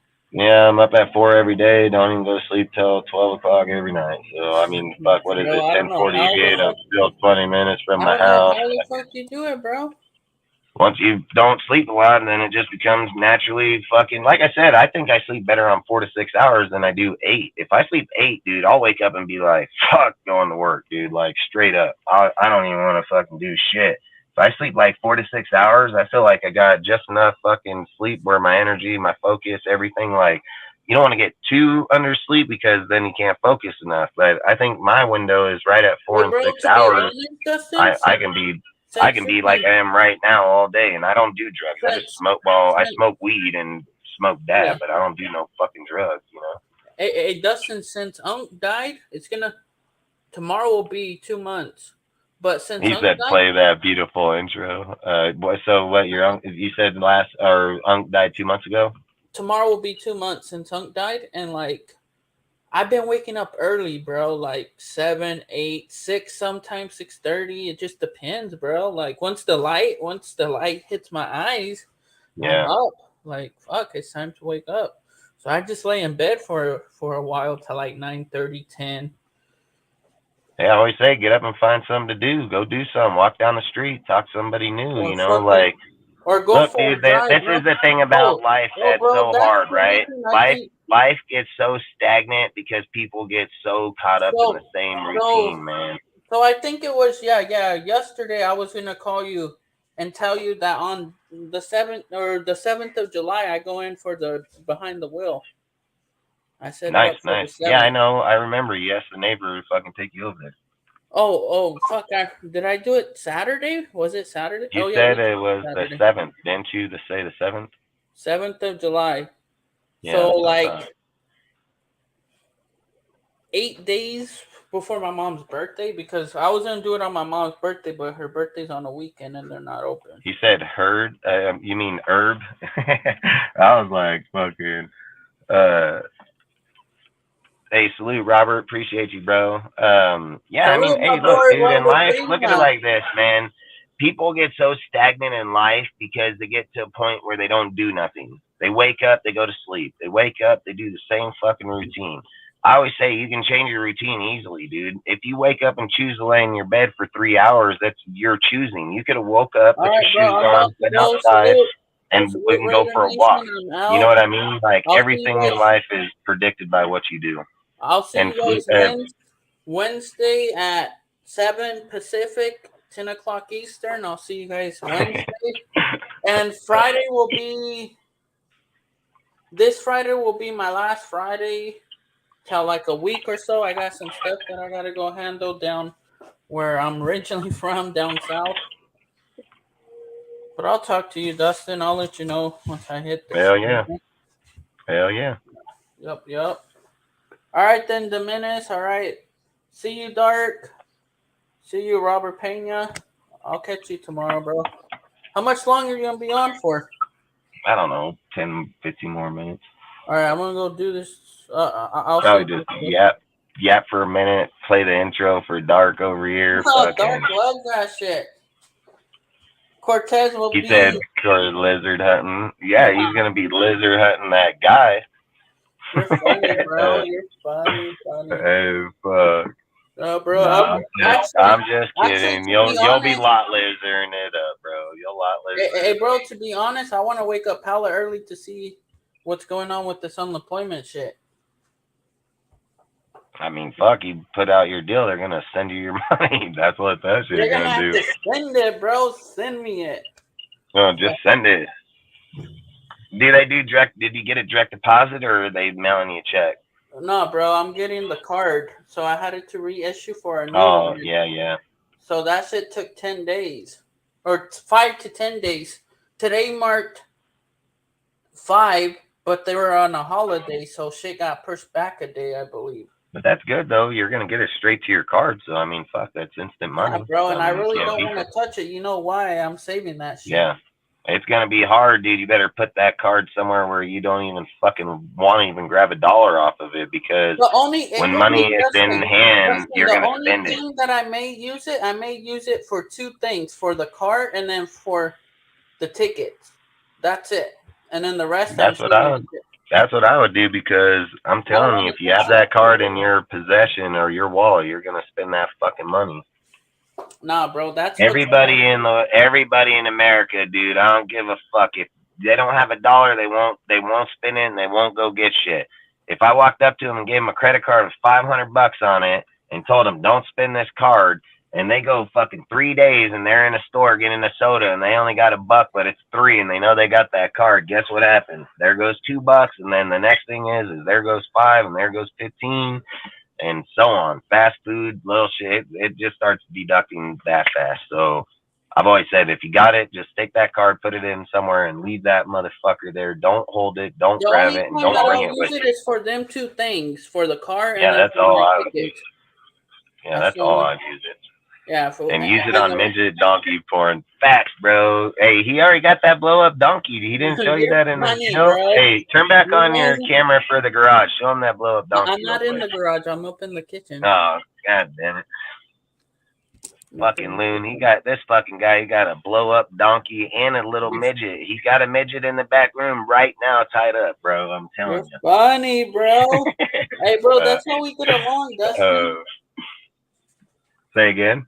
That's how we get along, bro. That's facts. Hey, like I said, you always gotta have fun with your friends, man, because otherwise they're not your fucking Dustin, friends. we're more man. than friends. We're bros. Yeah, we're family. That's right. Yep. Hey, like I said, my best friends are my family. That's fucking facts. So. Yeah. Well, hey, Dustin. So I found the tickets that I want for the game. Hey, dude, I appreciate all you guys popping up tonight. Just so you take a second, bro. like we got a pretty good audience here. We've had a pretty good audience all night, dude. So. I just want to take a minute, man. I want to say, like, hey, I do talk a lot sometimes, but I really do love my team, and I really do appreciate you all showing up, supporting us, dude, supporting our panel, supporting DSR, period. Like, I really do appreciate it, man. And I've already been thinking about this probably here in the next month, man. I'm going to do a giveaway, give back to these people. I don't care Dustin, if it's I gotta talk to you out about here too. that come and watch us loyally. Like, I really appreciate Dustin, it. Our I need views to are going up, our lobbies are going up, man. And if it wasn't for you guys, And we thank wouldn't you be for able to everybody watching on the Nation's Nightmare channel too. Facts. I appreciate Facts. you guys. Everybody that watched the replay. Hey, bro, and I need to talk to He you. said he's going to jail. Hey, bro, on some shit fucking behind the dude. scenes, on some merch, Dustin. I want to combine. Yeah, some hey, shit. we'll do something this upcoming week, Yeah, man, or yeah, this so next we'll 2 figure weeks, something. and Just food. card. We'll do a gift card, a shirt, maybe something. I don't know, man. We'll Yeah, figure bro. something out. But I gotta get that. I've shit always done said, quick. I always say, man, and I tell everybody every day when we talking on the phone or in our deals or privately, like I really appreciate all you guys, man. Like you guys might not think that I bring you guys up in our time, but I do. I really do. I believe me. I know you guys support. I know you guys been here the whole time. I really appreciate it, man, and I appreciate you give us your time to let us grow and be able to let us talk. But yes, I look, man, people don't really understand how much it really means because they don't really know how hard it is. It's really fucking hard to get people to show up and be dedicated to the team and listen to people rant and not just bail out and things. Like it's hard, and I really appreciate it. And that's why I say I built the panel the way I did so we could have support for all people. And again, I really appreciate it, man. So I don't want to rant on about it, but there's not words for it, man. So thank you all. And I'll support you guys the best I can. You know, it's like I've said with our server, dude, with the Discord. I've built that fucking thing to support every single person out here. I've even made Ozzy a channel inside there. He's got a YouTube Instagram channel in there. A lot of people that are good people have those in our deal now. So my Nation's Nightmare, I could drop my YouTube shit? Yeah, all your shit. Your shit. If you posted in Instagram, I'd link yours. You don't post shit in Instagram, so I can't link yours. Like, I got Loons in there's link because he posts all the time, so his shit'll go. His videos, like his cooking video, we just seen in there. I mean, I just don't fuck with. Yeah, there's nothing wrong with it. You're part of our deal anyway, so you're being promoted at all times anyways. What I'm trying to say is that people that are outside of where we're at, that we are trying to make sure that people are seeing them too, is what I'm trying to say. With what we do at DSR, you already know your part. You don't have to do that. You're not. I promote us. You know what I mean? I promote us. I take the time, put us on Instagram. I've always said the Instagram of DSR isn't just mine. It's my personal deal. I made it, but that platform is used for anybody that's on our shit, dude. If they can't reach out and share to people, I put it on there to share for them. Like, that's what DSR is about. It's not about me getting all the people or not. It's that if, like Sergio has stats and he wants to post on his and he wants to get it out, I'm going to put it up.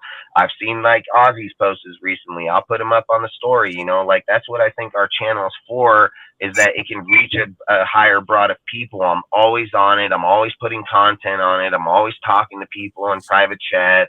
I do a lot of stuff inside there. So I think it's really good when you can start pushing out other people, because that's what I've said the whole time what DSR is about. I'm not jealous of people getting bigger than us. I'm not jealous of people becoming bigger if they spend the time and have the loyalty to it. That's what you earned it. You earned it. I'm not a fucking hater, dude. I'm not a hater in life. I've never hated anybody in my life, dude. I've felt that if everybody did the work that they're entitled to, then they deserve where they're at. If a motherfucker wants to come cry, pour me on my fucking shoulder and say they didn't get somewhere, well, you probably didn't get there because you didn't fucking try. Like, I don't have an issue with that deal. And I've always said, if a fucking dude tried and he was better, then more kudos to him. But I think that's how we should all fucking be, because why should I hate like that some other motherfuckers in their YouTube shit where they want to go promote a motherfucker and then tell them that they want to be who the fuck they are without me fucking getting you there? That's not fucking cool, bro. That's not cool. And that shouldn't be how it should be. Is if I bring somebody here and you guys like that motherfucker and he gets a lot of knowledge, even if it, or a lot of acceptance, even if it's more than us, great for him. You know what I mean? Like, fucking kudos to fucking him, dude. Like, good. And I'm never going to bring it up, never say nothing, because that's how it should fucking be. We all are part of each other, man. Like, this fucking bullshit where a motherfucker sits and says, oh, I got it there because, nah, bitch. Nah, don't get that shit twisted. You ain't my fucking dad. You're not my dad. Shit, my dad will tell me. Like, you ain't my fucking dad. I work for every fucking thing I do. I pay every motherfucking debt I have. And if you want to come fucking help out and then tell me I get it, nah, hell fucking no. You know what I mean? Like, this shit gotta end, bro. This kid shit gotta end. Like, this is some weird shit, dude. And I know we're in like 2023 where I feel like we've jumped in a whole nother fucking time zone, it feels like. Like, we're in a whole nother fucking galaxy. Like, this world left and another fucking one came in. I'll hit you up tomorrow, bro. You have a good one. All right. Hell yeah, you too, man. And I said hi. Oh, blame me. They're sleeping. My woman wants me to wake her up when I get home to burn it with her. So she's like, wake me up when we get to the house so we can smoke. Hey, bro, Austin's birthday's coming up soon, too. Yeah, the 13th. Oh, yeah. Yep, he'll be fucking 1 year old, man. He's all right, dude. This little guy is a fucking baller, dude. He's a little baller. Hey, bro, he's going to be Cortez, if he's 69 and midget, it's really a 34 and a half. Man, bro, Loon's oh, I'm fucking dead, dude. He's to your pant ladies, dude. Hey, that's a perfect. Oh, hell, fuck no, dude. What's the meatloaf recipe? Fuck that meatloaf shit. Hey, that's what he's cooking. Isn't that what he cooked, right? No, I don't. Do you not ever watch Loon cook? You don't watch this fool cook or what? Yeah, I seen that. But they fuck with me because of Cool Kev. Cool Kev started the meatloaf shit. Dark knows. Just to fuck with me because I don't like. What is he saying? Oh yeah, I know, because you say you don't like eating that shit. Yeah, I don't like that shit. The cobbler video, I'm dropping it next. Oh, hey, I watch that shit all the time. Bro. I wish I can cook like that shit, Loon. Like, hey, I swear to God, I can cook meat like a motherfucker, smoking and shit. Like, I can smoke meat and shit like that, but like the cooking part, man, I wish I can cook. I watch that cooking show all the fucking time. Hey, Dustin, this is another shit now. Supposedly that they think I got a tramp stamp of Derek Carr. These fools are crazy. All right, turn your camera on, turn around, lift up your shirt. Let's see. Fuck no, I don't. I want to fucking see. Do you got a tramp stamp back there? Does it got roses and fucking little fucking flower patch going off that motherfucker with the heart on your hip, dude? Like, what's going on? Nah, I'm out of here, though. Hey, Dark, he's got it, huh? Is this why you bailing right now, Dark? Let's hear it. Let's say, man, I mean, he been sending you pictures? You guys are hilarious, bro. Nah, fuck. Tramp stamp Derek Carr. Fucking, that's funny shit. And then fucking Dark. Did he put the winky face? He did, dude. You got it. You have the tramp stamp, bro. Fuck no. You know, nah, for nah, hell no. I mean, fucking. Hey, look, dude. That's what I love about this. Everybody can just have fun, man. That's what's I'm gonna send you some pictures of the. I don't want to. I just was fucking kidding. I don't want to see your little dick or that fucking tramp stamp, dude. Like. What the front yard looks like. Oh, with the tree cutout? Yeah, yesterday. Nice. I bet it fucking probably opened up that motherfucker a lot, huh? He has like a little bit below. Hey, Loon's all, you're gonna go to jail because you have that midget tied up in the back room, fucking with the donkey blow up doll. Fucking, I'm dead. Hey, you ever see that movie, Old School? You ever watch that movie? My boy Blue with the KY jelly and the fucking pool. Do you got that in your room right now or what, dude? Like, Fuck no. But I'm about to go take a shower and I'm about to hit the fucking sleep. I'm tired. you don't gotta tell us that you're about to go play with yourself. We get it. Just say peace out, bro. See you tomorrow. He said Cortez stamped like, what did he say? Cortez stamped like wrinkle and the water boy tattoo. Fuck, that is fucking funny. He said his fucking navel all fucking dead, bro. I'm dead. Actually, Al started that shit. Dustin Al did? started that shit. Ask What, the Al. tramp stamp? Did Yeah. Al say the tramp stamp? Yeah, fucking. Hey, Al, did he FaceTime you that fucking picture or what, bro? No. This motherfucker, he pop up with that tramp stamp with them fucking roses, huh? Hey, he has a little heart that comes out on the hip from the fucking design. Fucking, there you go. But I'm about to go. I'll catch you guys Wednesday. Do you have all their names underneath there? Because you fucking know their whole family, bro. You even told me one day, like, Car's not home. I'm like, how did you know? He said his mom next door said he was. I'm like, what the fuck? He said I follow her on fucking where do you follow her on Facebook? IG? I'm like, what the fuck? You fucking straight stalker status, motherfucker. You got the neighbor. Hey, he's like, what's his neighbor's name? Mr. John Gruden. Oh, hey, fuck, one dude. more thing before I go. Much love. All DC. right, what are you gonna? What's the one more? Much love, DC. Keep doing that. Like, do that in New Orleans when you choke. All right, before you leave, why do you hate their cars so much when you like them? Obviously, before we ship them, so I got to know from you personally. You just let me. I know why you don't. I know why you don't. So you can lie to everybody else, but I know why you don't.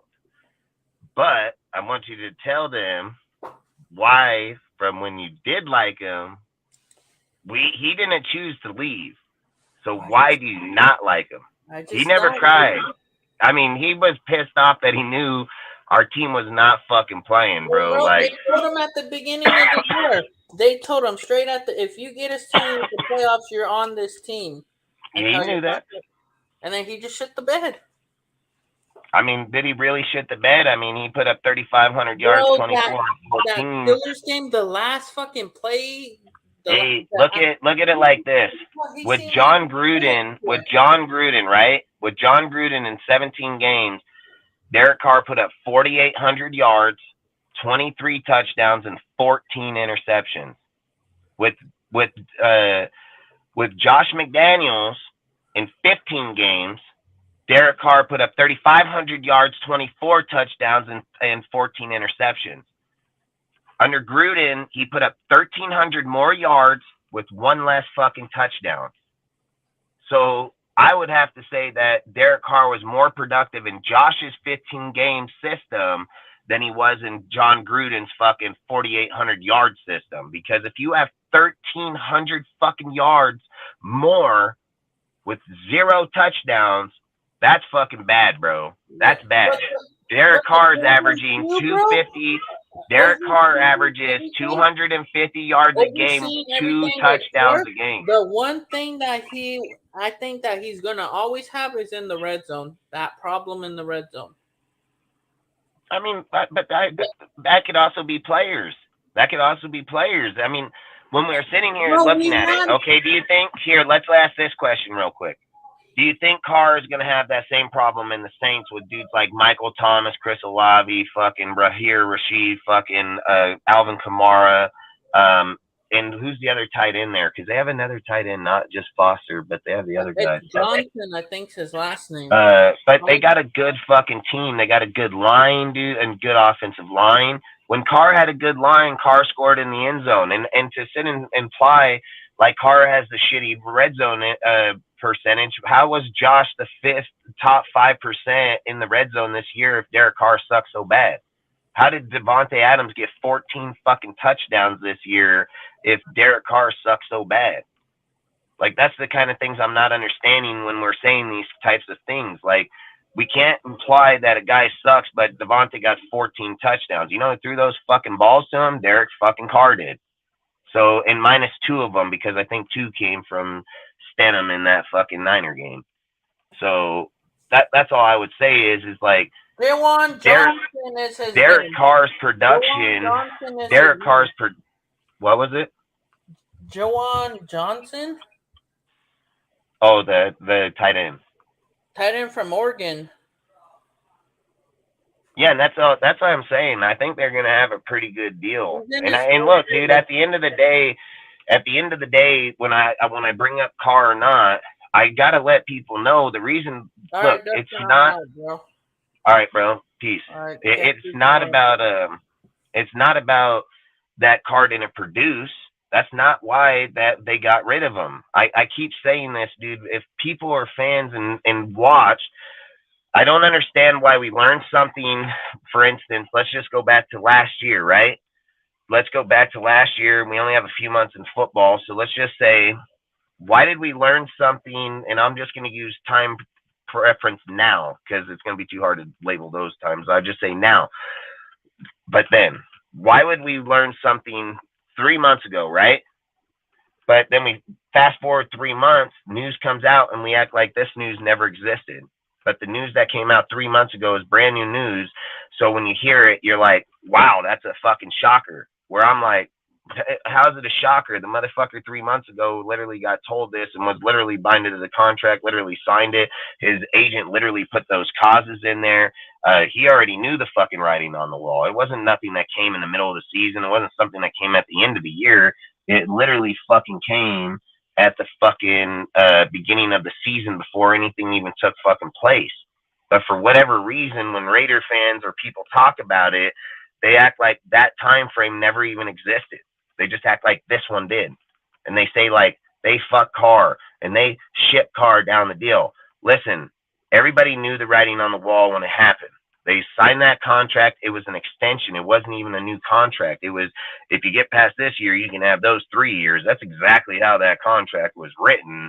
There was no fucking deal that said like, hey, dude, you got a 5-year fucking added with these. This was an extension off of if you got out of this year and got past that fucking cause that they put inside themselves. So all I'm saying is Ziegler seen it on the wall right away. Ziegler said, if we go into this season and this so-called playoff roster goes out there and performs, then you're right. We don't need to invest money. We don't need to change nobody because this is a winning fucking team. So we'll stay with this team. But they also knew before that shit took place that maybe that ain't a winning fucking team. And maybe that team ain't as good as they fucking think. And maybe if we are going to fix this fucking team, there's only one player that has that much money on his contract, and it's Derek Carr at $40 fucking million. So you know what they fucking did? They said, you don't play, we're getting that $40 million to build this fucking team. That's what the fuck we're going to do. And we literally are going to show that Stenham over here at a $2 million quarterback can do everything you can fucking do at $40 million. They just seen the future before it happened. You know why they seen it? Because they fucking study it. They watch it. They see it. They've seen the production that Derek Carr's had. They've seen what he's done with other fucking players. People sit and say, oh, the defining factor was in the fucking Seattle game. Oh, the fuck it was not. No, the fuck it was not, dude. It was decided probably at the Chiefs fucking game when we lost that fucking game by 1 point. I guarantee our team sat back and Ziegler and them sat back at that point and said, we are not the team that can go on and win this shit. So we need to kind of govern it down. That's when games started being lost in crazy fashion. I started talking about it on here massively where I was like, bro, these dudes are straight throwing fucking games. I said, why in the fuck in this game? In the Arizona game with fucking Kyler Murray, I said, why in the fuck did they play off of him when Curry was fucking, or Murray was setting up and running up the fucking middle, and he started running in the outside. That didn't make sense to fucking play off of him. And then the Rams game, they pressed. Like, okay. Like, when I watch shit like that, I'm like, instant fucking tank. Like, you're instantly fucking tanking this shit. Because in the Murray shit, you should have been pressing, motherfucker. Because if you were pressing, it would have forced Murray into the outside. He would not have been able to run to the out and look up and go, oh, fuck, let me run up this alley right up the middle of the fucking field at a diagonal angle all the way across it. It's like they just opened the bitch up. And then we get to the Rams game. We got 25 yards of open field with like fucking 20 seconds left in the game, or maybe a little more. And they fucking man pressed the motherfucker. Why in the fuck would you do that? Why wouldn't you call quarters, sit back, dude, at like the 10-15 and be like, throw the ball, bitch? Or throw it underneath and we'll tackle you inside the field and then you're going to run the fucking clock out. Why in the fuck did you press them in single high safety man press, dude? That shit don't make sense. You know what I mean? Like, that makes zero fucking sense. And when you look at plays like that, it tells you, like, these fucking dudes are throwing fucking plays. And then people sit here and bag on Josh, right? Like, let's just be real quick, right? You can bag on him because you don't like him, but you can't bag on him and say that the dude ain't good in his fucking deal. Josh gave up more fucking games this year. I'm not going to argue that point, and I'm not going to argue that he didn't seal out games that they should have. I have zero argument against that. But the one thing that I'm going to say is that you can't have 7 fucking leagues taken away from you if you didn't have the league to begin with. And not only did he have the lead to begin with, he had it by 24 fucking points. They were averaging 27.2 fucking points all the way to the Saints fucking game. What is that? Like the fucking 7th, 8th game in the fucking season? And that was with the fucking broke down roster already. At that point, they were actually talking us up that how in the fuck can this team be so good in the fucking points per game, but not have the wins to fucking back it up? We were the 3rd best out of 4 teams at that time. And then all of a sudden we get a 0 in there. And then people say that game wasn't rigged. How in the fuck did Jared Stidham come in the fucking game and go 72 yards down the fucking deal, but Derek Carr and all them couldn't go past the 50 the whole game? Like, that shit don't make sense. That this fucking guy ain't seen the field that much better than anybody. So when you see that type of shit, I think that's either play calling or you're limiting motherfuckers. Like, something there does not make sense. This fucking dude sits on the bench. He can come in and go 80 fucking yards downfield, but Derek Carr and all these motherfuckers can't even get past the 50. Like, that doesn't even make sense to me. Like, horrible fucking play calling, obviously, or something. I don't know. I mean, I don't get it. It's games like that make me wonder, because then you go on, and then this is where I'm going to keep saying it. You go from 27 point fucking 2 points. You go to 23.3, right? 23.3 points. That means that Derek Carr and them were averaging right around 24, because that's what they were doing, 24, 27, and dudes were still winning. How in the fuck is Carr getting 24 and 27 fucking points in 2 fucking quarters, and they're still fucking winning? Like, that's mind-blowing as fuck. Dudes ain't even getting those type of points for 4 fucking quarters.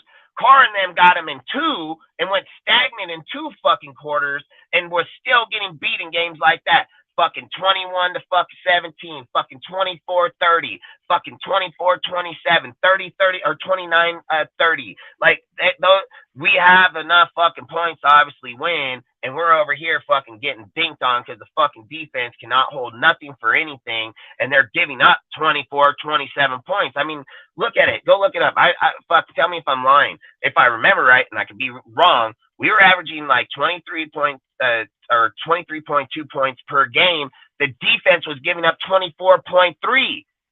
So how in the fuck do you win? How do you do that? How do you win if the defense giving up more points than you're fucking scoring? Like, that doesn't even make any sense there, period. Like, that's all I keep trying to say is like, how are we not putting the fucking problem where it's at? Like, the stats, the categories, the people, the players, the coaching, the motherfucking Josh got stagnant in 2 quarters, got the 12th best fucking offense. His quarterback had 3,500 fucking yards, fucking 24 touchdowns. They say, oh, well, Derek almost led the NFL in interceptions. Dak Prescott didn't play 5 fucking games and led the NFL. I don't hear bitches fucking calling that motherfucker or calling to hang him. That guy didn't play 5 games. 5 games and still had the fucking most interceptions and all of it. I don't hear them calling over there fucking for Josh Allen's fucking head. I think, what was he, the second highest or third highest? Like, we're just picking motherfuckers and just destroying it. That's not how you do it. That's not how you do it. That's not how you make your team better. It's not how you make yourself better. It's not how you make any motherfucker better, dude. Like, that's what tells me, are we in a different fucking universe? We in a different world? Like, did I go to sleep and wake up somewhere fucking else? Because this shit does not make sense when the motherfucker hops up and they're like, oh, this is that motherfucking dude. That guy's shit is horrible. It's horrible. Like, look at Sergio, okay? Me and Sergio, hella good. Me and him get along hella good. We always talk back for stat and everything. One day he gets in there and he says, we were talking football and he told me, he said, Patrick Graham's defense is better than theirs. And I said, bullshit it is. I said, bull fucking shit it is. I said, go and look up that motherfucker stats right now. I said, and go get Paul Gunther and go get Gus fucking Bradley and pull up all 3 of them and put them right underneath themselves and look in every fucking category where they're fucking at and watch just how fucking close those motherfuckers are. They're like 0.2, 0.4, maybe like 1.0. Like, they are fucking, it is scary, crazy just how similarity all 3 of these motherfuckers stat line is down the fucking board. And then we're sitting over here looking at a dude. I mean, I don't know how much more to say it. If you can take a quarterback, right? A quarterback on a team that is the fucking starting quarterback. And he's throwing the ball, right? He's fucking to his people. And he's only getting 2,500 fucking yards. We got a halfback and a wide receiver got 3,500 with 26 touchdowns. And we're saying our quarterback sucks and our offensive coordinator sucks.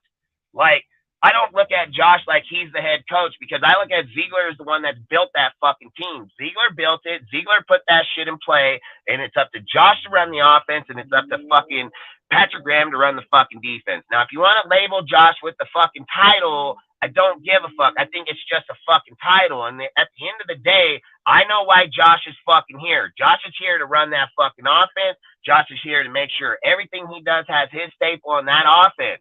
Josh did not come here to teach that fucking defense. Josh did not come here to tell Patrick fucking Graham how to run that fucking defense.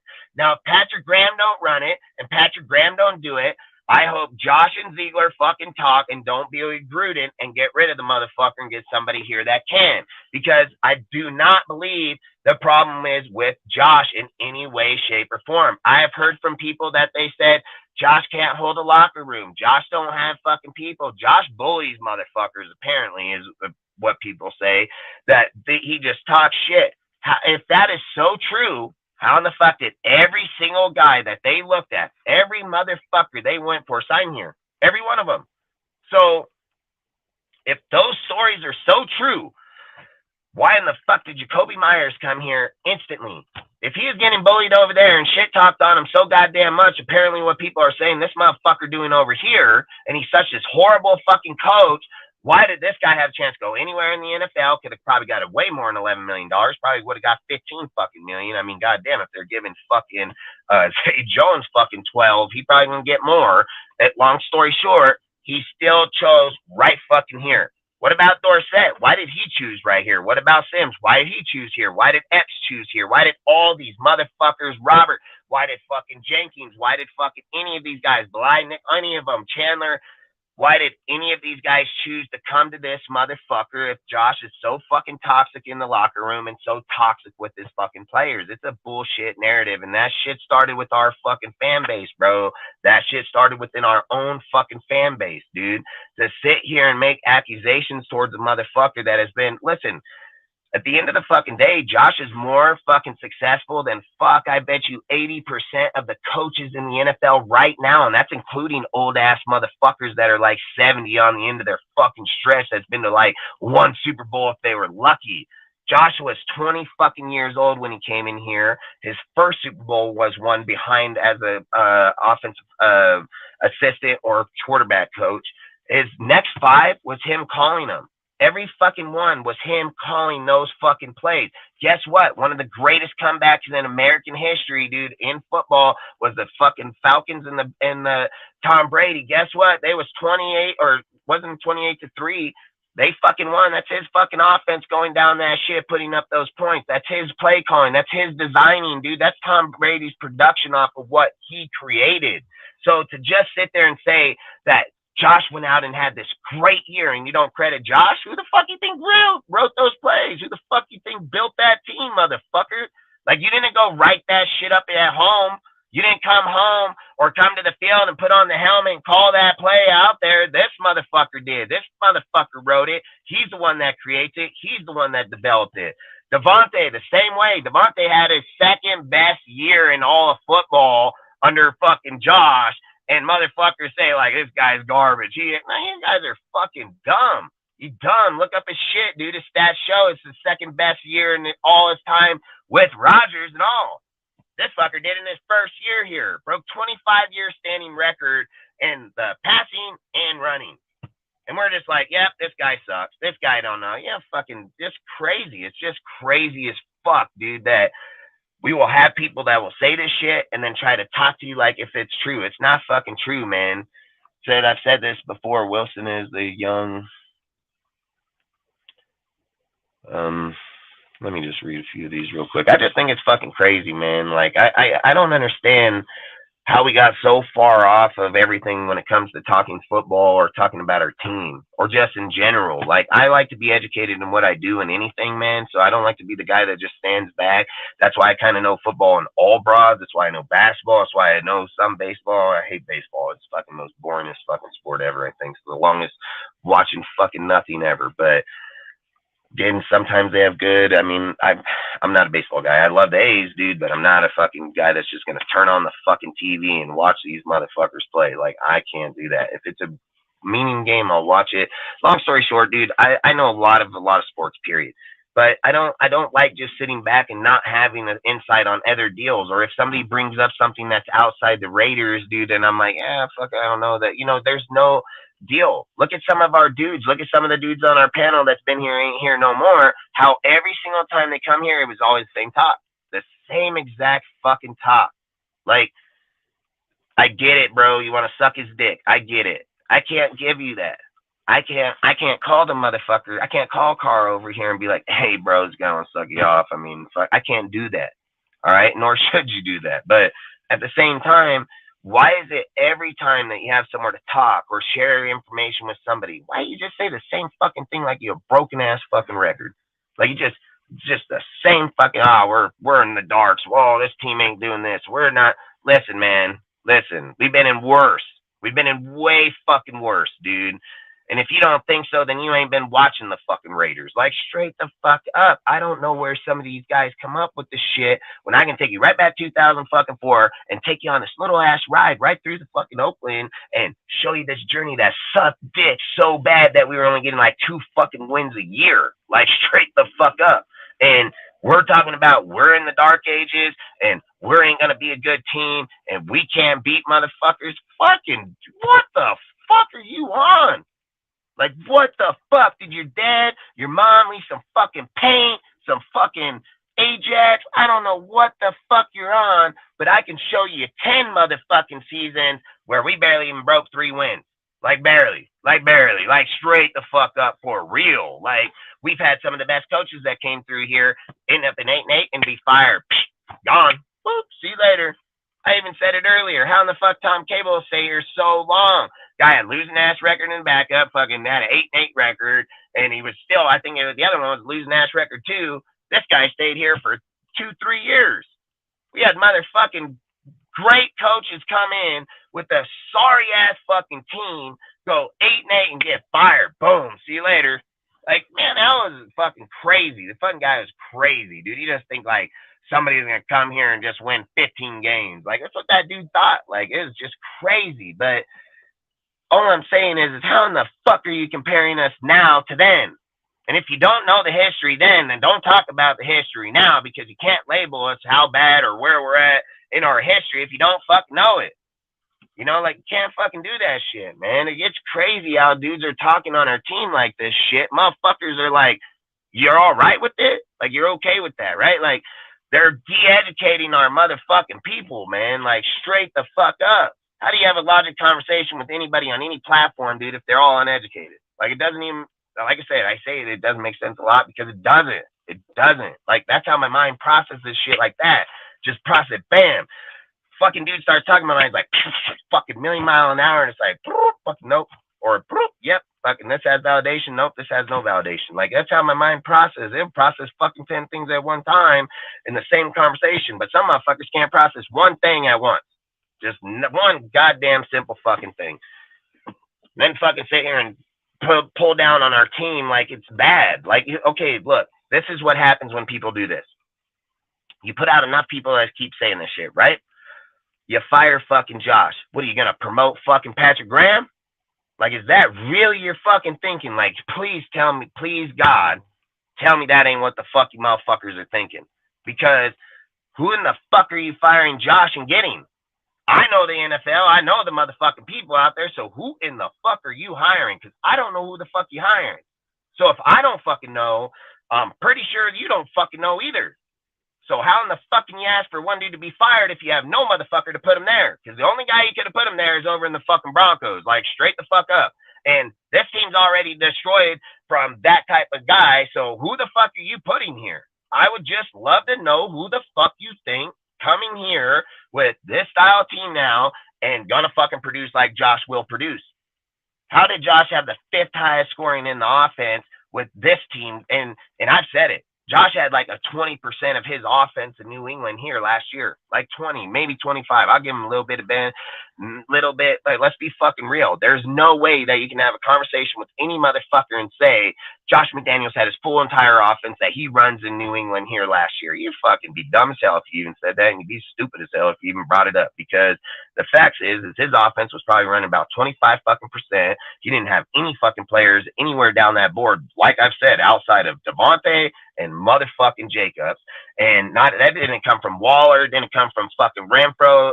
Fucking Mac Hollins at 690, bro. Dude ain't even had that many yards in his whole career. This fucking guy got it all in 1 year over here with Carr. Again, Carr don't make players, right? I mean, get the hell out of here. Fucking dude comes.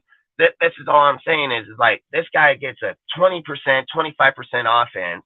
And we're over here talking like he had this playoff team, bro, and he didn't. Now you fucking. Why are you guys so fucking delusional? Why when the conversation comes up, why don't you say the truth? Why don't you say, hey, when Josh and them came here, they had a playoff team from last year, but when the fucking team started this year, fuck, we ended up with like 19 people on IR. Like, offense, defense, our team was just decimated. So therefore, they didn't have a fucking playoff team. So quit implying that they had a playoff fucking team. Implying a playoff team would have meant that Waller was out there for 17 fucking games. Waller had like 400 fucking yards. Implying that we had a playoff team would imply that Renfro would have been out there all year. Renfro had like 200 fucking yards. Like, our dudes were not on the fucking field.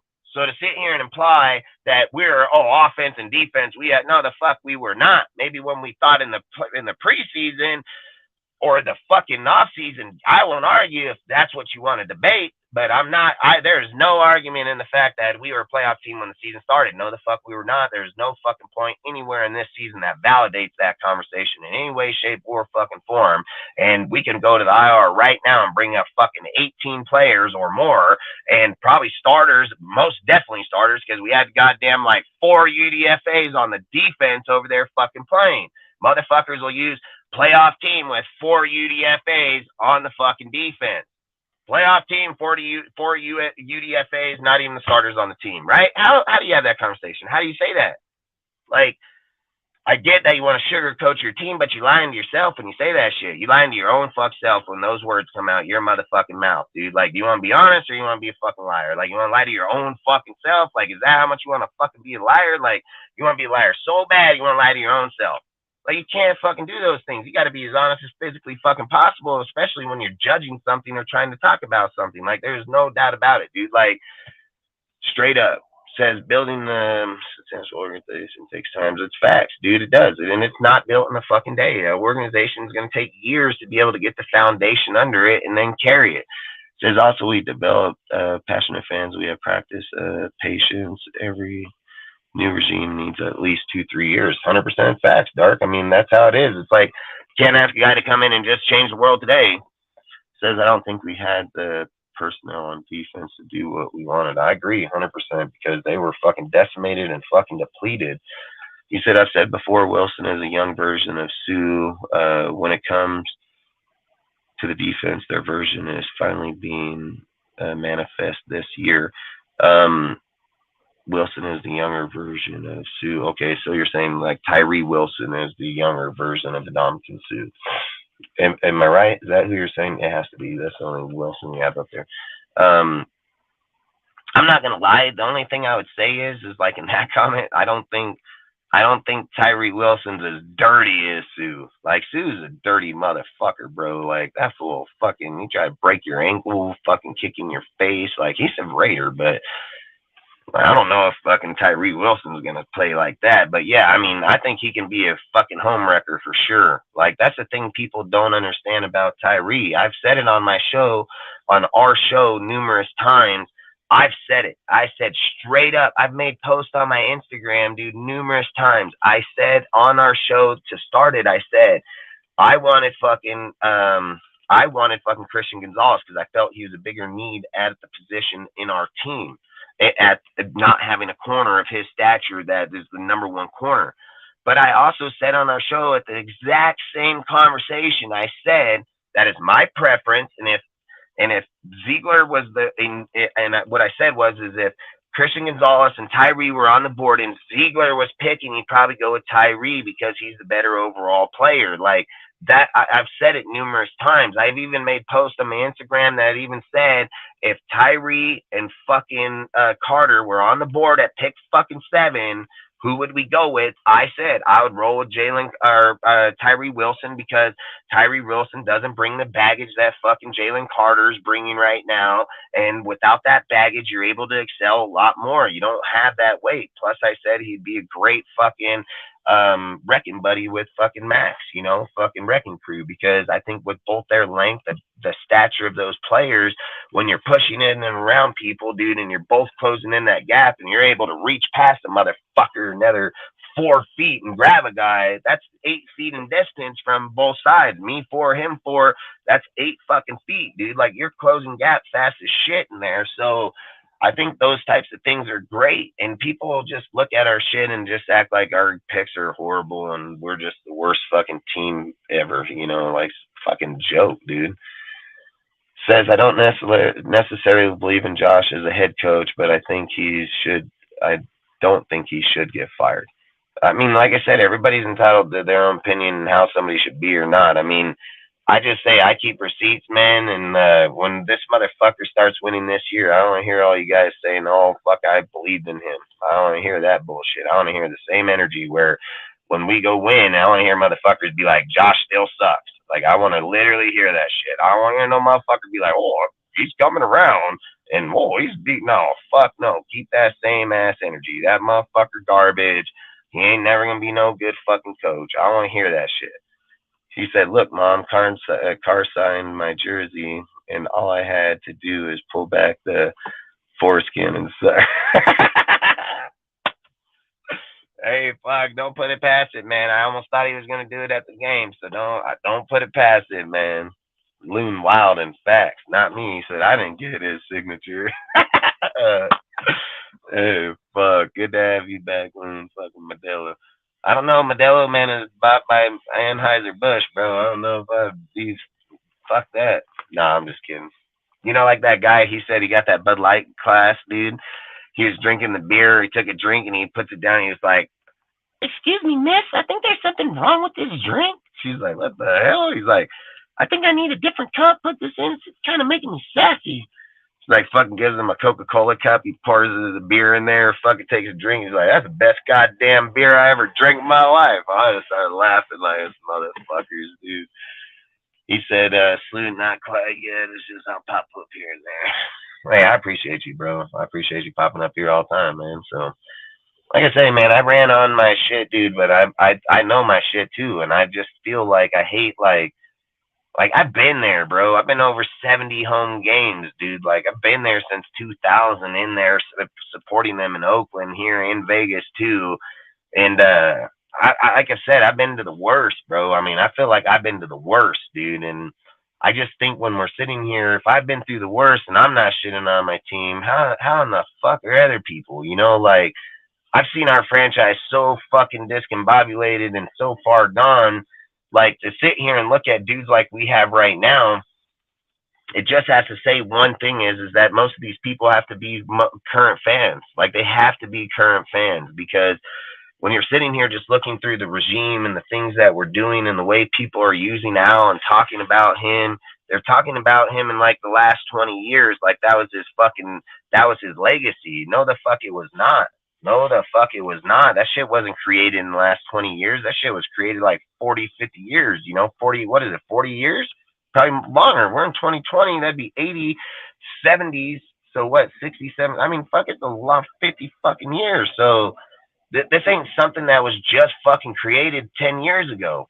And people are talking like this motherfucking shit was just now. No, the fuck it was not. It was in the time that a lot of these guys probably weren't even watching football, like, and we're relating shit that went on in the 80s to what we're doing right now. You know why we're fucking losing is because of that shit right there. You're fucking taking something that worked then and trying to apply it now. It's not how winning organizations work. That's not how shit works, dude. Like, if there was only one way to call an offense, everybody would have the same playbook.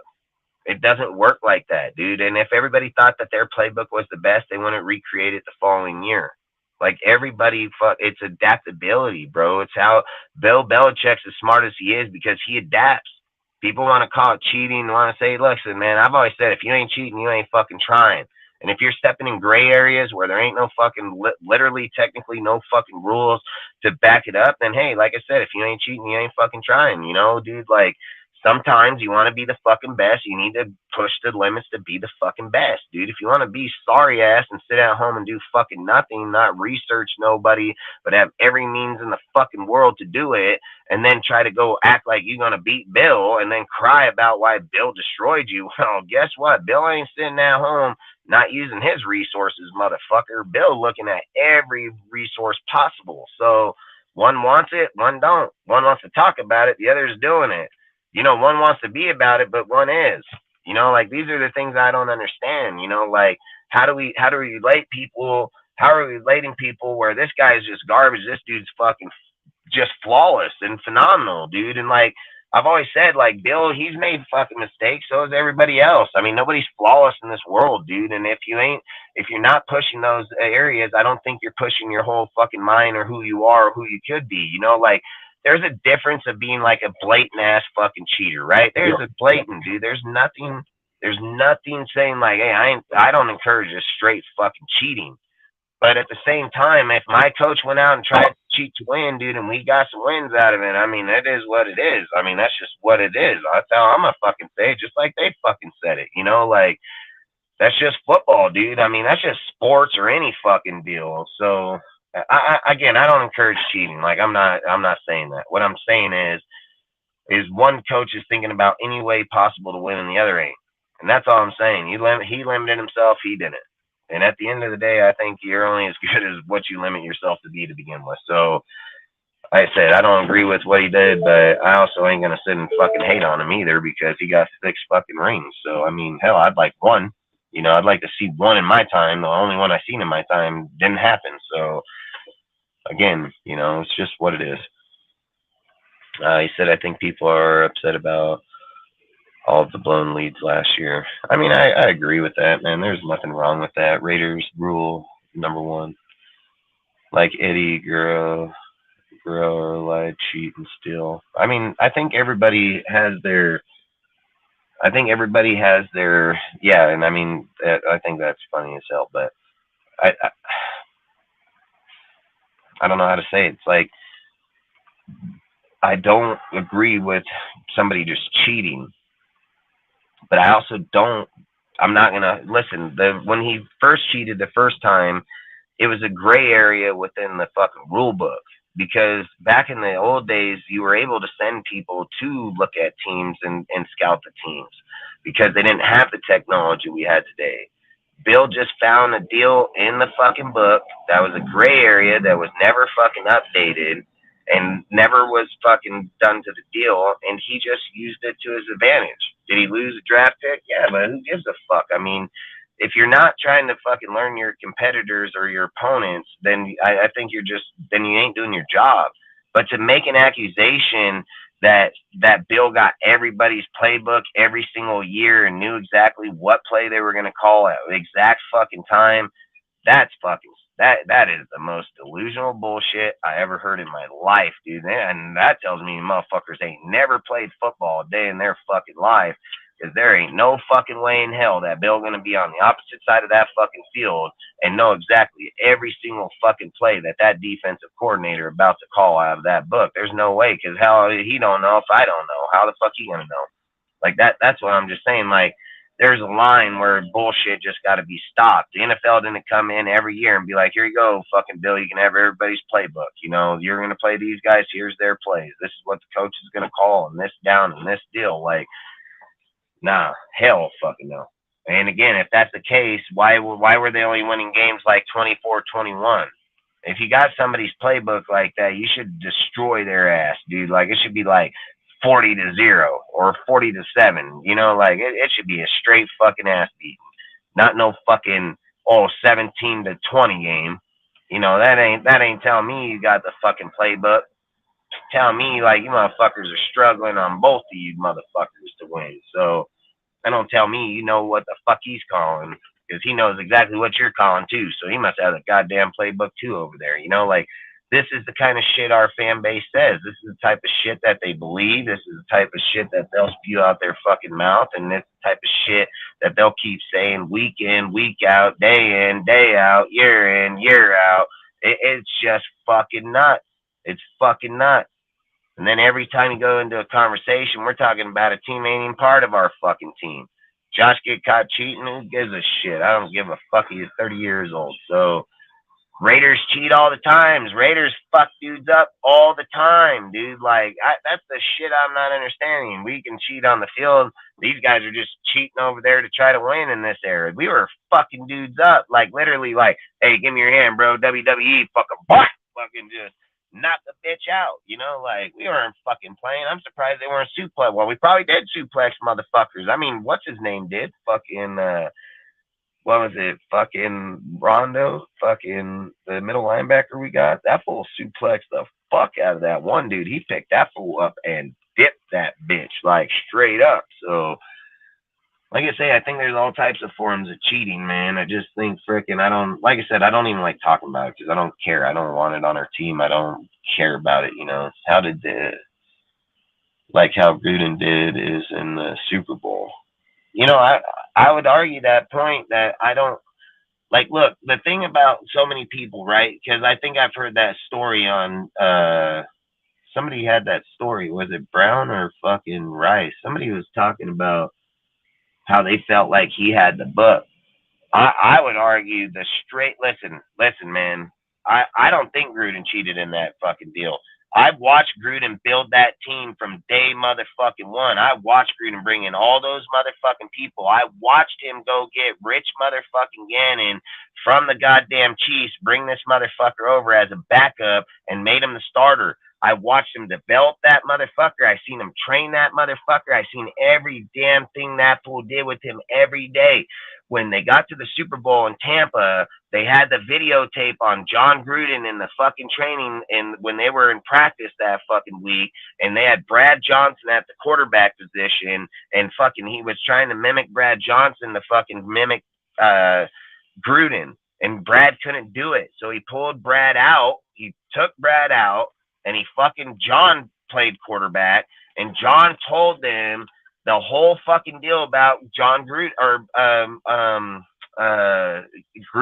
God damn it, Rich Gannon. John Gruden told them the whole story on Rich fucking Gannon. Told him how he pump fakes off, how he fucking looks this way and then he's gonna look off.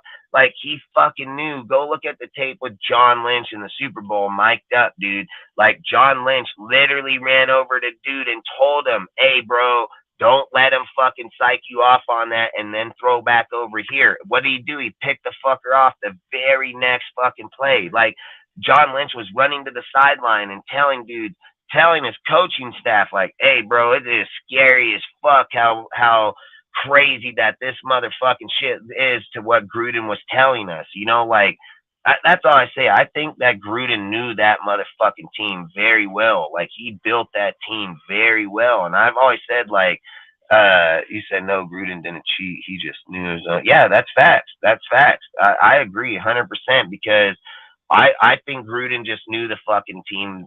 Gruden built that fucking team. Why do you think Rich Bisaccia and fucking and Greg Olson didn't get fucking jobs? Why do you think Rich Bisaccia, out of all the things people have said about him, he's leader of fucking players and leader of this and leader of that?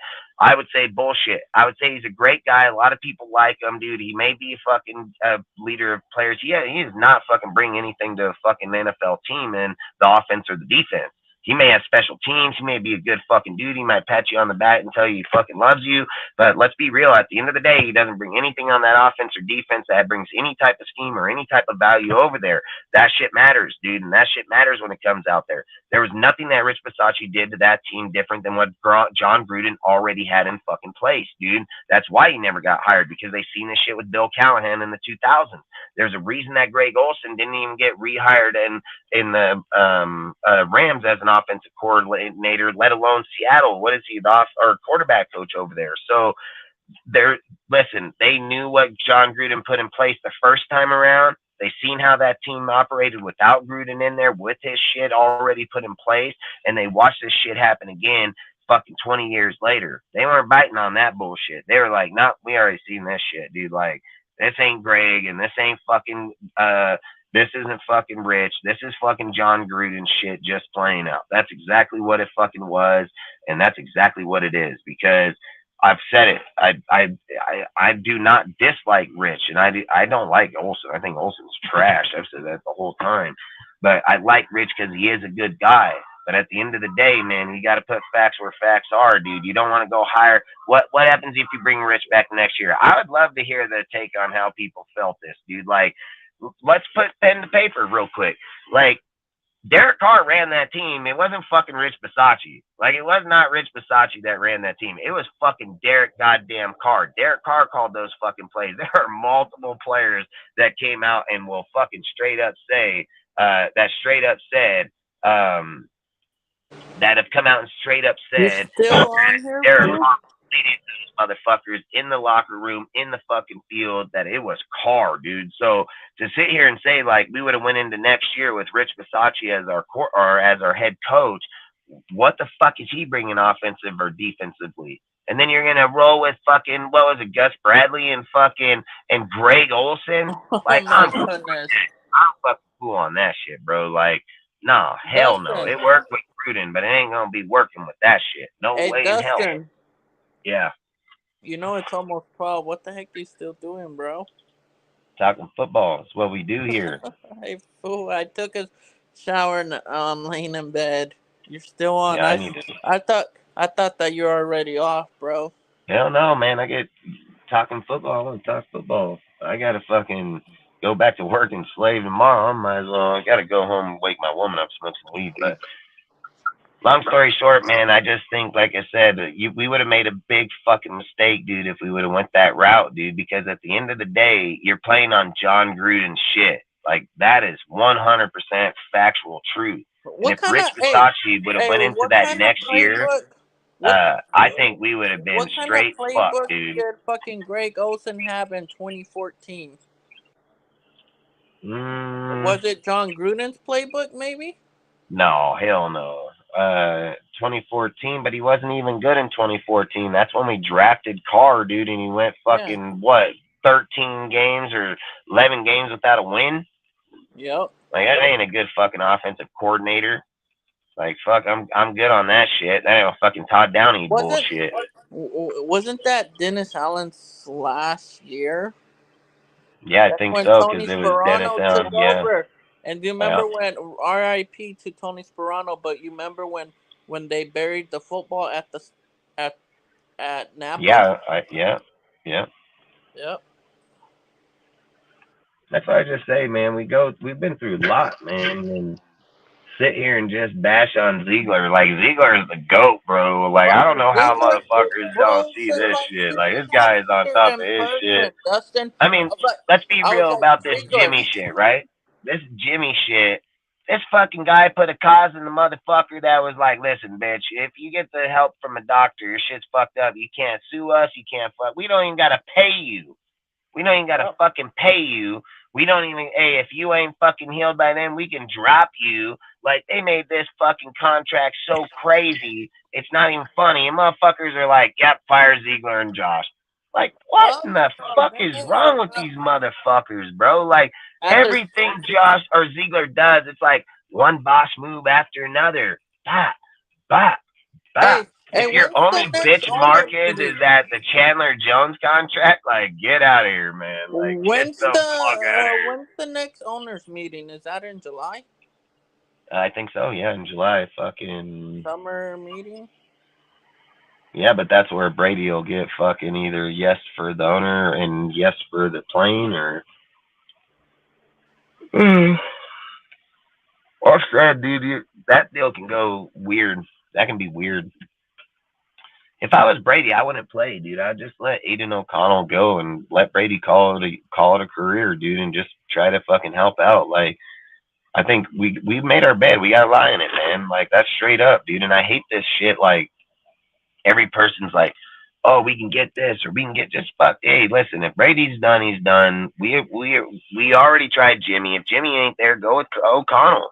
Like, that's how football's played. Like, this isn't fucking Madden, bro. You don't get to just trade away your players, and you don't get to just restart if you fucking lose. Like, I play with the shittiest players, dude, until I develop them to be badass. And you know why I'm badass in Madden? Because I don't fucking restart, dude. Like, I beat ass in Madden, dude. So, at the same time, I watch dudes. I'll watch these motherfuckers. They're like, oh, yeah, I'm hella good. And they're playing a fucking rookie level or pro. And then they fucking be 3/4 of the way through. Team scores one touchdown on them, and they restart the game. Like, what the fuck are you doing, man? Like, you got to take a loss with the loss, man. Like, that's why I think we're so fucking broken today, because everybody thinks we're going to win. Everybody thinks they're going to win every time. Like, you know what, man? We need to go back to, like, the 70s, 80s, and we just need to slap the shit out of kids, because that's how we were raised. That's like how good kids were raised. I think, in my personal opinion, that was like the best kids raised ever, because motherfuckers played tough. They were tough motherfuckers. They went outside all the time. They actually knew shit. And these Like 90s and 2000 kids are fucking just bro. pussies, The 2000 and late 90s, they're all about technology or on the game or fucking just. Dude, they are just straight pussies. Like, straight pussies. Like, that's what they are. They're just straight. Motherfucker, get live with me on that motherfucking chat, but in real life, I'll drown that bitch in a puddle about fucking half an inch deep. Like, I will suffocate that motherfucker in there, and that bitch is gonna be over here talking this fucking chat bullshit. Like, that's why I just think it's funny as fuck, because I'm just like, dude, these people these days, man, like, I don't get it. Motherfucker in front of, I'll run his ass over, dude. Like, I don't give a fuck. Dude, I'll beat him with my shovel in the back of the truck, dude. Like, I've always said, look where I go in the middle of nights. I'm in the middle of fucking nowhere. You think I'm scared? Fuck no, I ain't scared, dude. Like, I get these guys that work for me all the time. They're like, you don't carry a gun with you when you're out there? No, I don't fucking carry a gun with me. They're like, you're not scared of the dark? No, I ain't scared of the dark. It's just like the day, motherfucker. Some dude walks up to me in the dark, gonna get his ass beat just like in the day. So, difference is, probably won't see him from afar, but I'm gonna hear him coming for sure. Like, there ain't no doubt, you know? Like, I don't get it, dude. Like, I don't get it. These motherfuckers go sit in a fucking bedroom, dude. Don't even go out in the real world and talk about what they're doing. Like, it is just crazy, man. I don't know. I hate it. I hate where our world is. I hate where, and then we're labeling our team like this. I mean, I hear motherfuckers get mad that Josh worked the players into the middle of the year. Motherfuckers, that salary cap fucking $220 million, and it's $220 million spent on it. Well, them bitches better be fucking working, because if you go work at McDonald's and you even take a few minute break off when it ain't your break time, you're gonna get fired, and you're probably only making like $12 an hour. This motherfucker making a fucking $20 million. Bitch, you better be sweating. You better be working. I don't even want to see you not. You better move them fucking legs at all time. Like, if I look over there, you better be fucking up, down. Like, you better, I'm like, fuck, motherfucker better be moving. Like, don't be fucking telling me, oh, you're gonna work him too hard, bitch. You got fucking $40 million. You better get to learning how to work. Like, I hate this shit. I hate how we're so pussy anymore, dude. If I gave a guy $40 million and he is sitting on my water cooler, I'm probably gonna flip my shit, dude. Like, call him in my office and be like, bro, you really want to be here? Like, I want my 40 million back, like, straight up, you know. Like, I've said it just like this. How about you lend me 1,000 and I don't even pay you and just walk by you every day? You gonna be upset? You gonna be pissed off? You wanna fight? That's probably goddamn right. You are. $1,000 to you is a lot of fucking money. You don't think fucking 20 mil to them ain't? Like, you guys act like that shit's just like Monopoly money or something. Like, some motherfucker just, hey, God, throw me down the money, bro. Like, that's how motherfuckers are acting. Like, shit just given to a motherfucker. Like, he earned it's his. Like, you know why he earned it? Because a motherfucker like me gave it to him. That's why he fucking earned it. He ain't entitled to it. He ain't fucking entitled to that motherfucker. He did not get entitled to it. So, I think it's just how we view our people anymore, how we view our sport. It's a pussy ass sport, dude. What are we gonna get in UFC and just slap box? We can't fight no more. We can't punch dudes. We're gonna slap box, right? Like, I don't know what the hell is going on anymore. I don't. It's like fucking talking sense and Raiders, talking anything. It's like fucking half the fucking nation's just stupid. The other half is just trying to take away from people. Yeah. The other half is trying to tell motherfuckers they created them, and without the, you know what I mean? It's like, why is everybody so conceited like motherfuckers, bro? Like, I came from the streets. I had nothing. I earned everything I have. I'm not conceited. Nowhere even close, dude. Might be a dick. Might be straightforward and say shit people don't like to hear most, but I ain't fake, dude. I just say it how the fuck it is. You don't like it, oh well. Yep. But either way, man, I just get to the point. I just think we hear so many excuses. Like, if I brought up something, somebody would tell me excuse why they feel they can. They don't ever just be like, yeah, they should work harder. Or, yeah, they should do it better. Or they come up with it, well, you know, this guy over here, I didn't ask what that fucking guy did. I asked, this motherfucker ain't doing it. Why in the fuck are you talking about that guy? How come when I bring up this topic, motherfuckers bring up goddamn players 4 years ago or a fucking team 5 years ago? Like, I don't get that shit, dude. Like, all the time. I'm talking about right fucking here, right motherfucking now, and you're gonna bring up, fucking Jack Del Rio in fucking 2017. What the fuck is that even got to do with what the fuck I'm saying right here? Like, I don't get why in the fuck you motherfuckers do that. I didn't say then. I said now. I wasn't talking to my woman. I was talking to you. You know what I mean? Like, what the fuck, dude? My woman would say shit like that. That's why I say that shit all the time, because she does say shit like that. Or, back when the fucking Civil War happened in 1920. What the fuck? What the fuck? 1920s when you think the Civil War happened? How about 1776? Like, what fucking school did you go to? Where in the fuck did you get taught? Like, this is the kind of shit why are we not know our history? Why do we not know our fucking history on our team? Why are we not educated on these things? Why are we using words that don't even mean the shit that they're trying to say? Like, I don't get this shit. Are we really that fucking uneducated? Like, we are that fucked up now, right? Like, yeah, that's crazy. Oh, it is. It's getting dumb. Dumb crazy. Dumb crazy.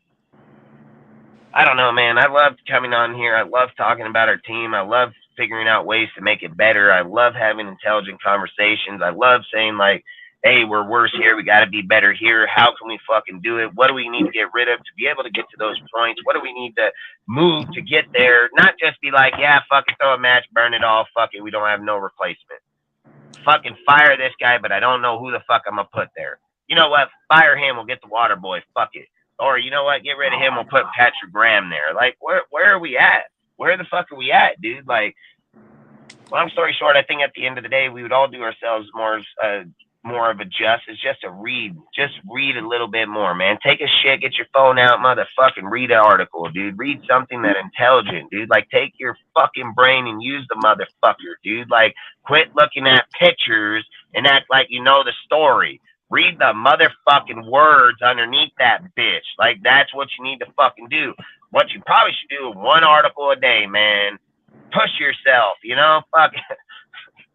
If you gotta push yourself to read an article on the team you claim you fucking like, man, you one sorry ass motherfucker anyway. So, like, straight up, like, fucking just read the goddamn shit before you talk about it. That's it, man. Or don't talk about it. Just say you like the Raiders, like, and quit fucking jocking one motherfucker and tell me you're a Raider fan, dude. Like, you should get slapped for that shit. That's You know, fucking dick ride car, go be a Saints fucking fan. Quit telling me you're a fucking Raiders fan. You ain't a Raiders fan, you a fucking car saint, dude. Like, you want to lick dick and suck balls. Like, let's fucking go. Get over there. Yep, Like, I don't want you motherfuckers over. Yeah, get out of here, man. Fucking enough of that bullshit. Motherfucking tell me I'm a Raider, but fucking talk about how Carr gonna do so great over there. Like, fucking, man, you meth smoking motherfuckers, dude. Like, straight up. You know, like, dude, I like the dude on YouTube, man. I just don't like how you can't do that, man. Can't do that, man. Raider Nation is the only motherfucking nation, bro. Like, there ain't no Steeler Nation. There ain't no Patriot Nation. Like, the Chiefs, they went to Kingdom, so great, whatever. Like, there's only one fucking nation, and it's ours. Outside of that, fuck them all, man. And fucking go over there and watch their shit. Like, I think it's fucking crazy, dude. Like, I didn't even want to see the Gruden car. I just read the article and thought, man, this is some bullshit. You know what I mean? Like, I ain't over there watching these motherfuckers. I just read a lot of shit, dude, and that popped up, you know? So I just think, to me, man, like, God damn, all these fake ass hoes, dude, and then they want to talk football to me. It's like, motherfucker, you don't even know what fan you are. You don't even know what fan. Like, if you're educated in sport, I don't give a shit, but I'm not going to listen to you tell me you're a fucking Raider fan and then give me an educational, you know, a fucking history lesson. Like, okay, your history lesson competes of like 2019 to 2023. Like, your fucking history ain't even fucking it ain't even longer in my dick. Like, fucking, you know, fucking educate me into my history of my team. Like, get the fuck out of here. I know my team like a motherfucker, dude. There's some things I don't still know because in the older days, I don't know the players. Like, I'm not going to lie. I mean, I know who the main people were in there. I just don't know a lot of the players. Like, I'm not even gonna lie. I'm not even gonna watch 1960 football, dude. Like, fuck, I'm good. I'll watch it on a highlight reel or if it's on a deal, but I'm not gonna go home and turn on no 1960 fucking watching dudes run around in leather fucking deals. And I have watched some with like older dudes, but I'm just being honest, like, that ain't for me, man. I know the history. I know where they're at. I'm not wasting my life like that. I'm good. It's probably some of the most boringest football ever, dude. Like, they had some good games in there. Like, one dude will be really, really good, and the rest of the team just straight sucks because they were like straight farmers and handymen. It's exactly what they were. Motherfucker out there with his plow and his rake, you know, fucking trying to tackle a guy. Either way, man, I think we talked enough about football tonight. I want to get going on. Fuck, yapping away. Fuck, I got to get out of here. My woman's going to be upset. I got to get going. But, man, I appreciate all you guys stopping by. I appreciate you staying here and talking. Fuck, appreciate you guys just listening to me talk shit, period, sometimes. So, outside of that, man, I always say, man, my biggest thing is don't drink and drive, man. Always stay fucking safe. If you got to drink, man, just sleep it off in your vehicle. I've always said it ain't worth killing somebody else's family, man. Like, I'm big time in drinking and driving, man, because I've watched too many of my friends die that way. I own family, you know, so I just always try to say, like, you make your own choices, man, and that goes for anything in life. So I hate when people say, well, oh, he's drunk, he can, bullshit. That motherfucker need to turn the key, you need to press the brake, you need to do all the fucking things to get him going. So I don't even hear that shit. Outside of it, man, like I say, at the end of the day, just stay safe, man. Respect everybody the same way as you want to be respected at the end of the day. I think that'll go a long way. Try to educate your fellow friends in as much Raider content or as much Raider information as you can. Like I say, designate an article to a friend every day if you think you don't know shit, you know, like, help them out. Like, educate them in a way, send them an article, ask them to read it and tell you about it, you know, because I think this bullshit with these guys going around saying that they're Raider fans and don't know shit about our team, that shit got to end, and people got to call them out on it and let them fucking know, like, that's bullshit. And like I said, there ain't nothing wrong with it because that's our fan base they're doing it to, bro. Like, they're literally just walking in here spitting on our shit. Like, it's not gonna happen around me. I'll fight all those fuckers by myself. I don't give a fuck because I think that shit's fucking low. But outside of that, man, like I say, I feel like I'm a negative tonight, man, and I don't want to be that way. I feel like I've been that way almost most of the night, dude, just because a lot of things are irritating me. And I don't ever usually let things bother me, so I don't know why it's bothering me so much. But I think I just probably get to the point anymore where I think, like, it's just, why talk if that's all they're going to keep saying? It is fucking annoying as fuck, dude. But outside of that, I know you guys don't. I know we should be talking about other shit. So my bad. I'm sorry about tonight, but appreciate all you guys being here. Appreciate you guys listening. Bro, I appreciate you for letting me show up. Oh man, you already know. You know where the keys are, man. You know how to get here. Yeah. But outside of that, if Dark, you're still here, man, we're gonna pop off with this intro, man. You can check it out. Fucking, like I said, if you guys ever need anything done, hit up 24 Graphic AJ, dude. He does a great job, dude. He's willing to work with anybody. He does really, really good job in graphics and in emblems and in frickin' edit. So, like I said, man, he's a really good kid. He's very young, you know, he needs to stay busy, dude, and, you know, always test that kid's mind because he's got a very creative mind, and that's our youth right there, man. You know why I go out and get these kids and bring them here? Because I think when you invest into your youth, you're investing into your future, dude, and that's why when we build these panels and build the people around us, I can get dudes that are older guys that know stats, but I get younger dudes that know it, like Sergio, because he's got a platform to grow and be able to create himself to be who he wants, and this is going to be a platform to get started and do it, and I'm only going to push him to be the best he is and could be the best that he could be, because that's what we should do as people and as human beings in life, period, because there's not enough of it anymore. There's just too much fucking hate going on in this world, dude, and that hate is only going to lead to dead motherfuckers, dude, and if that's the way we got to roll, then we can go back to the old Western days.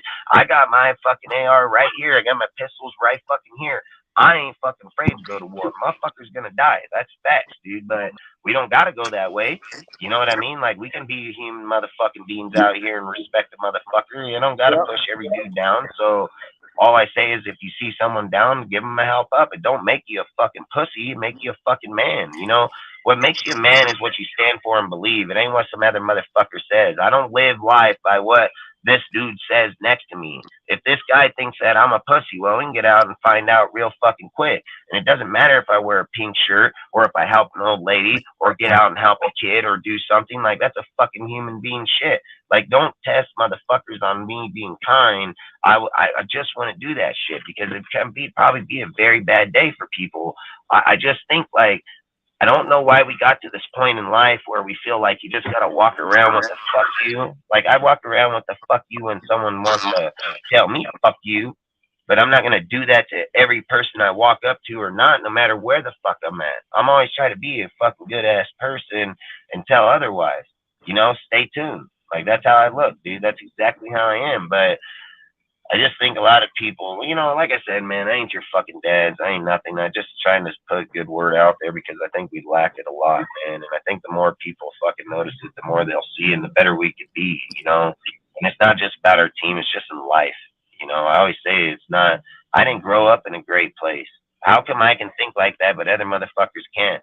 Why do I have my fucking head split open from the top to the back from a fucking bat, have 154 stitches, fight my whole life in the streets, fucking live in the streets, probably live around some of the worst people and can be still one of the best people on this earth? Like, I always say there's a switch that can be turned on and off at all times, but it doesn't mean I need to be that way to my kids. Like, it doesn't matter how I was treated in my life in these fucking streets or out here. I give my kids the best fucking time that they can ever have. I try to be a fucking kid because I didn't get to be a kid, so it's the only fucking time I can. But you think if I'm in public and I'm out there playing with my fucking kid in the sand or the dirt that I'm worried about what this motherfucking dude thinks? No, the fuck I'm not. If I'm down here playing in the dirt and this motherfucker, I'm gonna get up, probably beat his ass. But at the same time, I'm there to play with my kid. I don't give a fuck what you think, you know, like, and that's all I'm saying is why in the fuck are we in points in life where we can't even enjoy yourself anymore, can't even have fun, can't be around because you're worried about some other motherfucker. I ain't worried. So why the fuck are you? You know, like, that's all I'm saying is fuck, more nicer people out here, but protect ourselves in the end. Is there's nothing wrong with those two people, you know. It's just, I think, like, where we're at, we attack people in chats. We don't even help. We don't offer information. We just want to cutthroat motherfuckers. We want to do it to our own friends. We want to bring them to these discords. We want to try to do YouTubing with them and then just stab them the fuck in their back in like 2 months, dude, because you fake ass motherfuckers, dude. Like, how come our group been together the whole time for 2 fucking years? Not one motherfucker leave here. Not one's gone nowhere. Not anybody. People been kicked off this motherfucker. One. But outside that, every single person been here the whole fucking time. Because we don't have that. We're not shady. We're not fucking mystique. Like, we have nothing to fucking hide from each other. Like, that's the thing. We don't invite you somewhere to shit on you. We don't invite you here to fucking laugh at you. We invite you here to be part of who the fuck we are. And we give that option to any motherfucker. So it ain't just a choice group and not. It's to any motherfuckers that want to be here. That's how it is. And that's all I'm saying is, you can't say the same for fucking 80% of the YouTubers. Facts. Go 1 year ago. Let's bring up their videos. Bring them up right fucking now. Let's see how many of those dudes are even friends anymore. Let's see how many of those groups hung out. Let's see how many of them friends had fucking private shit. Let's see how many of them exist anymore, because they don't exist. They're all destroyed because motherfuckers went and destroyed that shit. Let's see how many of them are in the same groups anymore. Nope, not any of them in the same groups anymore. There's like 5 in a group, period. You know, like, they decimated themselves. And then they want to talk about, oh, they're Raider fans and they're fucking, oh, you're my friend. No, the fuck you like a venomous snake, bro. Like, you spit your shit, you burning us all. Like, that's what you fucking doing, man. You ain't done good for nobody. And then you want to add all that, oh, come over here so I can pit. Yeah, I'll come over there, I'll beat your fucking ass. Like, that's exactly what you don't fucking spit on me, motherfucker. You're going to slap. Like, straight up. And that's the thing, like, we do over here, we've never had it. It don't even exist. So that's all I say is, like, I think because we're more just honest, man, like, just straight fucking honest. Have a good day. Fucking be who you are, dude. I tell them all the time. I talk to Cortez all the fucking time. Tell them straight up and get up. Hey, man, hope you have a great day, dude. Fucking do your best, dude. Shoot for the moon. If you miss, hopefully you'll hit a star. Like, straight up. Don't fucking set your standards low, bro. Be the best you can be every fucking day. I told him, don't go just hold a sign. Go out there and push your limits. You can be a fucking heavy equipment operator. You can be something in life that's going to give you value. You got to want it too, though. You got to take the work. You have to go do that shit. Don't put your standard here. Put the motherfucker up here. And if you hit anywhere between it, you're going to still be successful. You put that bitch here and you miss, you're done. You know, like, that's the standard you create yourself. So that's all I'm saying is everything we do, from talking Raiders or not, comes back to every move you do in life as a human being, how you conduct yourself, how you actually act, or who you are around other people, dude. Like, that shit matters, man. And if you're going to do that in real life, I don't do that shit here because I want to do it in real life. I don't come on here and be fake because I want to do that in real life. I'm going to come here and troll motherfuckers because I would not do that in real life. Like, I treat this bitch just like I would treat you if you were right in front of me, you know, like, that's how I was raised. That's the way I believe we should be raised and taught. And that's the way we should treat each other, because I feel that, like, that's the most respectful way you can be. Because look, you're going to find out right away. We either get along or we don't. And that's fine. That's fine. And we don't have to get along, but you motherfuck me, boy. Like, that's not how it is.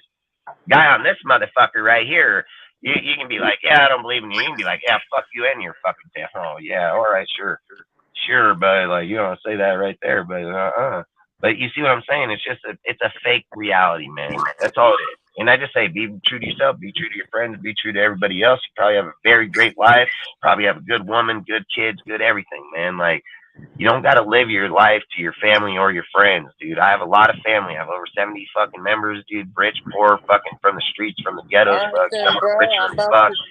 And I just say, I chose my own path, and I live here in Oregon on my own. I don't depend on anybody because I didn't want to be raised that way. So, like I always say, just pick your own path. Don't let anybody guide you otherwise. Outside of that, man, we're going to bounce out tonight. I'm sit here till fucking tomorrow and talk. But either way, we'll end it with this deal. Appreciate all of you guys still staying here. Demantis, Rick, and Michael.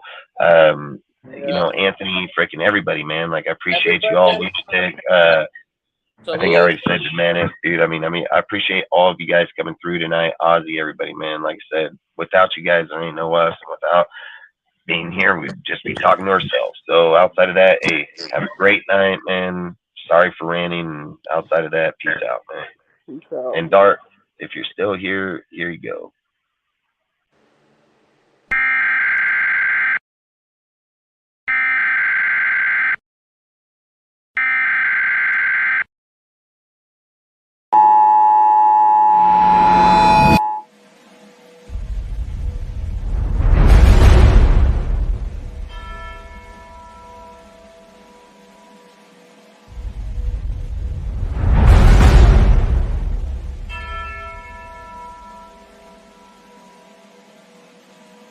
The king and his men stole the queen from her bed,